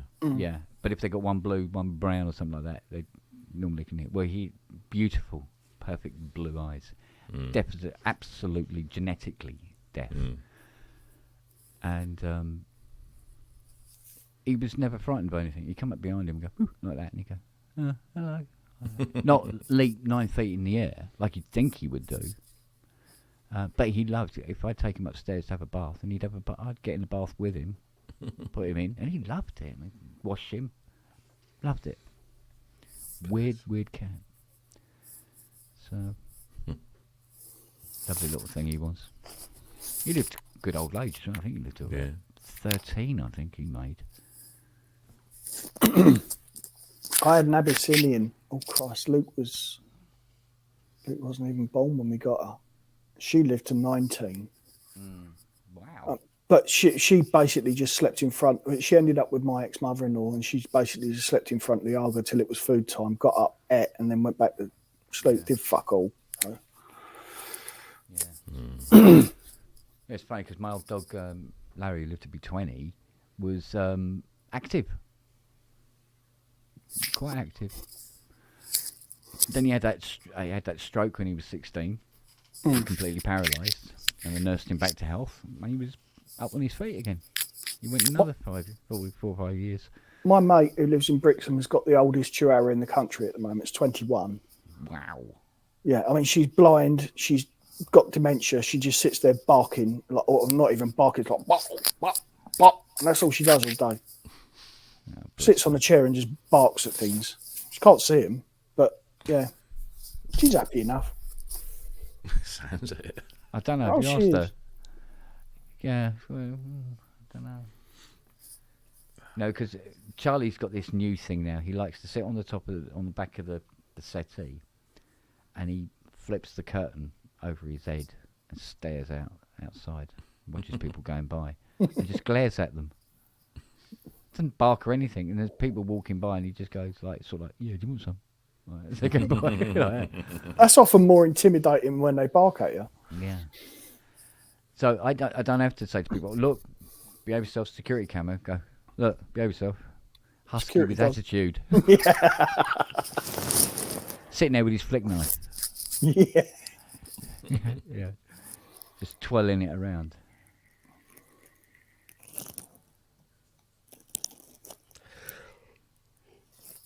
I'm surprised you're still awake, Rob. Yes, so am I. Oh, you Is missed he? it. You Is he, missed though? it. Steve Elbows and me, we got Kent's Rolly wirelessly connected to his Mac. Wow. Yeah. Yeah. I didn't realise there was 2 types of Bluetooth. Well, there's lots of different types. Yeah, well, we No, I I mean learned detected that it detected differently. learned MIDI Bluetooth tonight and how to. Yeah, there's Set a it difference up. between MIDI Bluetooth and Bluetooth. Steve was telling us how to do it in the chat. I was replicating it on this, and then Kent was doing it at his, and we got the fucking Rolly linked up, didn't we? Well, Yeah. WIDI just uses Bluetooth 5, but it has its own dedicated little controller in it. But it's essentially it's Bluetooth 5, which is also known as BLE or BL Smart. Well, if you turn the Bluetooth Bluetooth, is Bluetooth. yeah, if you turn the Bluetooth on your Mac, it won't find his Rolly. But you go into the MIDI studio and then do it through that, it will find Right. it. Yeah, but not through the other thing. It'll find the TV downstairs Yeah. and the trackpad, and that is it. Yeah. End Well, of. I didn't know that there was a routine for Bluetooth MIDI. Yeah. which was really weird. But yes. Yeah. So Kent got sorted, and I learned something. Yeah, and all I got to do now is remember to always look up in that top corner Because he's fucking at the updated menu that will be on the taskbar up there. yeah, in the corner that's about 75 foot away. Yeah, I need binoculars, but Yeah, so that was but like I said to Matt, it's unlearning the PC way and learning to do it the right way. well, at this point, with not having a PC in here and only a Mac, yes, I'll have to agree with that. Yeah. well, at least you're not doing an ollie and learning it the PCB way. Yeah. Yeah, that was a shit one, wasn't it? Yeah, they should be getting the wah wah wah or the death bell. There we Death go. bell. There we go. Oh, it got the death bell. So it was like really, really That's bad. really crap then. Yeah. Normally reserved for Mr. Longhurst. Yeah, where is that silly old bugger tonight? I don't know. He said, "Are you doing a pub tonight?" I said, "Well, I might do." Why? He said, "Oh," he says, "if you do, I'll come in." I mean, all right. Well, I am. So where the fuck are you? I don't know. It was Psycho Killer Oh, right, okay. that I caught the end of. Okay. Has she got over the whole Steve Davis thing yet? No, she's still loved up. Still Has down. your bank account recovered from her going shopping? Thankfully, she didn't spend too much. Well, that's all right then. Oh, Every so clear- cloud. Her name clearly isn't Fiona then. Or That's really Hayley. good. So, yeah. I'm still trying to get over that fucking email from Carbera. Because it's essentially saying, your Carbera hasn't arrived yet. Oh, yeah. I was going to go to the front door as well, so thanks for saving me the trip. When's it due? Well, another 2 weeks. So why they're sending me an email saying it's not coming yet because it's not due? Then why are you sending me an email to tell me that? Customer service over and above. Yeah. I know, because it worried me when it says your order has not been fulfilled. It's like I haven't done something. Get a blowjob last night. Yeah, exactly. Yeah. Oh, dear. Oh. The Two problem is he's in charge of the buttons. I'm just going to go and grab a... He gets to bet himself. Where's the Yeah, fun in that's that? it. Come Yeah, that on. was a Yeah. bloody good joke. That was fantastic. Where's was my the- fanfare? Yeah.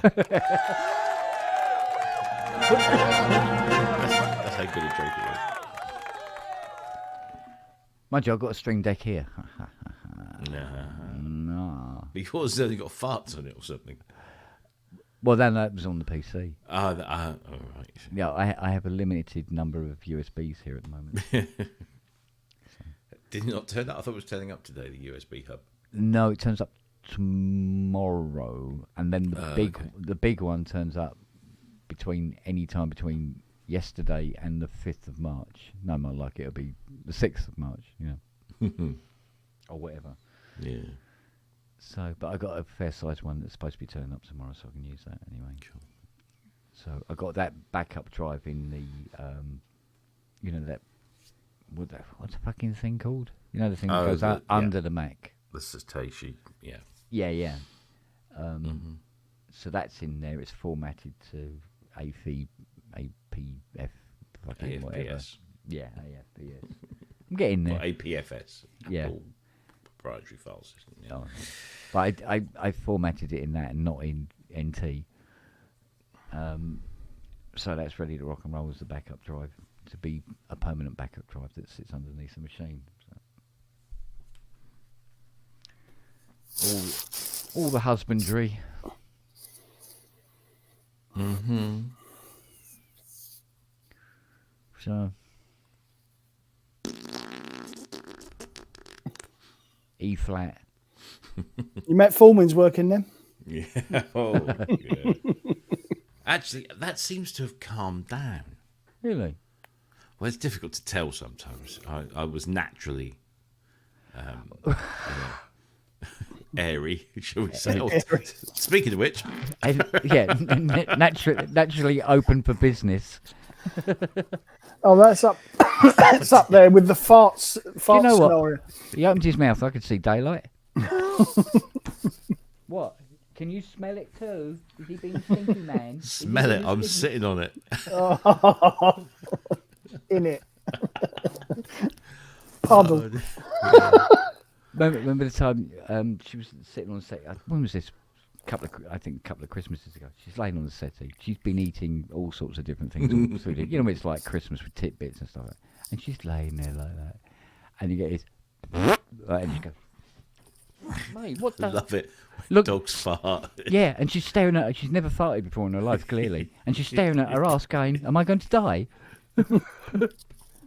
Scared the living crap out of her, poor The, lady. the one that used to make me laugh was when my Staffy was here. In the winter, she'd sleep under the quilt because she'd get cold. Yeah, yeah. But she'd drop her guts and then come out and stare at me as if, "So you dirty bastard."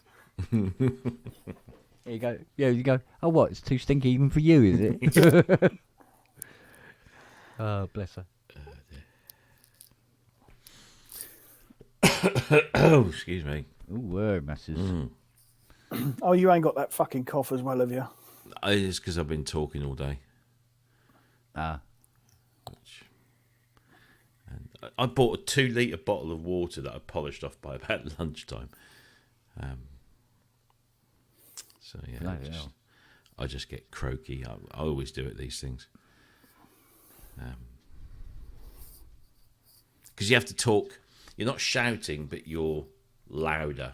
Yeah. You have to, because there's noise. project. You have to project, dear Yes. boy. Yes, absolutely. So that's all. Tomorrow I'll be fine. Tomorrow, bloody better be fine tomorrow.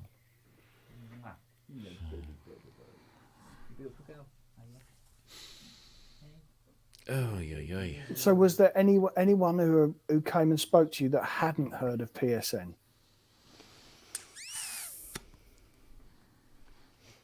I don't know. Maybe. I think I got us another subscriber today. Guy turned up. He's bought all my Behringer rack stuff. Oh right. He'd come for something else and he clocked these Behringer rack bits that have just been laying around for fucking years that never got used.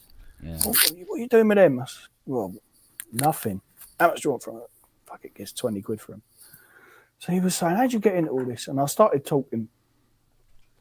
And then he clocked my, Jupiter 8.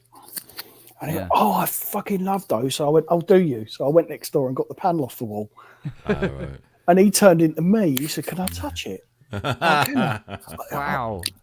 So then I started talking about PSN and Kent and yourself, Rob, and all that. And he was like, oh, he's primarily a DJ, but he does write stuff as well. So, yeah, I think I've got a feeling he might be jumping on at some point. Cool. Yeah, got to spread the word, didn't you? Yeah. My missus pissed me off because I had that banner made up, right? And it says the ProSynth Network show, and then it's got it's synthesizers, a bit like our graphics that we have in synthesizer. And then underneath it's sort of, it says news, reviews, discussion, whatever, blah. And then somewhere in the middle it says live every Friday night. But I thought, wouldn't it be good if we put a QR code on the thing, so that as people go and they say, oh yeah, because that's what the kids do, innit? Yeah. Allegedly. And my missus goes, you put it at the fucking bottom. As fucking good as that. I said, well, it's there. No, you need to put it right here. I'm thinking, yeah, you're right, aren't you? Jackie Puricelli, marketing manager. Yeah. PSN. So Put her on the payroll.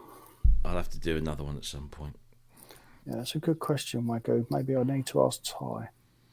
It's like this fucking Model D of Dom's that I was after has disappeared. So I made... I doubt if Ty knows where it is. Right, well, Margaret doesn't. Margaret doesn't either. No, she says it's not there.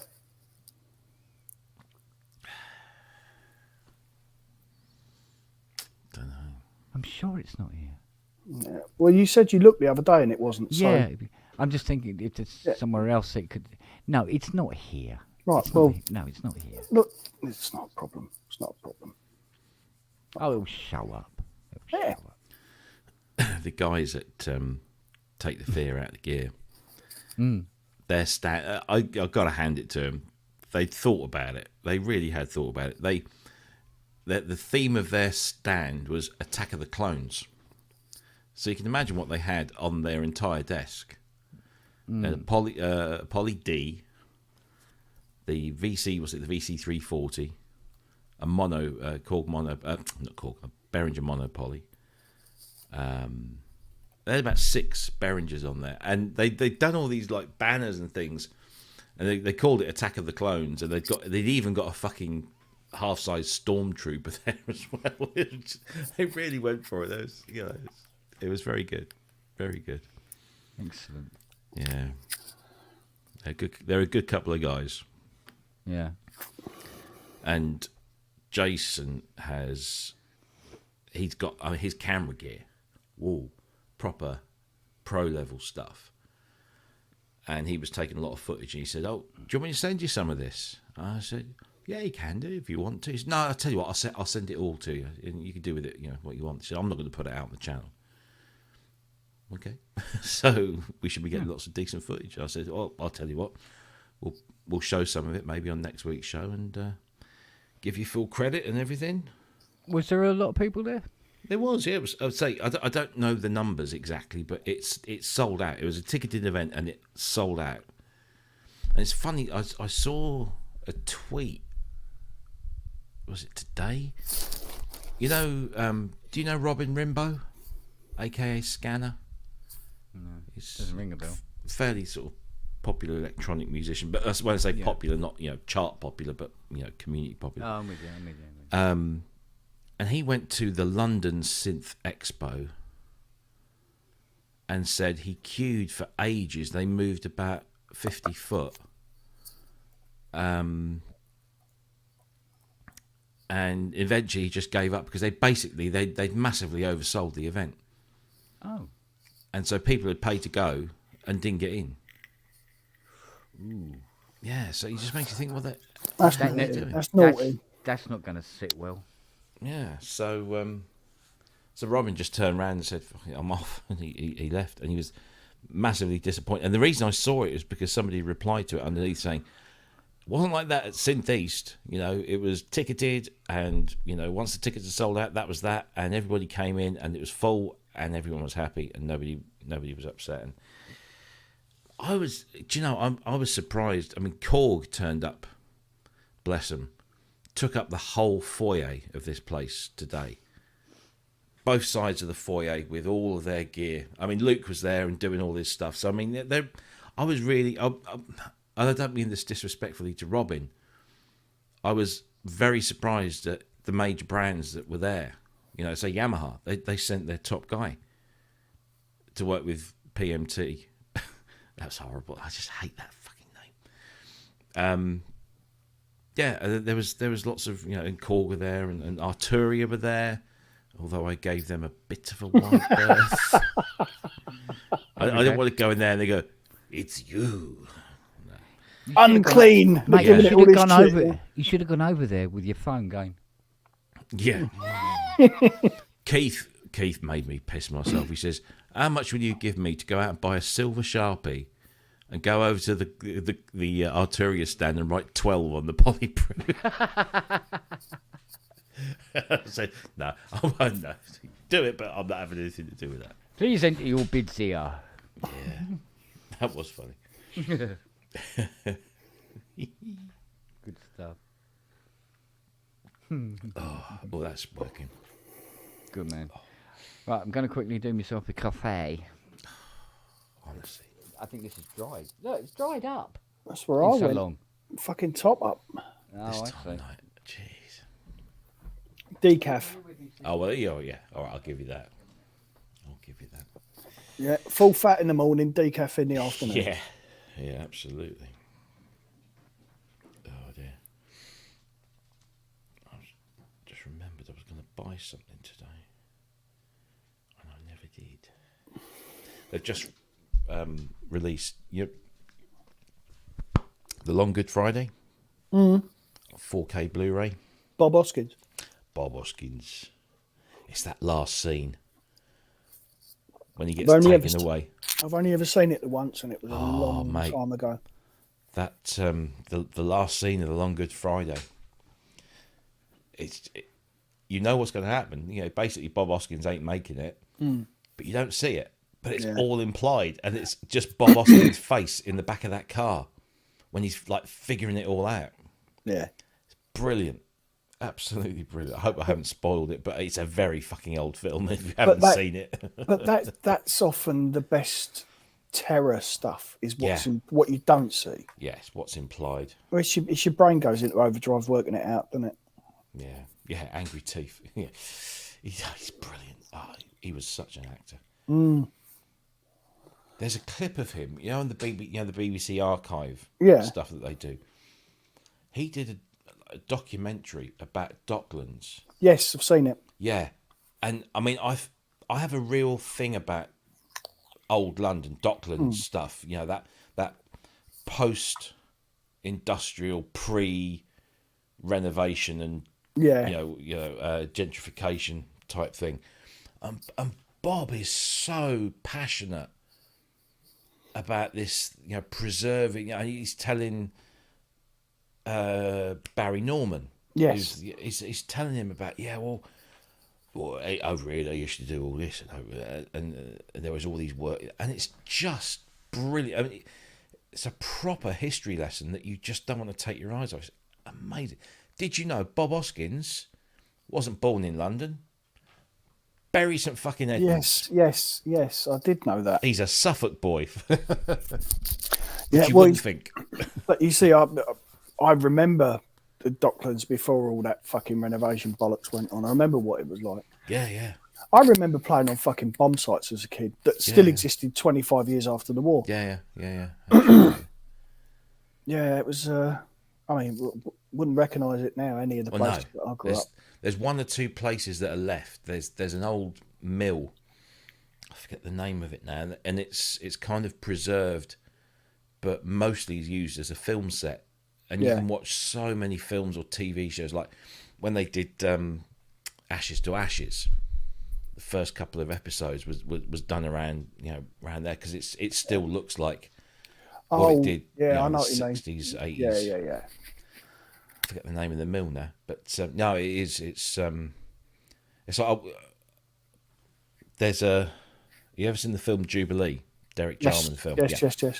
So there's a bit in there where Toyah and Little Nell and Jenny Runacre toss this body, Yep. and that is, where Shad Thames is. Yes. Yeah. So it's St. Catherine's Wharf or something. It's literally goes down the side of this thing.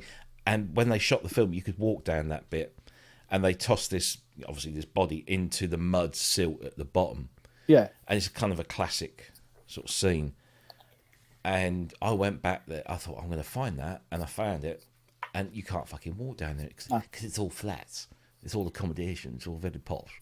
It was all changing. Well, the last time I went along my old stamping ground, the Old Kent Road, was 2005. That was probably the last time I was in central London. And we drove back from Earls Court because I'd been to see Duran Duran, which was a fucking shocking concert. Earls Court was it's the worst place for a gig in the world. Yeah, the sound was fucking horrific. Yeah. But we were driving along the Old Kent Road, and it's a big old fucking road, and I only recognised 2 points that I remember from my childhood, and it was like, shit, where's it gone? And apparently now they're redeveloping all the redevelopments. Yeah. So it's just, yeah. I wouldn't recognise London now. Apparently the Elephant and Castle has changed massively. Well, Yeah. I hung out there all my teen years. Yeah, I wouldn't recognise it now. Yeah, no. But it's the same everywhere, though. I mean, I'll go back to Norwich now. That's where I kind of did my early growing up. And I'm driving around there, and I'm saying, that wasn't even there last year, let alone 10 years ago. Yeah, There are obviously Norwich isn't quite as drastic yeah, a change, but it is. I mean, and they're talking about doing. So in the 60s, they built this shopping precinct called Anglia Square. And then off the back of that, they built Her Majesty's Stationery Office, right. HMSO. And it's big, brutalist, proper, 60s brutalist. Concrete. Yeah, Yeah. stunning. I mean, it's one of those things you either love it or you hate it. And they're talking about just knocking the whole, because HMSO bailed out of there years ago. And it's this wonderful kind of brutalist structure. And Anglia Square, I remember going around there, and it's massive concrete. It's just all concrete. And back in the 70s, it was like, oh, this is futuristic. Now it's a fucking dive. And I wouldn't actually be too sad to see the back of it, but it's brutalist stuff, especially 60s and 70s stuff. When I was going down to the O2 to see Peter Gabriel, I got a cab or Uber or something, and we drove past those blocks of flats. I forget the fucking name of them now, and they're brutalist in design. And you've got this massive, great block of flats, and then to the left of it, there's another tower, which is, it's the lift. And then each floor has this little horizontal bit that goes over. And it's the most beautiful design, but it's so utilitarian and brutalist. And there's 2 or 3 like that sort of around that area of, there's sort of Millwall and... Yeah, that's right. Yeah, Southwark Park. That will. Yeah. I'll tell you, the place I feel the most happy in London is Barbican. Yeah. It's just beautiful, just walking around all of that stuff, and it's just like, everything straight lines and big concrete things, and it's brutalist. I love brutalist architecture, but there's one piece of it that made me feel physically sick, and I can't explain why. And that was, I think it's a cathedral in a place called Royan in France. Oh, yeah, I think I know the one you mean. Fucking hell. I walked in there and it was just, I hate this. And it's proper brutalist concrete, fucking massive thing. Couldn't stick it. And yet the rest of it, love that sort of thing. Yeah. I get a proper hard on for brutalist stuff. I really do. Bit of concrete and Robbie's as stiff as a rock. Yeah, absolutely. What was that? Is it High Rise? The film with is it J.G. Ballard? I don't know. It's got Tom Hiddleston in it, and it's set in a sort of dystopian future, but everything is brutalist. Yeah, it's High Rise. And some of the building structures they found to use in that is just amazing. And it's I just, because I think it just kind of evokes a childhood memory of seeing things that were futuristic. Yeah. I mean, I know you can go into London now and you see all of the buildings they've thrown up in the last 20 years. From the Shard and the Gherkin and Ken's Testicle and yeah. What's the one that is? There's one that they call the mobile phone. There's another one they call the Philly shave, or the shaver. They're all these weird things. Oh yeah, that's fucking hell. That's the one at the Elephant and Castle. Yeah. And you know what? They're I like London's skyline because unlike many sort of like American cities, for example, where most of the buildings are just who can build the tallest one. I mean, New York has got, the Chrysler and Empire State and a few of the others, but mostly it's just like, who can build the fucking tallest one? Oh, no, there's London, a building behind the Chrysler now that goes well beyond it now, I know, isn't there? Yeah. Oh, the Chrysler, my absolute favourite piece of architecture. It's gorgeous. That's the... in London, there seems to be, I don't know whether this is deliberate or not, but it does seem to be people, they want to outdo each other in terms of style, not size. They want to create a really unique. When you look at the London skyline, because when I was down there, was it last summer? I spent a few days going to a couple of gigs and stuff, and we were in Canary Wharf. And then and we went to Shad Thames, and you can look back over Canary Wharf, and you see the different buildings they've got there, and you turn around and you see, you got Ken's Testicle over there, and you got the Shard, and you got, and it's not crowded and cluttered, and it's so different. Everything is unique, and everything makes you stop and look. That's interesting. You know, I like that. I remember being at work, and I was working at Surrey Quays, which is not far from Canary Wharf. And I remember being on my lunch break watching them top out the tower. Oh, right. Yeah. Yeah. Yeah, my uncle owned a flat down there. Fucking hell, that was worth some money. We were talking about it the other day. Yes. The BT Tower. I love that. Yeah. That's just been sold to a hotel company. What? Yeah. Well, let's hope they get the restaurant revolving again.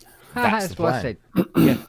That's what I I've said. still somewhere in a frame. I've still got the certificate from when I went up in the 70s. You went up that? Yeah. My dad took us up there. Yeah. Yeah, I've been up there.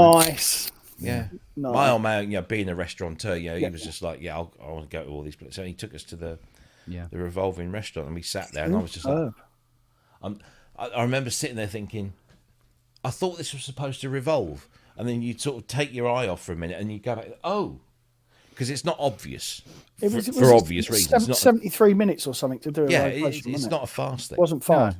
No, there's not people up against the glass like this. No, but you couldn't go up into. They shut the Bastard. viewing tower. There was a viewing level, but after there was a got bomb bombed, there, didn't wasn't it? Yeah. They shut that off, so you couldn't go up there anymore. So the restaurant was as far as you could go. But you That go was- to some. Go on. So have a look at somewhere like Dubai, right? In contrast, and it's London, but way extreme. Yeah. Because this is not just people wanting to build the tallest building. This is people wanting to build the most elaborate, crazy fucking shit. I mean, Well, you know the Burj Khalifa's built on plan, don't you? yeah. I've been up it. I mean, that was the thing. Richard Hammond did a series on big stuff, and he did the Burj Khalifa, and it was like, fucking hell. Yeah. It's an amazing thing. I mean, it really is an amazing structure. To see it from the bottom, and you look up, and you just think, that doesn't look so tall. But then when you're back in your hotel and you're looking at it, you think, fuck. Because what it is, it's really weird. Because it's so tall, you look at it, your brain says, well, I've seen tall buildings here and there, so this can't be much taller than that. But then when you realise the height of the other buildings is as tall as those buildings that you've seen, and this is double the fucking size... And even when you go up it, I mean, the public viewing platform, I think, is on the 125th floor or something like that. And you're up above everything else. Yeah. And on certain days, you're up above the clouds. And you're looking down, and it looks amazing. Dubai at night is just stunning. There is another viewing platform about 9 more floors up, but you have to pay extra. And yet it's kind of an exclusive thing, so it's not just anybody can go up there. But yeah, it's a stunning. I mean, stunning. I like looking at videos of like people going up onto the aircraft lamp at the top of the bloody thing. But they make me feel sick because it's just like, fuck it, no. Well, there's that one they did an advert campaign, didn't they, for Emirates Airlines, and they got a stewardess and they stuck her on top of the aerial at the top of the Burj Khalifa. Fuck that. Tom Cruise did it as well, I think, Yeah, I wouldn't surprise. because they filmed parts of one of the Mission Impossibles. It was the Burj That's Khalifa, right, yeah. and I think he went up at the top as well. It's fuck that shit. Nah. I mean, I don't mind doing it. I don't mind going up it because when you go up the Khalifa, it's just like you wend your way through this thing. You get into a lift, you go up, you go onto this viewing platform. It's all very secure, big glass walls, so you don't obviously throw yourself off. It's going to have to be a metaphor. It really is. You take it up the Khalifa. Yeah, as long as it's not Mia Khalifa. Yeah. But because underneath or at the base of the Khalifa, you've got the Dubai Mall, which is this massive shopping mall, and that's when you start to see what Dubai is kind of all about. Yeah. Because you see a lot of the locals, and the women are walking behind, pushing all the shopping carts, and the men are all in their robes, doing their thing. The wealth is rather sickening. Yeah. But at the same time, it's also kind of mind blowing, you know, because you just it's the weirdest. It's of all the cities I've been to, it's the one with the most, you know, sort of the two extremes of, you know, absolute, you know, opulence and, you know, glamour and style, and then the other side of it, you know that, you know, how many hundreds, maybe thousands of people have died and basically been slave labor to put all of this up. You know, it's an odd place to kind of reconcile those things. But, Well, I I thoroughly recommend visiting just once, you know. I'll tell you what, there's a very unhappy Fiona downstairs. Oh dear, Yes. why is this? Well, I went down to make the coffee, and she's going, "Have you seen this?" I go, "What?" She goes, "This." Points at the TV, and I'm watching this thing, and there's these people dressed in Indian gear singing to each other, and lots of other people standing around, and it's like a, how would you put it? It's like a musical, right? Okay. And I'm going, right, like this. And I go, so she goes, it's Disney-fied, like that. I went, yeah. So what is it? It's sort of like the live action version of The Little Mermaid. And she went, no, it's the Marvels. Oh, I've watched that. Yeah, and it's got a I bloody go, great.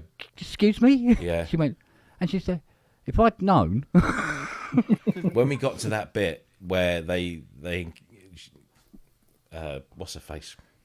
Captain Marvel takes them to this planet where their language is song, and as soon as I heard that, I thought, oh fuck, they put a musical, and it was just like, oh, I can't wait for this fucking this sequence to be over. It's just really, oh, come on. Are you trying to appeal to an audience that badly? It just didn't. I mean, the rest of the film was actually quite good. Yeah, but it's a film written by executives. Yeah. Let's tick a few boxes and yeah. Even my missus, who likes a good musical, she's like, really, in a Marvel film? Oh no, Fiona loves a musical, but you know, be a musical Yeah. and be done with it. That Some great musicals. Yeah. Oh yeah, absolutely. Fiddler on the Roof is my favourite. Sound of Music. Yeah, she loves it. One of the Yeah. greatest war films ever. Yep, yeah. The Nazis win, by the way. I watched another episode of Masters of the Air tonight, which is actually shaping up to be really good. It's Band of Brothers, but you know, with pilots instead of soldiers. It's very good. And Austin, whatever his name is, Austin Butler. He's too fucking good. I like him, but I hate him, you know. I see, yeah. But the other guy that plays like one of the major roles in it is an English guy, and he's really good. I mean, really good, very convincing as an American, you know, as a cocky American pilot. You know, it's a really good series. It's really good. It's like I watched that. Was it Bullet Train again the other night? Is it Bullet Train or something like that? What's his name? Brad Pitt. Man with Beard says Breaking Glass. That was a fucking. Cracking music. Do you know the film I mean? No. Something I think about I've a train heard- load of assassins and. Oh. Am I thinking of the same thing? With- Something's ringing bells, but Her they're with not- the snake venom that makes you bleed from the eyes, and Oh, you got no. those two London blokes. Two London blokes. Yeah, What, literally. Matt? Well, it might as well be. And they were, I think they were probably the best thing in the film, actually. And they're trying to get this case. It Yeah, rings it's Bullet bells, Train. but they're distant bells. They're sort of like, you know, Yeah. DX7 on half That's volume. fucking, it's bells. hilarious. Gonna love it. What was the Somebody probably saying something ringing bells. Oh, Fucking DX again. Do you know what? I did that a few times today. People were saying, "Oh, can you give us like a demo of what the DX1 can do?" So I'm like flicking through some patches, and I get to one. I go, "Of course, it's obviously, you know, bell sounds." And I play the bell sounds. I look at them and they're going, What do you mean, obviously? Oh no, Seriously.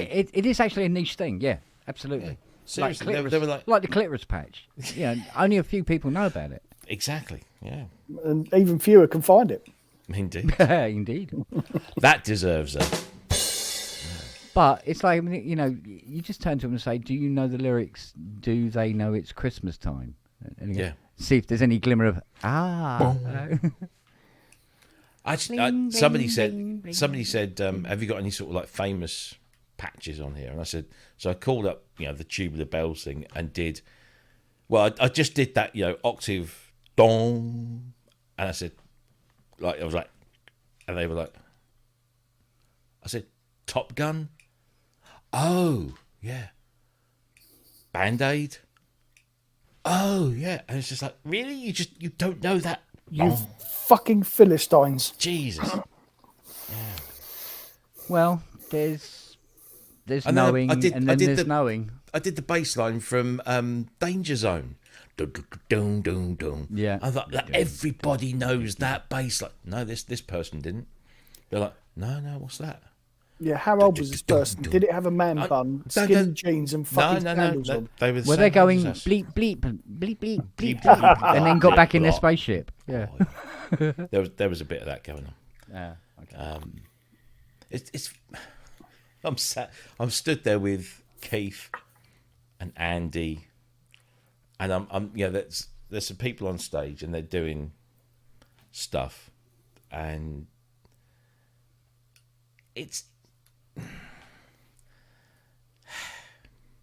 it lacked structure and melody and all the things that I really, really like. And I get that that's me, and that other people like randomness and ethereal and all that kind of stuff. Yeah. But Andy's like, really, he stood there and he's probably, Friedrich Nietzsche was really getting into it all. And he's like bopping his head and he's shuffling his feet. It's And I'm sticking, just like- isn't it? I'm just like, I keep hearing different rhythmic patterns, but none of them are in time, or certainly don't seem to be in time. And I'm just like, because I'm like, if I hear something rhythmic, I'm looking for patterns, I'm looking for sequencing, I'm looking for structure, and I'm not hearing it. and I said to Jackie, I said, what do you think of this? And she goes, okay, all right, okay, I get that. But some of it, look, I admit, some of it was brilliant. I think Jason Jervis's and Robin Vincent's one was very good, and actually Gaz's one was very good because Nina was doing a lot of acidy, like 303 bassline stuff, and it was proper. It took you right back, sort of like late 80s, proper. Like somebody actually said to me, they sort of leaned over and said, "This is what was his name? Higher State of Consciousness. What was that? Was that who did that? Somebody in the chat will tell me. But it was very acidy, and it was like, yeah, this is properly good. There was a proper beat going on, fall to the floor, and there's like, So like fat boy stuff, basically. yeah, it was just Josh like Wink. Josh Wink. That's it. Thank you very much. And that was quite. But then there was other bits that were a little bit like Mylar Melodies and Steve Davis. Their thing, it was all right, but it just seemed a little bit unfocused. Disjointed. Yeah, not bad, just unfocused. Maybe something had dreadfully gone wrong and they were trying to cover. You'd never know, though. That's the thing. Yeah, You'd never thing. know. You'd never know. Yeah. And there's me. And all I want is structure. That's all I like. I like Yeah. structure. Yeah. Even if it's like 13/9, but I want structure there. I want something that I can go, okay, yeah, I get that. But no, it was great. It was really good. There was one guy who did a turn, shall we say, on his own, and he'd got an emu. Do you remember an emu? Well, Creative Labs really, but they branded the emu these little like 25 key controllers. He had one of them, what looked like a Sony Discman CD player, a Game Boy, an actual Nintendo Game Boy, and then a little white box sort of in between. Right. and all he played was what I would say was sort of mid-90s video game music. And whilst it was a tune, and it was a recognisable sort of melody and stuff going, I'm just thinking, we've moved on. The chiptune thing is, I don't really get it. I don't understand the obsession with it. However, there was made a resurgence, hasn't it? But yeah, I mean, look, there's Sonicware's Mega Synthesis thing, is all about that. But this was just like listening to greatest hits of Game Boy. No, it seriously was. Wow. And he was playing a Game Boy. Obviously, it'd been, butchered somehow. I don't get all that shit myself. But it was total Game Boy stuff. But yeah.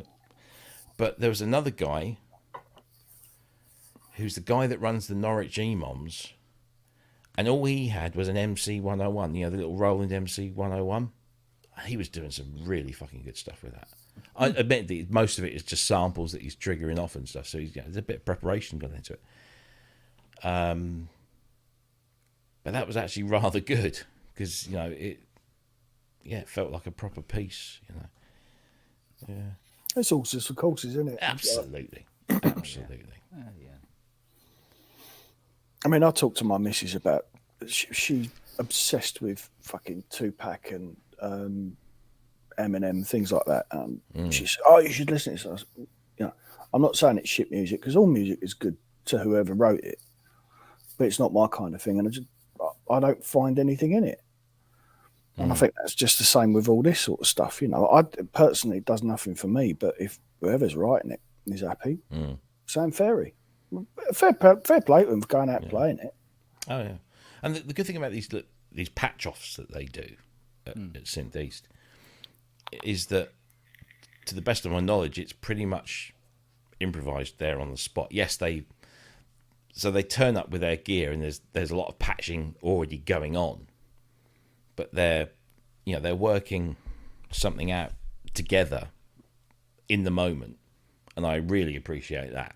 That has to be fun. I wouldn't mind actually being able to do something like that myself. I wouldn't know my way around a modular synth if it came and bit me on the nipple, but I can appreciate that. I can appreciate that sort of improvisation. I mean, I fire up something like Voltage Modular or VCV, look at it and go, nah, fuck that. The idea is not to look at everything at once. That's the trick. Yeah.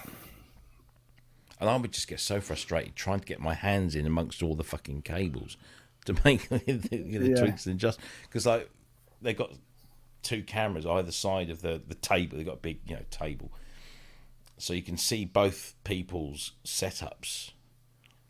And was it Robin or was it one of the other guys? And they just turned up with a big Bifaco case full of whatever it is they've got in there, and already it's a jungle on the surface. I'm just like, I mean, my brain don't work like that. At what point do you lose track of what you've done? Oh, it's really easy. Because for me, it would be like I have to know what's going. I have to be able to visualize the patch. And with modular, it would just be like, oh fuck no. Yeah. I couldn't do it. Yeah. I think you have to be of a particular very much so mindset, don't you? I'm sure I spent time with it. And when I speak to people, when I speak to like Mr. Brooks, he tells me why he loves it so much. He tells me that it's the fact that I can create something that I can't recreate tomorrow because I've unplugged it. Yeah. Or he tells me it is the randomness, it is the in the moment type of thing, and I totally get that, but I don't think I could work in that sort of environment. So because technically modular presets are just photographs. Yeah, quite. Yeah.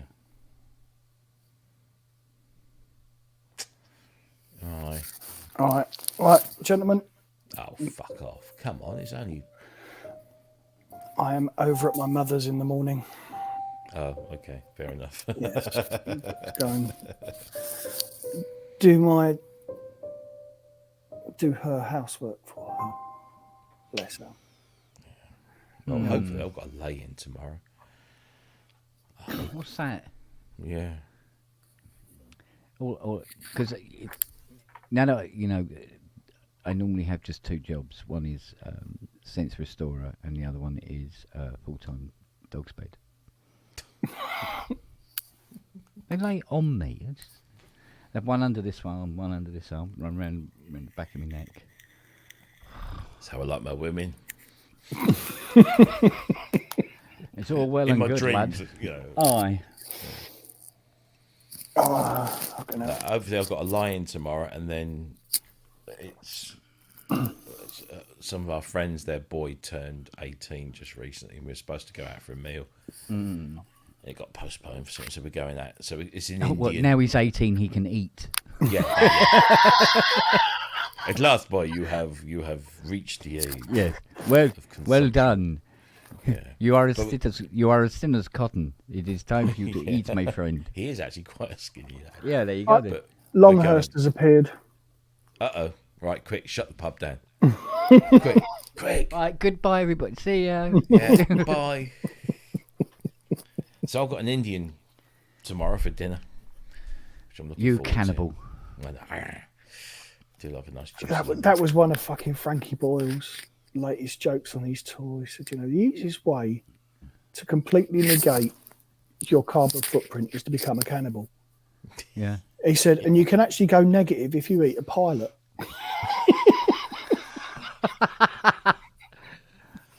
Wow. Fucking slaughtered me when he dropped that one. Yeah, but somebody else has to eat the other pilot. You can't. Oh, yeah, that's true. You can't Well, eat both pilots because one of them could be poisoned. depends how hungry you are, doesn't it? Yeah. suppose. Right, hopefully I'll get a couple of hours sleep before the Go morning. on, fuck off. Jesus. I don't know. These lightweights. I don't know. Oh, come on. I've done over 4.5 hours. That's fucking good for me. It's good for you, actually. You have done well, my son. Thank you, sir. Right, gentlemen. All right, mate. Catch up with you soon. Take it easy, Nice. pal. See you later. See you Good night, later. bro. Bye-bye. That's just me and thee. All right. It's the usual, isn't it? Yeah. He's approaching children's feet age like the Amish. What's that? Children.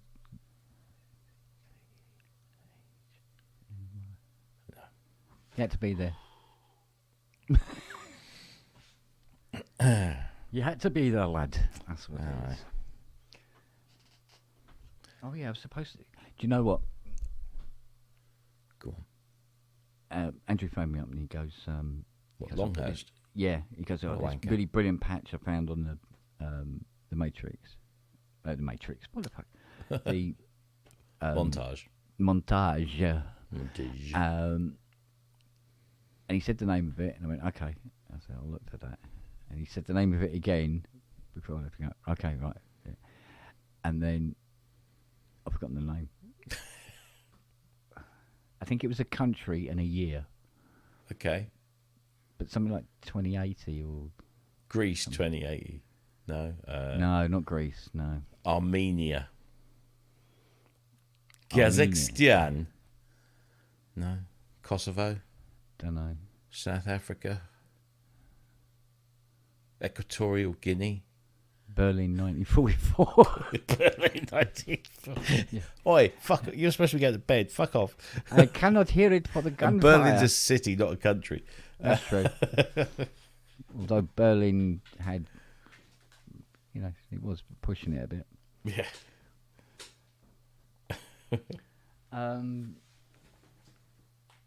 Not Mexico. Guatemala. The patch sounded like a World Cup. It's Ecuador. Ecuador 2080. Yeah. No. I think the 2080 bit's right, but I really honestly, I can't remember if it's Argentina or Paraguay, Bhutan. Yeah. Bahrain. Bahrain, yeah.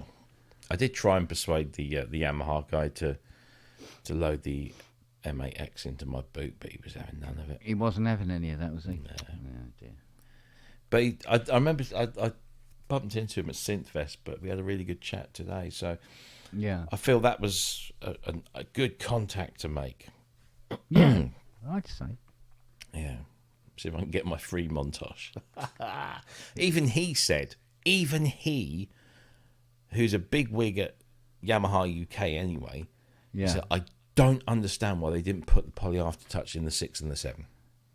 He said, that's just mental to not do that. And I'm like, yeah. Well, it would fulfill the range, Yeah. you know. He said, why didn't we do it? Because the driving it towards the top end only, from a marketing point of view, makes sense, but it doesn't really make sense to the range as a whole. Yeah. And it you know, it's sort of like it skews that a bit because of it. So He I don't also said, we went to, when I say we, he was talking about, he said, we went back to Yamaha Japan and said, you need to make full-size versions of the reface stuff. And Yeah. they never did.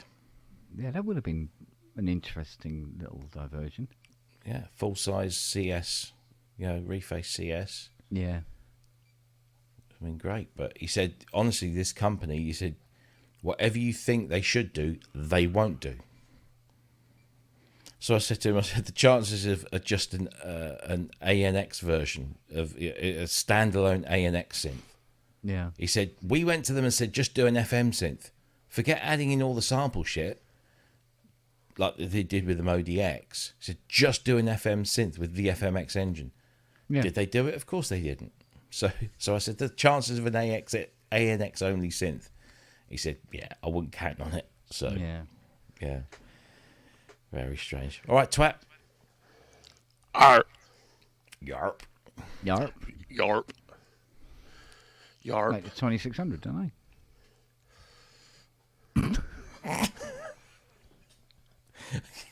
Still think that's dear. they? brilliant. It's still funny. Oh dear. Oh dear. Oh dear. Oh. Oi, oi, oi. So bad. Am I making any noise? Unfortunately, yes. There we go. Go on, in. Good. That's better. Yes, Now we can hear you talking. So, you yeah. poor things. I'll leave now. Obviously, ground's a good taste. Oh, yeah. All that. Where am I? Oh, that's why I can't hear shit. Ollie says that's so bad. I love it. It is. I saw that. I was in the middle of the fucking thing today. And, yeah, it just cracked me up. Yes. Yeah. Is Justin in the chat? Haven't seen him.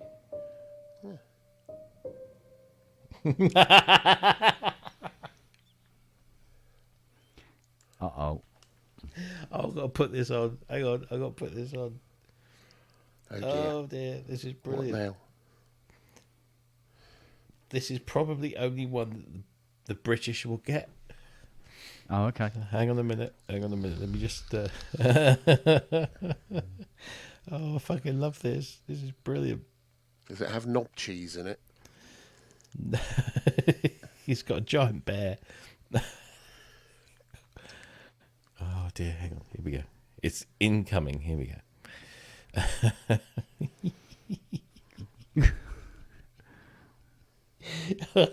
This is great. Here we go. Okay.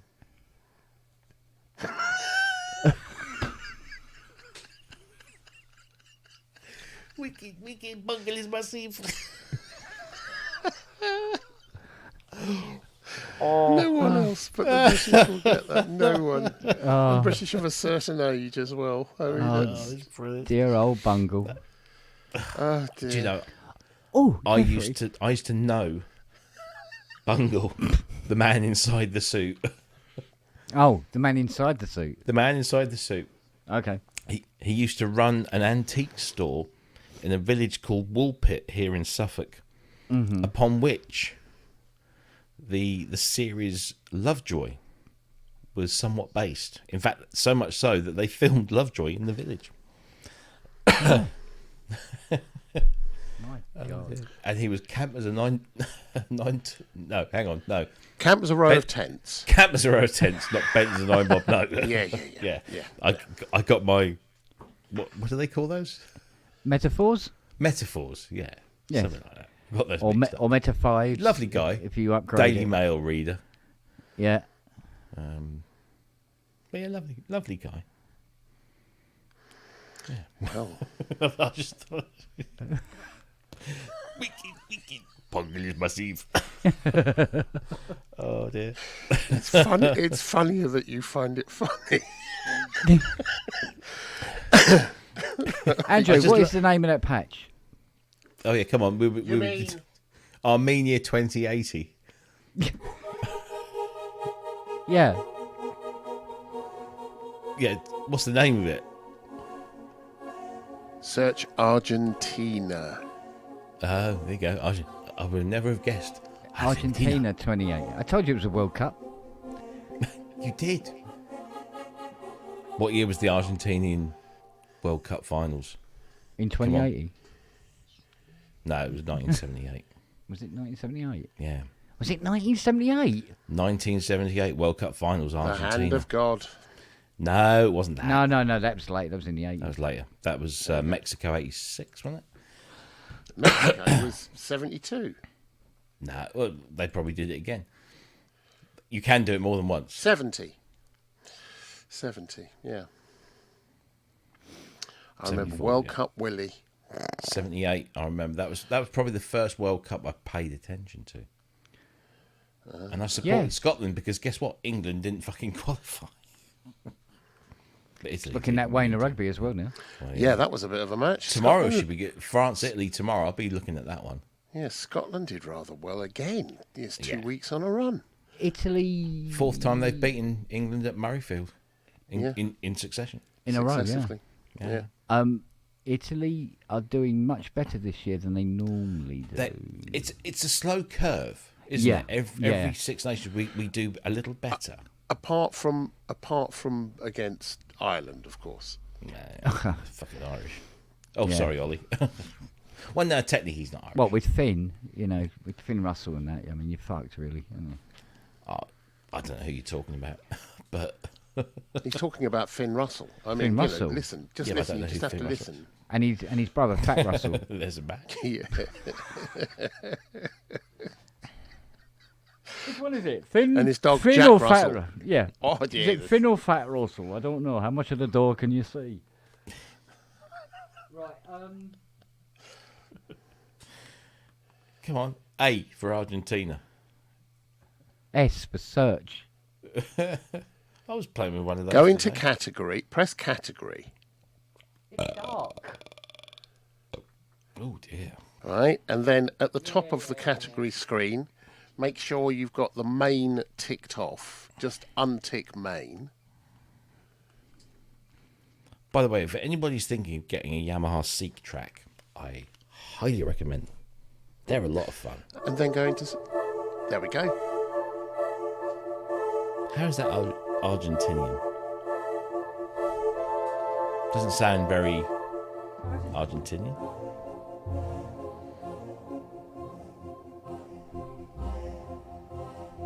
Nice, but it doesn't sound Argentinian. It doesn't sound Argentina. But there was a patch underneath it called Argentina.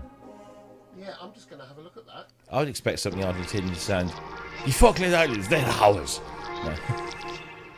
What the fuck is that? Okay. Sounds like somebody put a Hammond organ through a fucking mincer. Yeah, no, Are you using an expression pedal with it there, Paddy?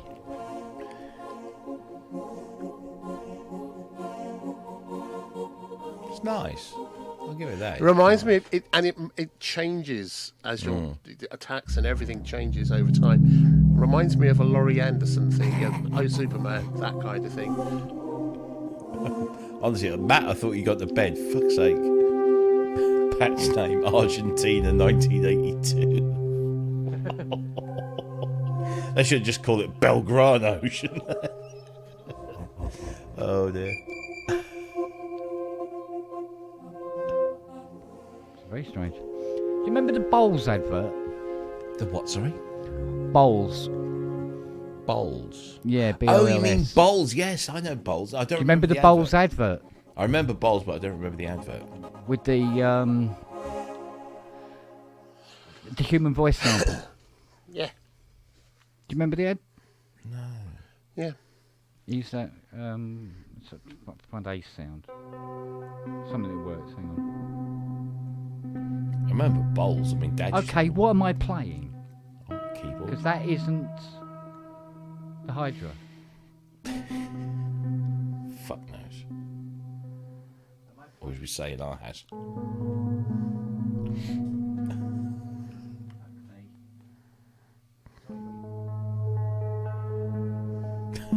That's got oh, gee. Fucking, I'm going to put labels on stuff. Oh, I know what it is. It's twat. Hang on. Twat. Yeah, What a twat. fucking asshole. What a twat. Oh, Yeah. what a twat. I'm playing this.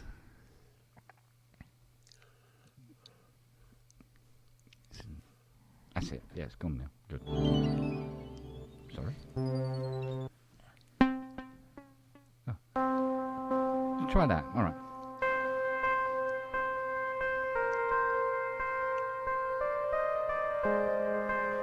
Okay.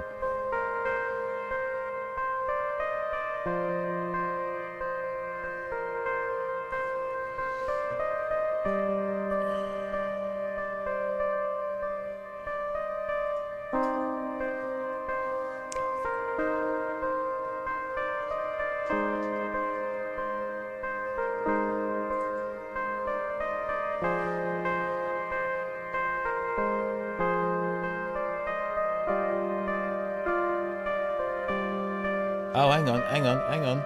Got it? Hang on. But it was all bowls.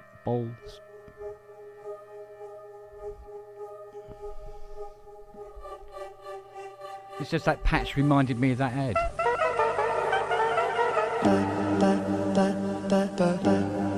Okay. That's it.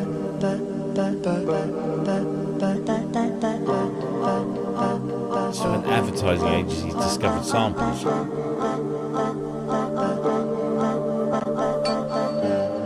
I don't remember this.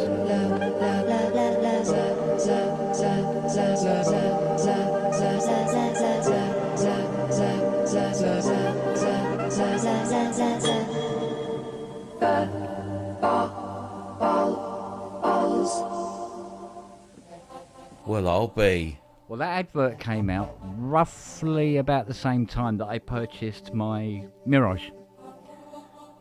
And I was playing that fucking thing every day. I was like, yeah, I can do it as well. Ah, I've caught up with everybody. Yeah, like that. But of course, that was probably an E2, possibly an E3.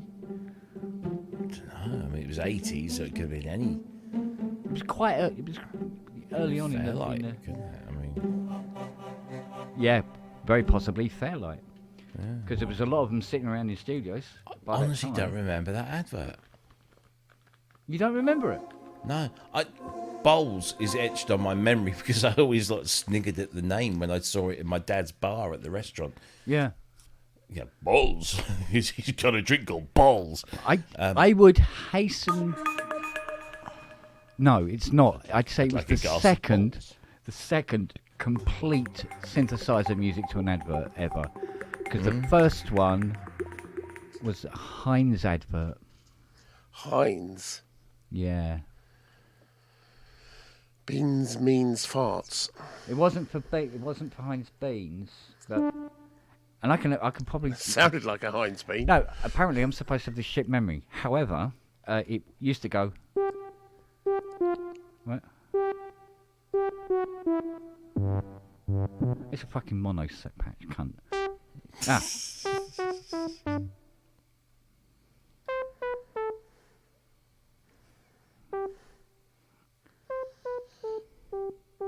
So that shit memory you were talking about. Now, hang on a minute. I just got to find the key. Fuck you.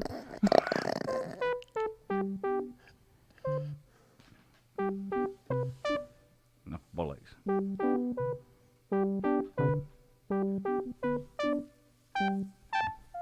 that was it.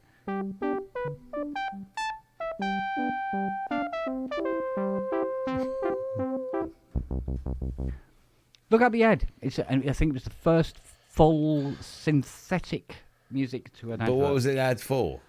Heinz something. Heinz synth ad. No, it was it's salad the- cream. It was Heinz Oh, salad cream. It's the depth Heinz of knowledge salad I love cream. here. Yeah, not beans. That's that twat down there going on about beans through me. It's Heinz salad cream or salad dressing. Salad cream. It's got to be salad cream, isn't it? Oh, why don't you just drop that and set fire to the gaff? I've got to light it first. Oh, okay. So wait, let me light it and then drop it. Right. Then I'll insult you. No, that's definitely not it. Heinz salad cream. What would we do without YouTube? It's the ultimate. I remember when. Learn. It's not that. It's definitely not that.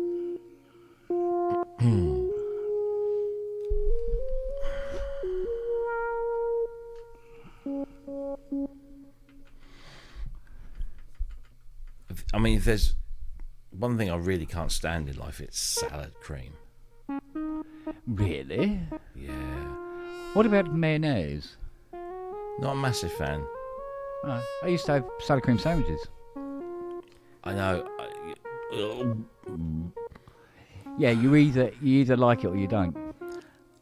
I sometimes wonder whether the name salad cream felt like a bit of a Jizz. yeah, it felt a bit of like a misnomer. It's like you're trying to entice me with cream, but then it's salad, and I don't Yeah. like salad. We want to make it more appealing to people. We're going to call it salad spoof. It's Yeah. it's cheap Salad mayonnaise jizz. with lots of vinegar in it. That's what it is. Is it? Oh, Well, essentially, yeah. Yeah. My wife loves it. I can't stand the stuff. Takes paint off cars, no problem. I'm going look. through a ton. Matt's still in the chat. Is he? I know, Is he's he got a typing from nosebleed. bed? He's got a Typing from nosebleed. bed. He's got a nosebleed, apparently. Got a Really? nosebleed. Yeah, got a bleeder. Stop sticking knitting needles up your nose. Matt, just stop it. Mate, really. Top tips here on the pub. Had a fight Every with a mirror. advert I'm looking for salad, Heinz salad cream You're not coming really up. still looking. with horrible stuff. Oh, good. It's Yet just you like- persevere. I'm not finding anything Oh, that wait. resembles That's a what you shame. played. All right, hang on. It might not be salad cream. It might be sandwich spread. Heinz be sandwich spread. Okay. Which was like, In the 1980s, yeah? Yeah. it was like cold Heinz. baby nappy. I know, shite. yeah, it is. Honestly, if they could put it in a jar, they did back then, didn't they? Yes. Yeah. But if eventually they did it in a squeezy bottle, but it looked it kind of looked like a very, very sick animal having a shit. That's exactly. It tasted like that as well. Yeah, well. Yes. Puke in a pot says, Matt, Puke. Matt, just go and deal with your nosebleed. I mean, really? You little bleeder. Yeah. Stop threading spaghetti up your nose.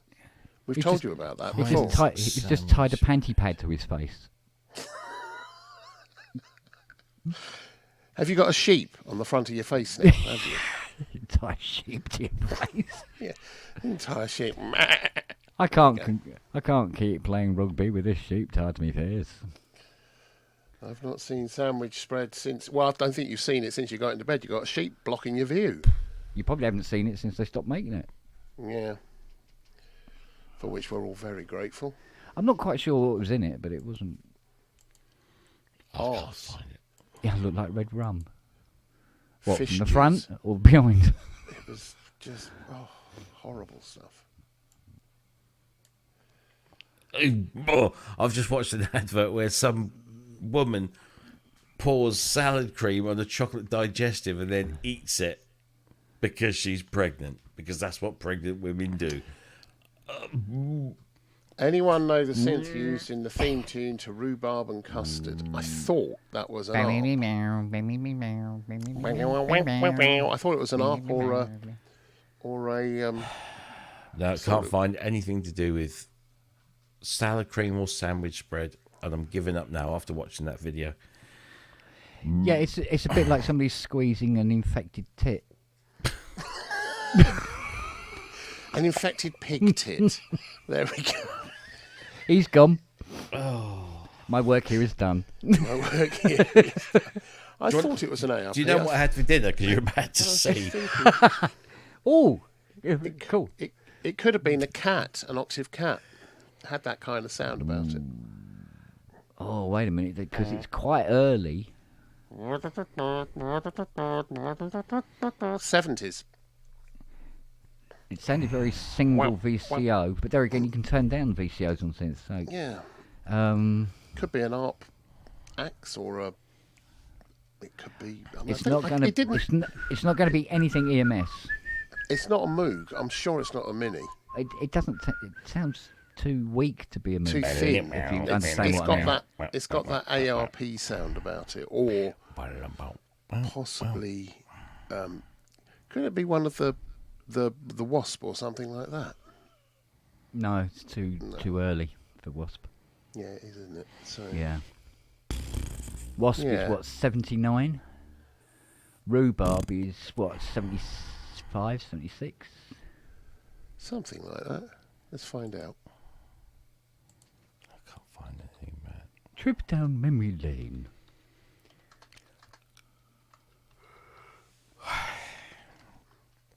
Oh, fucking salad cream and chocolate digestive. What the fuck were they thinking? Oh no, that's wrong. Yeah, but Even she I eats think it. that's wrong. She actually eats it on the camera. I mean, it's not like they imply. She actually pours salad cream onto a chocolate digestive and goes like I know that. women And then eat 1974. the camera there you pulls go. out to show that she's pregnant. Like, that's a fucking excuse to eat a chocolate digestive with salad cream. What the fuck? So if it's an ARP, it's a 2600. Yeah. And it theme could tune very was well written- be. The theme tune was written by Johnny Hawksworth for DeWolf Music. Based in. Well, it's UK.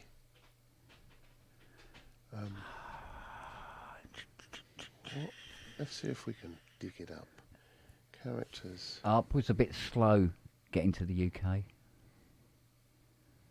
Unless the guy brought it over with him, of course.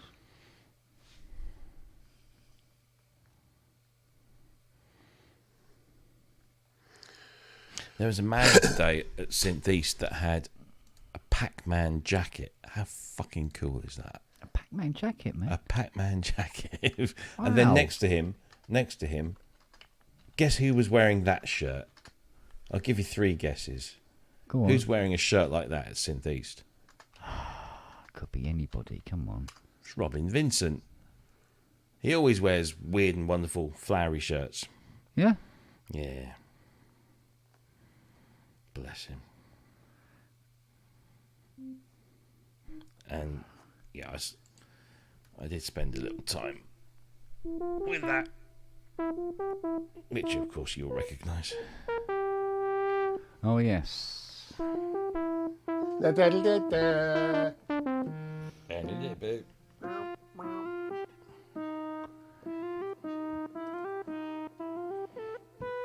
Dear me.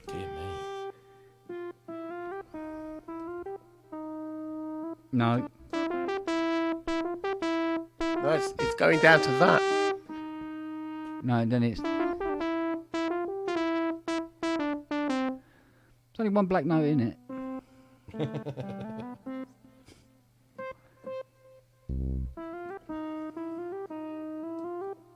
Oh, you might be right, actually, thinking about it. Well, hang on, I've got it on I YouTube. think you might be right. It might actually go sharp. It is those notes, but it sounds like it's a distorted guitar. It does sound like it's a distorted guitar, doesn't it? Yeah, it's a guitar. It's not a synth at all. Ah, Do you know what? is it an ARP avatar? 74 is too early for an Avatar. Is it? isn't I don't know. I think it might just be a distorted guitar. Yeah. I'm getting confused with this and Noah Ranelli, Ah, right. Okay. I think. Okay. So, Noah Ranelli. Let's just put that in, which I loved. All aboard the Two of Kent's Skylark! dogs. Pardon? It's two of Kent's dogs, isn't it? Noah and Nelly. Yeah. True enough.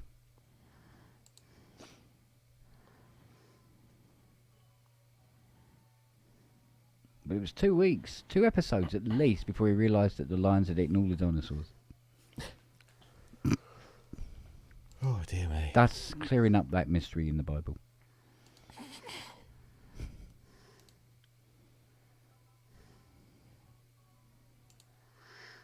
Right then. Just doesn't sound right. No.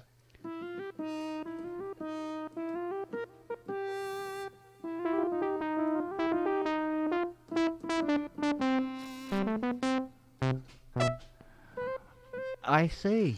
Yes. Yeah, 'cause now you play it, yeah, distorted guitar. Yeah. That's that mystery sorted.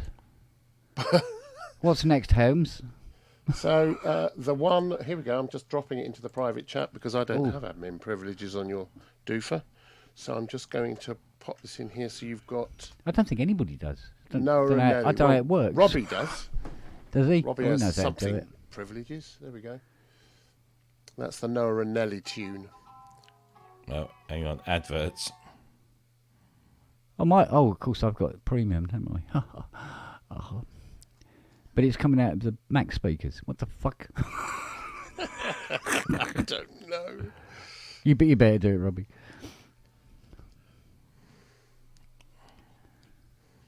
Gee, I don't even remember this. You know, it didn't run long, I don't think. Oh, Noah wrong Ranelli. Mm. All aboard the Skylark. Oh, I remember it well, but I don't think it ran long. It didn't. It's like Hector's House didn't run long. Yeah, but I remember Hector's Madame house. Jar Jar. Here we go. No, Kiki the Frog.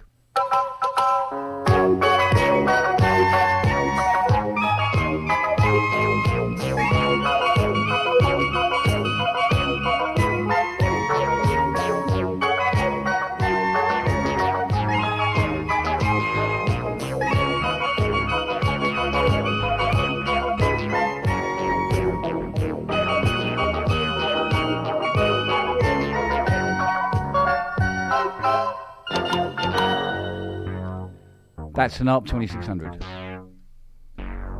For 2 reasons. One, it sounds exactly like a 2600. And Yeah. secondly, it's doing duophonic, Yeah. which the keyboard was capable, well, the Mark II keyboard was capable of doing duo. Or, it's an ARP Odyssey. That's kind of where I was with it. But ARP Odyssey 2600, good luck. They are technically exactly the same as each other. That one's 3 VCO, one is 2. Tell you what, writing themes back then was fucking easy, wasn't it? Yeah. C, G, C, G.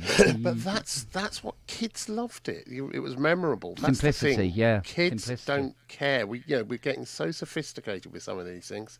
Kids don't care if it's Yeah, a but good some story. kids' programs did have complex tunes. Yeah, they did. Like the one to Words and Pictures.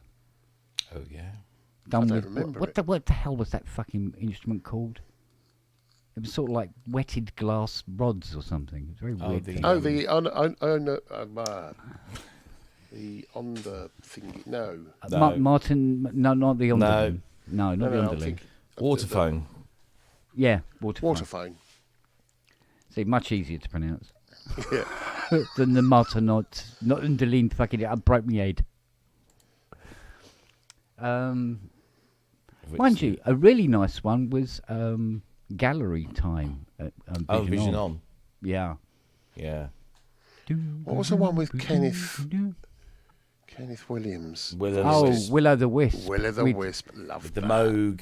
Or the With Moog Yeah, dog. the Moog. And of course, they had a dog called Moog. Yeah. weirdly.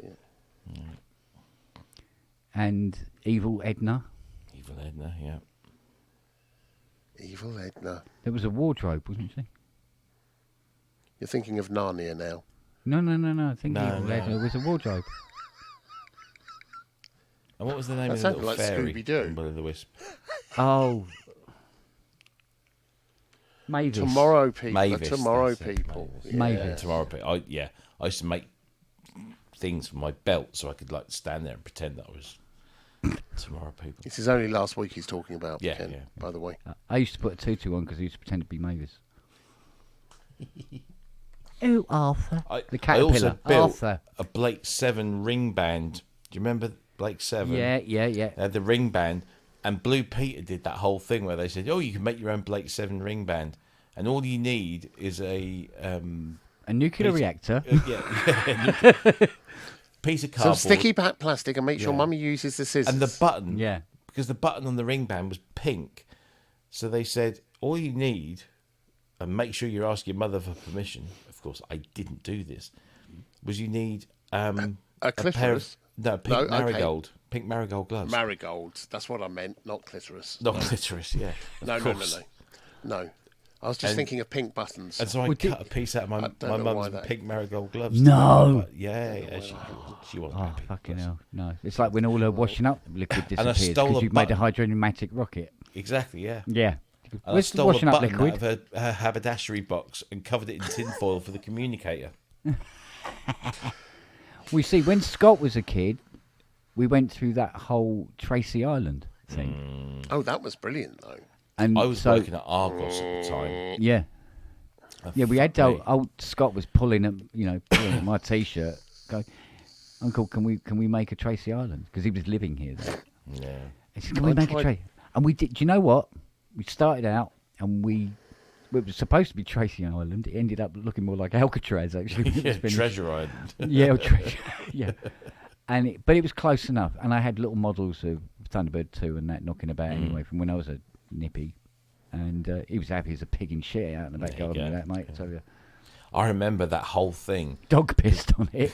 It fell apart. I was working at Argos at the time, and every time it used to be just like one Tracy Island would come in, Yeah.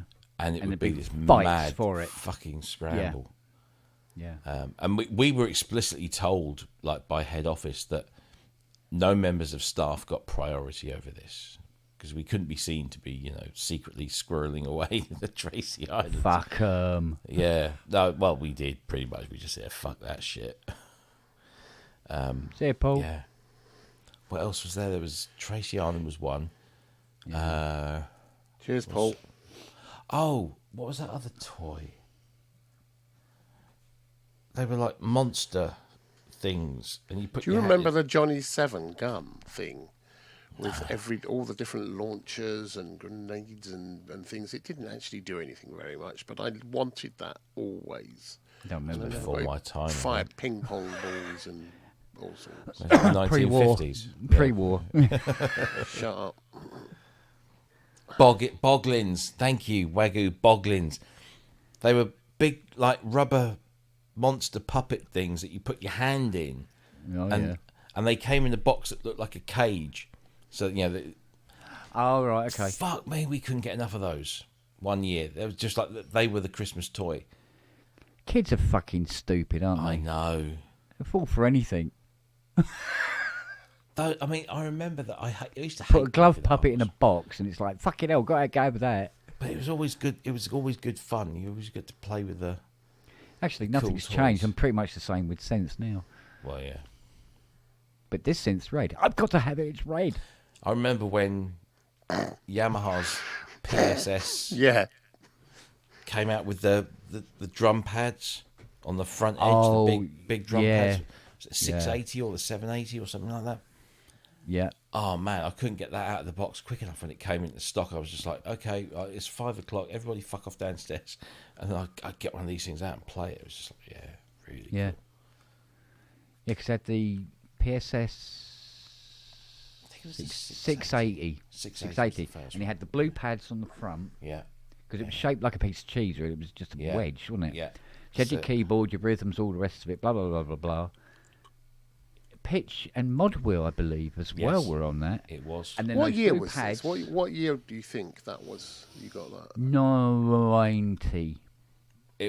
I started work for Argos in Jeez. '89, and that would have been very early 1990s. Yeah. Yeah, Yeah, I missed all that. and By that 780 point. came out after that. Yeah. 1989, 80, 90, 1990. Just thinking what kit I had then. I still got a lot of it. Fuck. Those were good PSSs. They were all right, weren't they? They were. All FM. Yeah. Yeah, they all had that wow sound Oh yeah. in there. I remember pulling one of those out of the box and playing the piano patch and thinking it was the best piano patch I'd ever heard. Obviously it wasn't, but at the time it was just like, Yeah, oh but my the God. next patch is always the best one you've ever heard, Yeah, isn't it? yeah. Yeah. Right up until sample libraries happened, and then Yeah. Yeah, I remember diddling with DX. We'd spent ages with the DX just trying to come up with semi-realistic piano patches, and you could get really close, really close on one note at one sort of velocity, and as soon as you strayed away, it was kind of no. it sounded horrible. Yeah. Yeah, so you kind of, in fact, there was a bunch of guys. I did a lot of work with Maxi Priest at one point, and a couple of his sorry. keyboard players. No, he was a really, really cool guy. Loved him to pieces. Really, really good guy. And two different keyboard players both had their own piano patches, which they put together on DX7s, and they were the closest that I'd heard at that point. So I nicked them. I used to remember doing, like on a Polysticks, and I'm working on this string sound, and the more I worked on it, the more it was sounding like a strings. And then the next day you go back to it and you go, that sounds nothing like a string, because you were focusing on a nuance within that sound so much that you thought really you were nailing it. And in I fact, was you were like that getting with the further Jupiter. away. Yeah, with the Jupiter 8, I did all sorts of string arrangement, sort of things on the Yeah. Jupiter 8, and you just had to have lots of different patches and switch between them to get the kind of thing to get it to work in different registers. It was they were good, and the DX, of course, some of the string patches on that I've got just astonishing. No, you just reminded me when you were talking about, was it Judas Priest? Maxi Priest. Judas Priest. Judas Priest. Oh baby, it's all I want. Yeah, I did this thing. Rob Alford was well into his reggae, wasn't he? Yeah. Yeah, man. Innit? No, old Fiona, she was talking about, she went to see, I think it was Judas Priest or somebody like that. And she goes, yeah, back in the day. She goes, no, many moons ago. And she goes, yeah, we wanted to see them play and everything like that. So I went, all right. She goes, have you seen anybody? Ever gone to, what have you seen? I went, Jethro Tull. And you saw Jethro Tull? She goes, they were quite a good band, weren't they? I said, no, not the band. The 17th century agronomist and inventor of the seed drill. He rocked! I got into so much trouble with several of my girlfriends because I'd get tickets for things because I was at the Businessman. And we went and saw, I think I fell asleep right at the start of an ELO concert, and I fell asleep in the middle of a Stevie Wonder concert. Fell asleep in a Stevie Wonder concert. Yeah. I'd been working, I think that week I'd worked 106 hours, and I promised to take it to this gig, and I did. And I just sat down. So you saw as much as he did? Yeah. Yeah. Okay. Apparently I was snoring my head off. Wow. Yeah. But I saw him again. So it was fine. Yeah, so like, thank you, and the audience settles down, and then out the back here. Yeah. I did that at a Pavarotti concert once. That was Wow. yeah, Le Sœur d'Amour. He How stopped. the hell how do you sleep through Nessun Dorma for fuck's No, sake? he stopped. He stopped. None I shall started sleep apart snoring. from Andrew Longhurst. He Yeah. stopped. And my girlfriend at the time nudged me. I went, what? And he said, thank you. Oh, He just stopped. The whole audience is turning around and looking at me. I didn't know I was asleep. how I loud woke are you up. fucking snoring, mate? Fucking hell. Yeah, fucking hell. That was Jesus. so funny. Yeah. Yeah. You're that probably was the only notorious. person that's ever fallen asleep. Oh, really? I mean, yeah, I was working Wow. long hours. I was Yeah. working long hours. Yeah. What a twat. Yes, not Nessun Dorma. It was Lycée de Moore. Ah. That's what it was. Yeah. Yeah, Donizetti, Lycée de Moore. Know it well. Give it 2 coats. It'll be fine. Yeah, exactly. Put some cream on it. Yeah. It weathers well. Yeah, get a good night's sleep. What a twat. Oh, mate. Yeah. No, I must admit, I'm kind of pissed at Fiona because she's seen Blondie. She's Yeah. seen, Wassamush. Not Wassamush. My favourite band, Wassamush. Yeah, I like their last album. Oh, Oh, it'll come to me in a minute. they nicked all that Yeah, that was material it. from the Spongles. What is her bloody name? I don't know. Oh, You're doing my wife job here. she. You know yeah. her that was in Thing. Oh, They mate, did that thing together with, No, she was my first love. She really was. What was her Toya fucking name? Wilcox, No, that was Kate later. Bush. Stevie Nicks, That was later. No, I never really. Nana Muscuri, Anita Harris. Susie Quattro. Susie Quattro. Susie Liz still Quattro. loves her. Liz still Yeah. loves her. She's seen Susie Quattro. Mm. Yeah. I have sat and had a beer with Kate Bush. you have. Yeah, that was fun, actually. Talking about Fairlights with her. As one does. Well, why not? There wasn't anybody else in the fucking bar I could talk to about Fairlights, that was for sure. I wasn't there. Nessun Dorma apparently means none shall shall sleep. Yeah. Except Andrew Longhurst. Except Andrew What Longhurst. cover I'm actually pretty close to you. Make it even stalkier. Well, yeah, we should do that at some point. That would be fun to do. Yeah. Max is a very cool dude.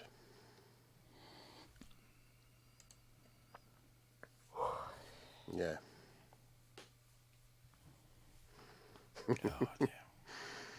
Yeah, fancy Yeah. going to a Hans Zimmer concert and just everybody in front of you talking all the way through it. Oh, fuck. I'd just beat them. I'd beat them. Shut the fuck up, you fuck up. It's a wonder you could hear them, to be honest. Yeah. Oh, mind you, there's some quiet bits, isn't there? The beginning of Interstellar's quite quiet, isn't it? So if they're going, oh yes, blah blah blah, out the front, yeah. I mean, that's time to get you, take your shoe off and crack 'em one.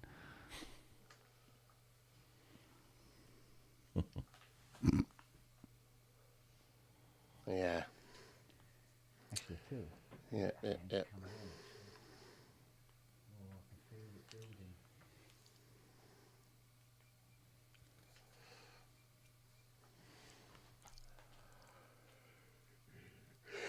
Yeah.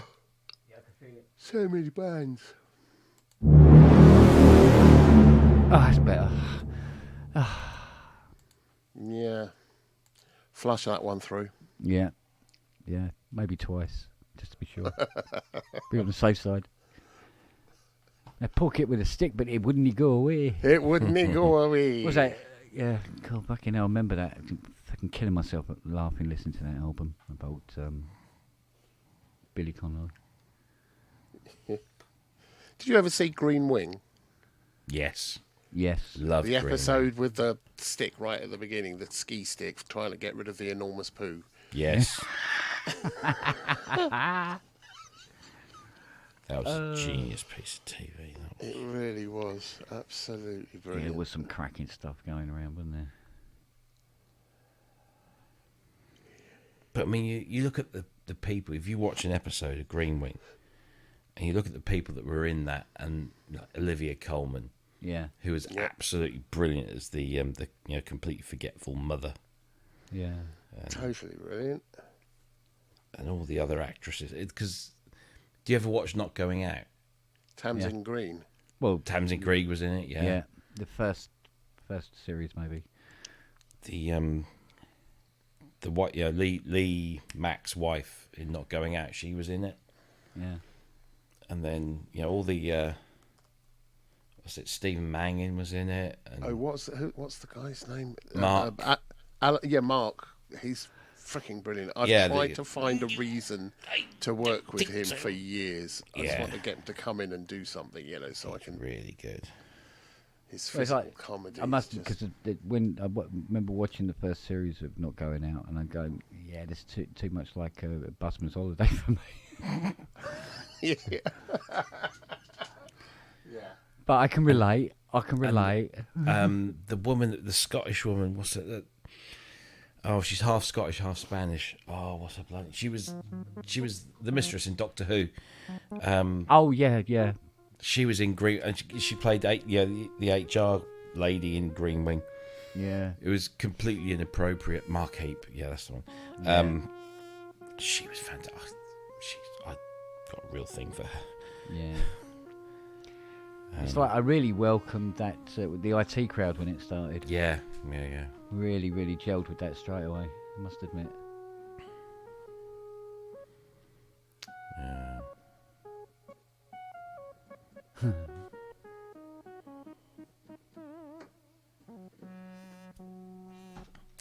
Very good show.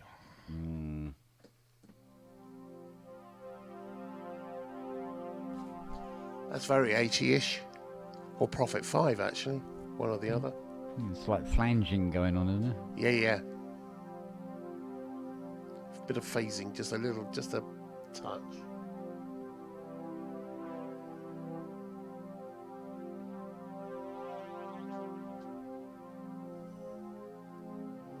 I suppose as time goes by, we will see more Poly AT appearing in your room there, Robs. There's more and more stuff coming automatically with Poly AT Indeed. as Yeah. it becomes a standard, which Well, it I'm appears to be keeping an eye doing on- now. I'm keeping an eye on there's a something that's coming out that's apparently got lots of different poly on that we don't know about and we can't talk about and was never seen. Well, by yeah, anyone. there is. Yeah, I have no idea what you're talking about. Yeah. No. Apparently, it's got 11 voices. But I'm intrigued about the other one now Yeah. Oh yeah, yeah. because I want to know now. It's their own version of a DX11.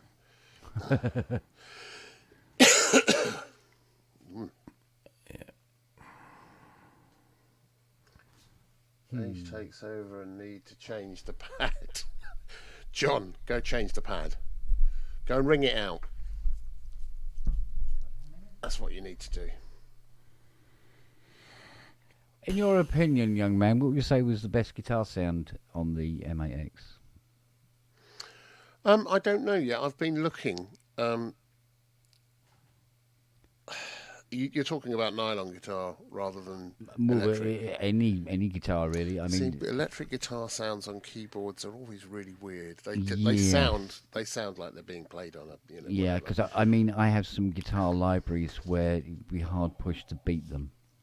Yeah, that's And the so- that's the problem. I've Yeah, got some you sample kind of libraries. spoil. Yeah, I've got sample libraries I've put together on the E4 that are really good. I think that- really, I think- really good. there's a relatively dirt cheap one on Contact, I believe. I think there's some guitar libraries for the Montage, not the Montage, not the MX, but the Yeah, yeah. Montage that are pretty good. I've heard. I need to look into Can't that for at some point. fucking life of me remember what it was called. Again. But I can remember the music to bloody Rhubarb and Custard. What's really funny, I was looking at choral stuff again today, Yes, as you do. and you can really hear the loops, in the choral patches. You can hear the loops, which is a shame. But there's and if you just go through the presets, you'll find some choral stuff. But if you go to Init and start looking through the AWN list of sample libraries, as it were, Yeah. there's some much better ones in there, some really good ones, which don't seem to have been used, which is really odd. So I'm going to start stringing together some of my own from those and see if I can't just... I would like to be able to tighten up the loops on them, but they're already done, aren't they, for AWM? Yeah, pretty much. So, yeah. I In fact, that's think the it point. might be. Is it this? I don't know if it. Hang on. But we get carried away. Have a look. See if there's a. It's not Stray Light, I don't think. Oh, fuck.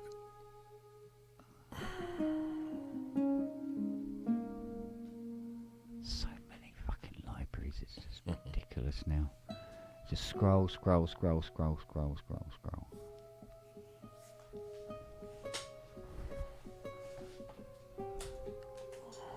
I think there's one up here. You end up with just so many available. So let's try that. Yeah, my heart fucking bleeds for you, mate. Yeah, well, there is that one. Aye. I'm off to bed, mate. I can't keep my eyes open. Oh, here you now. go. I've hit the wall. All right, darling. All right, take it easy. All right, sweet. See you later. Sleep well. Bye. Go, mate.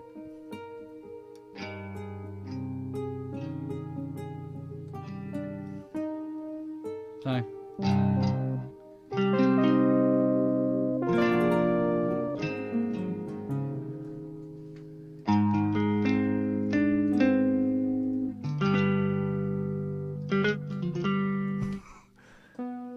That one's quite nice. Don't have to any. There we go. Oh.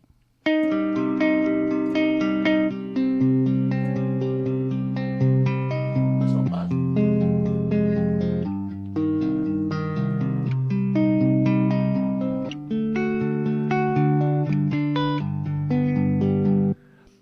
Some of the strumming it picks out sometimes is a bit sort of like, oh, no, not quite. But normally the automation stuff either really, really works or it really, really doesn't.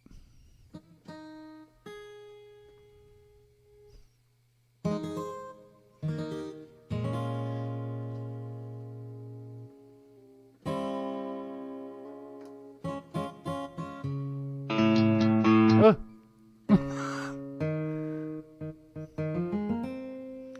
Yeah, it's just too many guitars.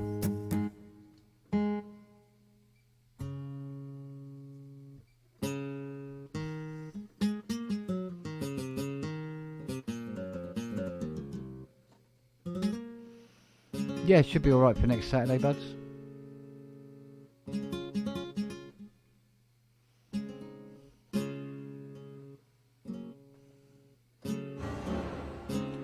This thing is a weird, really, really weird plug-in.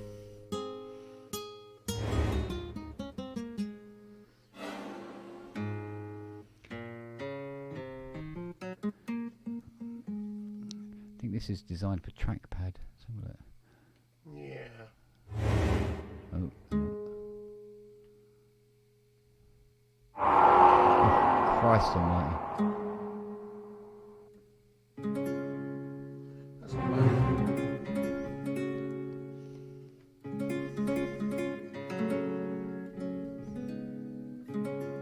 That's not bad. Yeah, it's not bad.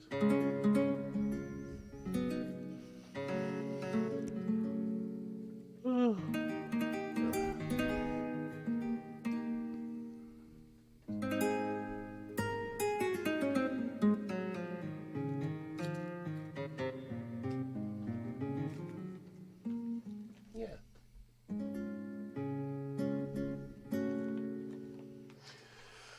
Not bad.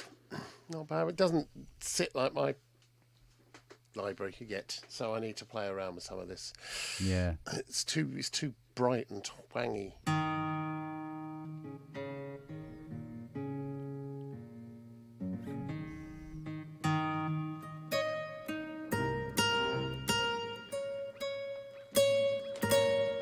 Yeah. Anyway, there we go. Maybe EQ it out a bit. Yeah, might do. Might play around with that. I just, yeah. There are better ones on here, and there's. I just need to get in and program some. It's always nice to have an acoustic, nylon string acoustic guitar. Yeah, I think sometimes when you're doing sample libraries, though, I think you really are setting yourself up for a fall 9 times out of 10 if you do choose to go down the acoustic guitar route. You always find some way hitting you in the ass. Yeah.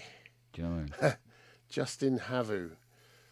How's the remix version of With Me All the While? That's a lovely song, Justin. Really, really good. Like it a lot. I felt I just felt the snare was a little. It felt like it was out of character with everything else, so it just felt like it needed softening and perhaps a little reverb splish. But I love the vocals on it, love the arrangement, love the synths. Yeah, love the bass synth. Really nice job. Really, really nice job. That's through those from R's to RAM. There we go. Put a RAM on it, but bring it right back.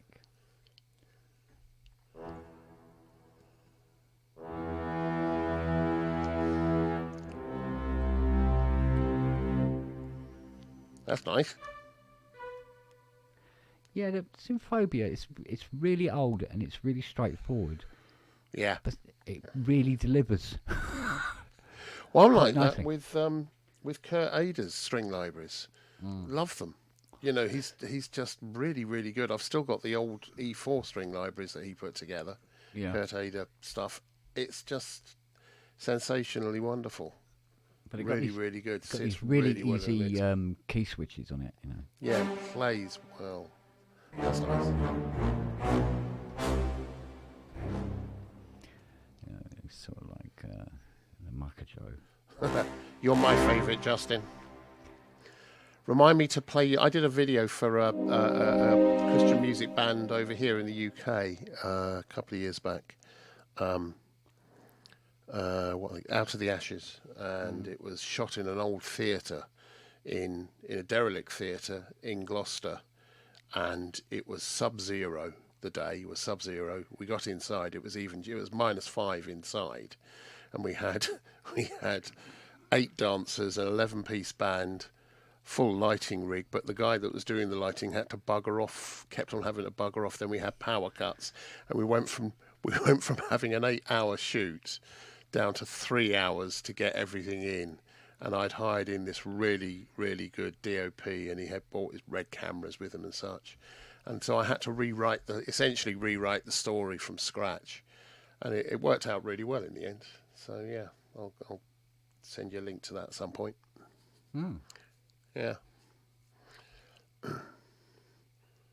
In fact, I've done quite a bit over the years with faith bands. I did a lot of stuff. I did the Inspirational Choir, and I did a whole album with the Escoffery Sisters, which was just, they can sing, gosh, but it's all that sort of gospel and R&B thing. There was a lot of that at the time. Yeah, I think it's quite nice stuff, isn't it? It was sort of interchanging between the R&B scene and the gospel scene or whatever. Yeah, those were nice projects to work on. Nice people. Some talent as well. Jeez. Yeah. Wow. Yeah. Yeah. Some players. Wow. Oh, I see. So if that is set to U, that is set to U, and you also. Excellent. Okay. See what that does. You need to put on. Go and do something. Do something. Right.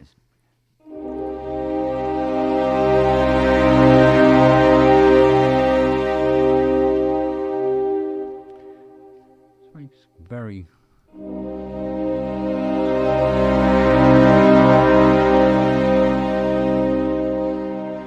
And then bring that in from underneath.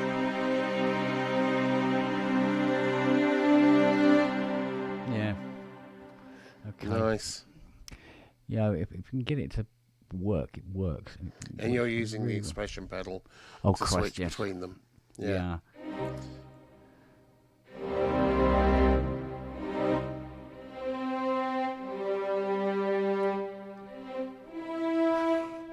Sometimes some of the samples really don't sort of like work quite how you think they're going to. You go, no, you can't get too carried away with that one. And that's French horns, isn't it? Bang.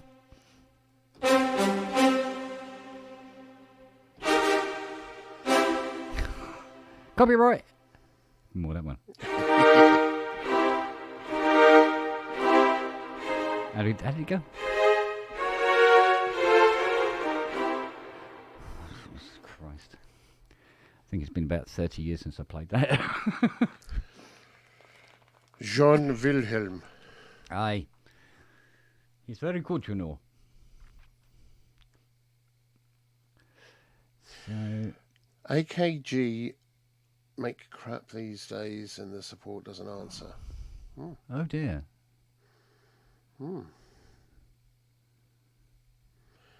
Yeah. So when that picks, how do you... Tell you who does make good microphones is Sennheiser. I've got one of their Ambio mics, the 360.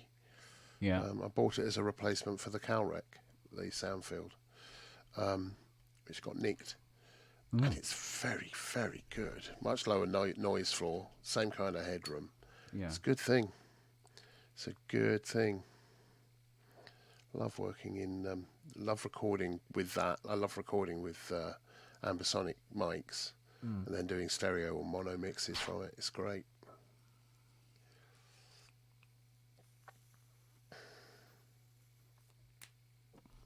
AKG headphones specifically. Well, are they made by AKG even? That's the thing. Probably made somewhere else by someone in a... Yeah, somewhere else is where they're made. With the AKG brand on.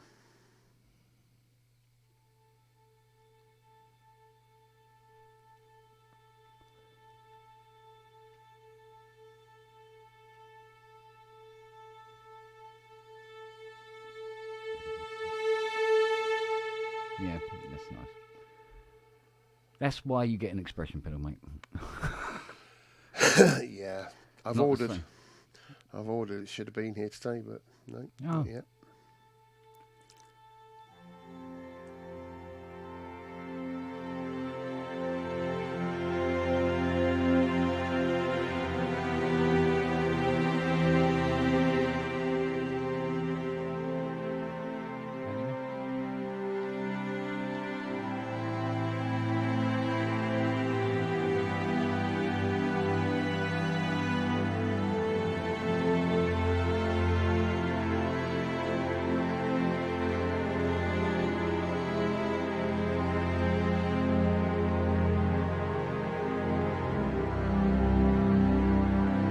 Got to That's finish on lovely, Kent. You always got to...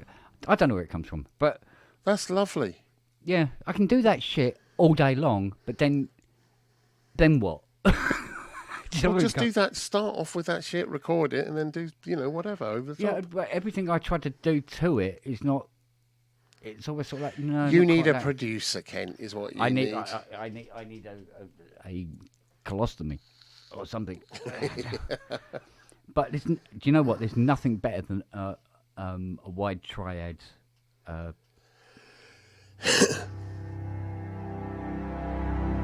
Yeah, I could play with triads all day. yeah, they're lovely things. They really are. All day long. I'm as happy as a pig in shit when I'm in here, sort of like just messing about with stuff.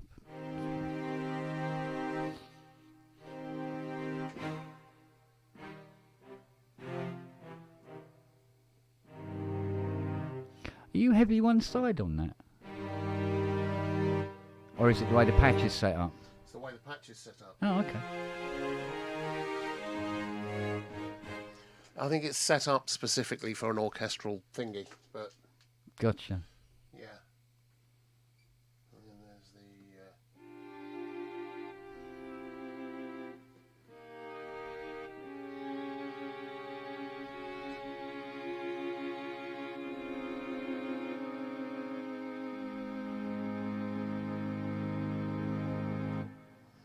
The only thing I found was a bugger is It's like when you want to try play two machines at once. These wide triads. This. Yeah. Right across there. It's bastard.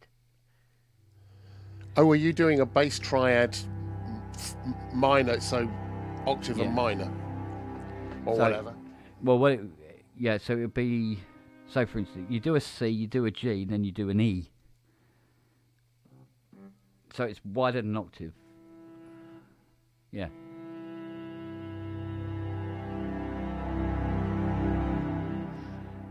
If I'm going to do something, say, on the Mirage. So it's hard to play live, Yeah. if you know what I mean, because of that. But I was getting better at it, but Nice.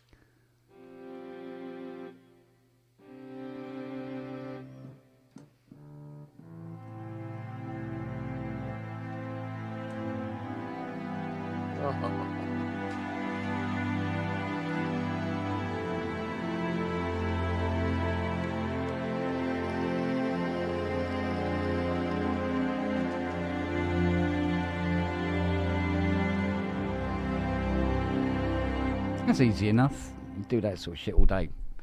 Because I love doing that sort of shit all day. But I do need to get a little bit more, what's the word? Up tempo on things. I tend to do. Doing just long, sort of like lazy chords isn't good enough. Got to get around.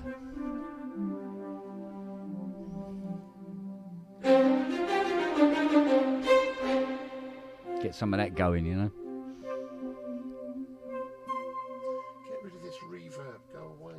Not the reverb, the delay. Delay, yeah. Get rid of that delay. Where are we? Sine knob. Hard to find. There we go. Yeah, delay.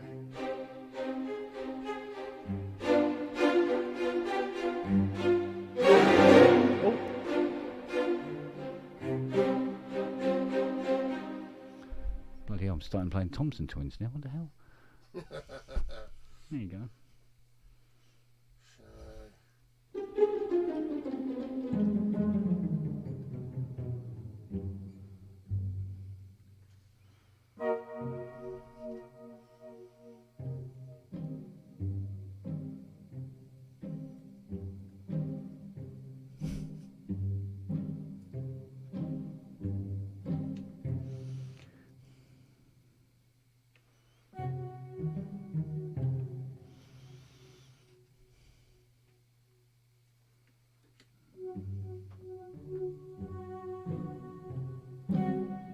That's it.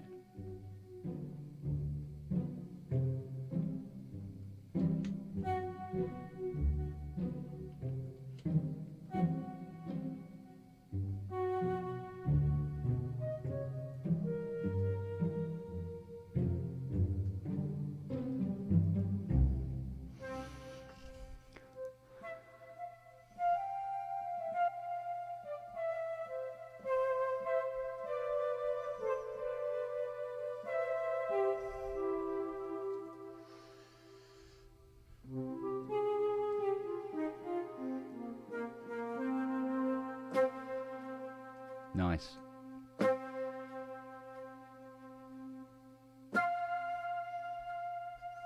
Where's the trill? Oh, trill as well. Where is it? Nice.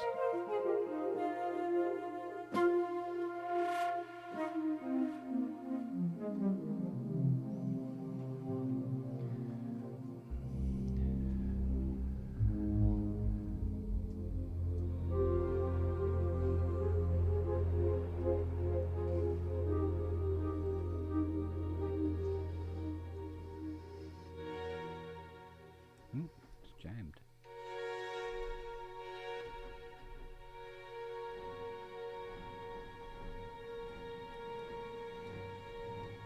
Yep, jammed. There we go. That got rid of it.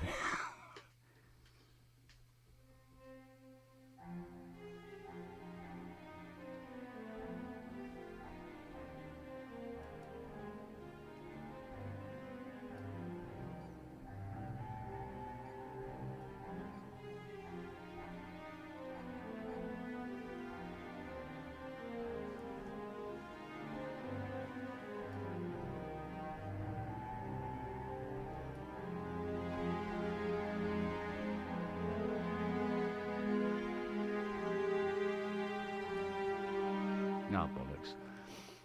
1 minute you can play it, next minute you can't.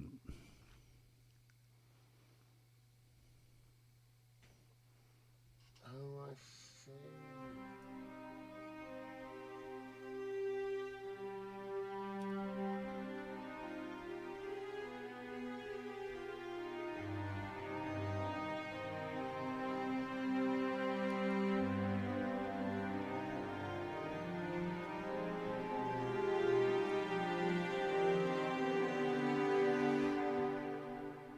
There you go.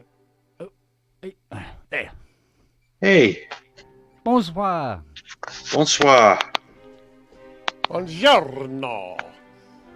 Good evening. Yeah, that as well. Yeah, that too.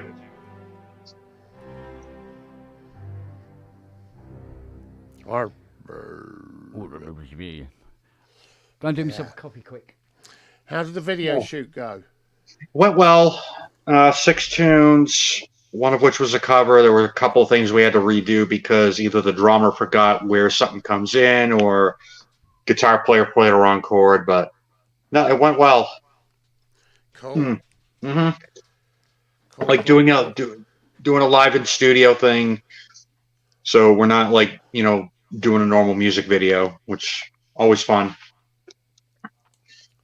But yeah, no, I'm glad you like the song, and yeah, like I said, I went back and listened to it, and yeah, I heard exactly what you were talking about with that snare. So Yeah, sometimes you just kind of miss it because you just want to get the thing done. And, yeah, it just stuck out a bit like a sore thumb, but the rest of it, and Oh, yeah. you've made some changes to it, so it's great.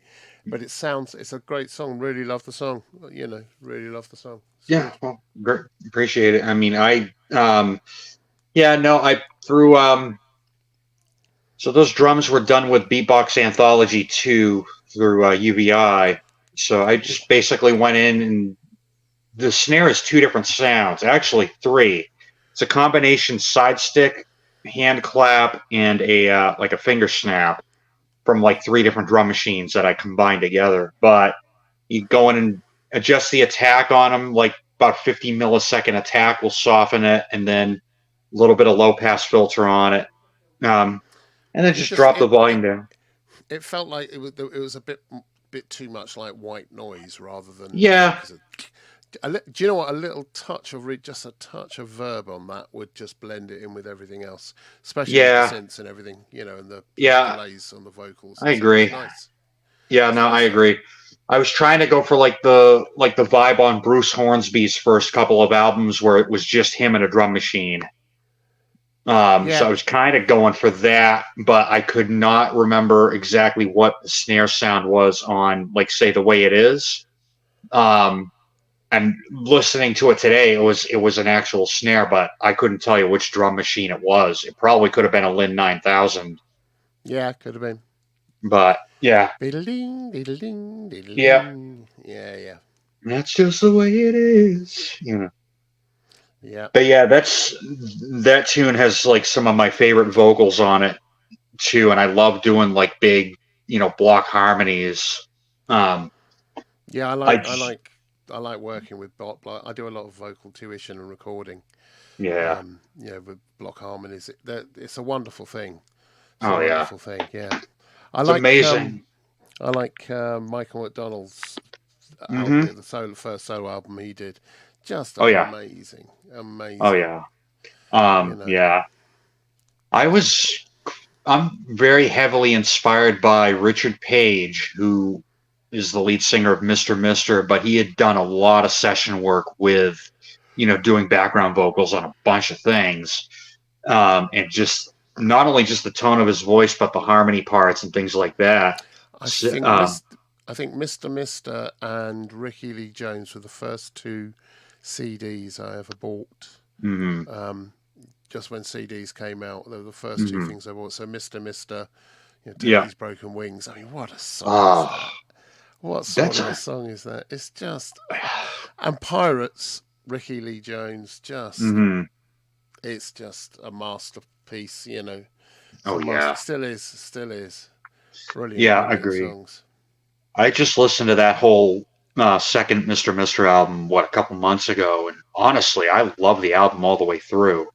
But if you go to the third and then the fourth album, the fourth one, Pull, it's a almost complete departure of what they had.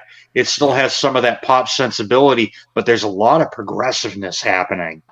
And honestly, that's why I love that album, is because they went in a different direction. They kind of did what they wanted to do.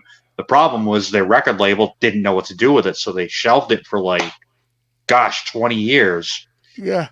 But anyway, I just put another one out this afternoon. It probably still needs some tweaking, but that's got some really cool harmonies in the bridge section where I've done multi-track, things happening there. But the backgrounds in All the While, where I'm doing the oohs and the ahs, that's probably 18 tracks of vocals to get it that big. So you've got, 3-part, high, middle, and low, triple tracked, and then double tracked left, center, right, just to get it that big. I could have used say the Waves Real ADT plugin. It's just not the same sound. No, it's not the same sound. I used to get that kind of fullness. I used a trick with again, I was talking about ambisonics earlier, but I used to use a trick. I used to love recording ambisonics. So you put an ambisonic mic in the middle, and then you get you get sort of two of I used to work with a group called the Escoffreys, and there were four sisters, and I'd just get them in stocking feet in the studio, and for all the backing vocals, I'd get them to do them, equidistant around the mic, and then get them to start moving around one direction. And then another take, moving the other direction, just moving around. So you'd end up with this massive amount of stereo, this movement in the stereo field, which was just, you couldn't quite explain what was going on, but it would be constantly evolving and changing. It was a lovely, lovely sound. And we tracked that to death. It was a lovely thing. Yeah, that's awesome. Really nice. Yeah. Really, I'm hearing an nice. echo. Maybe that's me.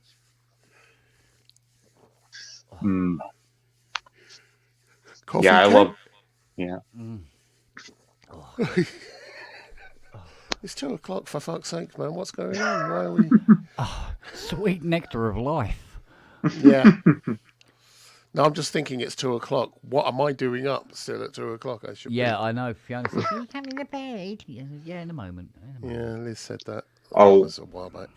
Oh gosh, last night I was probably up till 1:30 here working on All the While. Just because I was kind of in the zone and I couldn't put it down and go to sleep. It was I know when you're in the zone, you got to keep going with it, don't you? You have to keep following it through. What did you use for the bass sound on that? It's really good. That is the Model D. That is the Model D. Yeah. The Behringer, yep. Yeah, compressed. Nope. Just straight out. It's straight out, straight in. No compression. Maybe a little bit of low, high pass, just to tame the low end a little bit. But otherwise, no compression and no EQ. Like I said, other than the high pass. That's how good that sounds. Nice. That's really. And then the solo sound in the middle is the 2600, and then the brass lead at the end of the tune is also the 2600. Wow. Yeah. And then I had to pull a third. Yeah. And then because that 2600 only has 2 envelopes and I needed a third one for the filter, I used one of them for the blip at the beginning of the tone for the attack. The other one was just the AR for the attack and release. So what I did was because that Model D has some CV in and out for both the filter and the amp envelopes. So I took the gate out of the 2600 and put it into the Model D, and took the envelope out of the Model D into the filter in on the 2600. So I love that 2600 and even the Model D, it just works with any Eurorack stuff. Yeah, that is cool. That is cool. Yeah, it didn't used to work at all, did it? You used to have to go through all sorts of conversions and things, as far as I remember. No, I used to have an MS-20 Mini, and one of the reasons I got rid of it was because in order to convert the hertz per volt standard to the volt per octave standard, I would have to get like an attenuator or an attenuverter or something like that. But then I'd have to spend another couple $100 and get a Eurorack case to throw that in. And honestly, I just wasn't vibing with that synth. You know, I mean, MS-20 is a great synth. It's just not for me. And I've got 3 different plug-in versions of it if I ever need it. Sorry, Wagoo's just come up in the chat. You'd think StreamYard would have a master compressor. Is my voice low on this? I think it sounds fine. Yeah. So what are the levels that are bothering you, gents and ladies and other persuasions? Body sure SM7s aren't being driven enough. Yeah, I'm reading the streaming software. It says all Justin's mic sounds normal. Well, yeah, because I'm on my phone mic. That's why.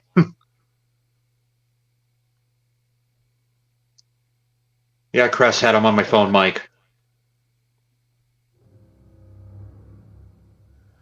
It's actually loud. So Yeah. mine sounds loud. Mine sounds loud. I can turn mine down a bit. Here we go. Is that any better? Okay. Does the Penguin of Death agree? Probably. Well, Wagyu says no. It's no better. And then Wagyu says yours is quiet. Mine is quiet. Kent's is quiet. Robbie's is quiet. Robbie's not even here. What are you talking about? Turn your volume up, Wags. Mine is quiet. Is it us? Okay. How's I'm- that? Is that better? I'm getting There we go. Is that what better now? one would consider kind of La la average. la la la la. You and Ken are about 10. Yeah. Yeah. Well, yeah, I'm on my phone mic. That's why I just kind of quickly popped in. I just boosted mine up by a bit. I can boost it up some more. But it should actually. Let's just check the settings on this. And with Beard says it's good now. Okay, good. Good, Yeah, good, sometimes I think it depends on the distance as well. Yeah, that could very well be. good. Hang on, what about if I do this? Is that any better? Did that work? It's a little clearer, yeah. Okay. Oh, that's not bad.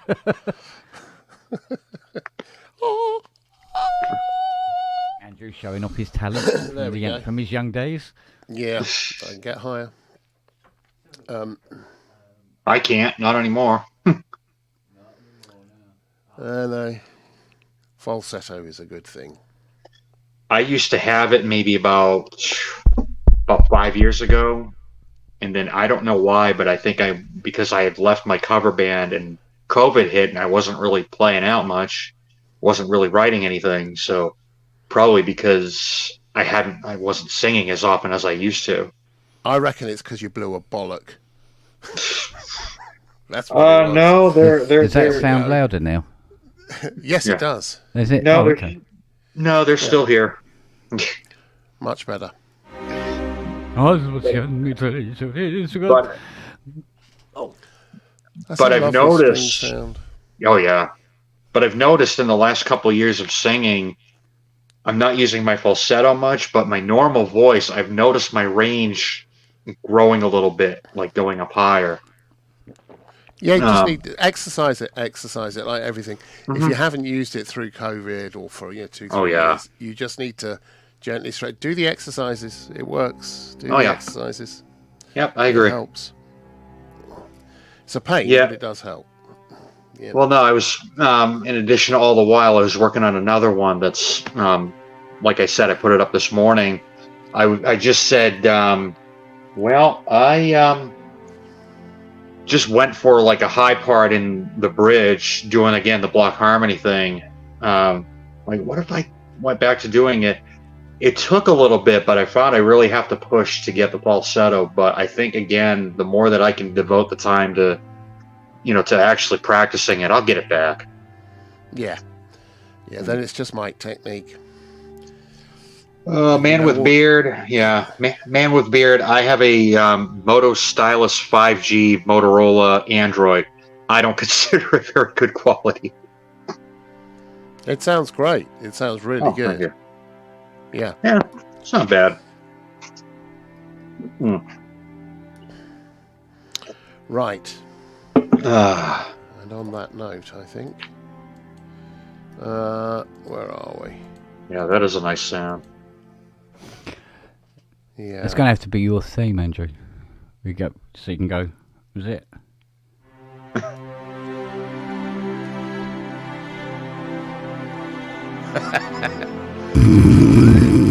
Well, that's Nessun Dorma. It's a shame it was. Yeah, I know. Yeah. But no, I'll take it. I'll take it. Go, just go. All the way through it. Yeah. Yeah. That'll work. Oh, gold on a That'll stick. definitely work. It's. Yeah. I'm going to go to bed, boys. It's just because Justin came in, I'm going. Because obviously What makes me laugh is the dogs have gone to bed. the They're dog's in gone to bed. The dogs have gone to bed. I tend to have that effect on people. No, honestly, God, they are the only dogs I've ever known where they've literally. I'm sure, like Nelly looks at Siri and she goes, and they just go up. They go, and they go Cats upstairs. do that to us. Yeah, We've and they got get up on the cats bed and go that to do it. sleep. Yeah. Normally, dogs will stay with you, and then so. And if you're downstairs and they just, I'm tired, I'll go to sleep next to you. Not these two. They just go, right, I think it's time we went to bed, innit? And off they go. Unbelievable. Right. Right, I'm going off to bed. all right, darling. All right, so we call it an evening. You don't have to call it an evening because I'm fine. Well, I mean, we should be calling it a morning, really. yeah, well, there is that. Yeah, you guys can call it Sunday. Yeah, you guys can call it Sunday morning. I'll call it Saturday evening. Yeah, it's very I don't care what you Sunday call here. it, just call it. Right. Yeah. No, call me. And I've got to remember to put my trackpad on charge tonight Right. I'm because gonna I think bugger it's off. on. Let me just go. What? Is there? Oh, by the way, is there anything on today? Any shows? Don't know. I don't know. Yeah. I haven't heard any whispers from Jamie as yet, Okay. so I don't know if there is anything with Jamie going on. Or if Andrew's yeah. putting something up, perhaps. Possibly, you just never know, do you? Yeah, we didn't get banned, but there again, we normally get the show gets banned up. Well, the quickest is about a few hours after the show, so you never know. It may still be here in the morning, or it may not, depending on what we get banned on. I mean, we've broken a few copyright rules, haven't we? I've probably broken all of them. Yeah. We try. Yeah, well, otherwise it isn't fun. Yeah, well, why wouldn't you? It's why it's a pub. Yeah, there you go. Righty-ho. All right, Listen, darlings. You take care. Alrighty. Good night. Everybody look after yourselves. Justin, great to see you, mate. You too. You got Keep it. banging them out. I'm going to check. If you've posted up another one, I'll have a listen to that as well. It's good stuff. All right. Good stuff. Yeah, Yeah, thank you. excellent tracks. Oh, thank you. Yeah. All right. See you soon. Night, God bless. everybody. Bye.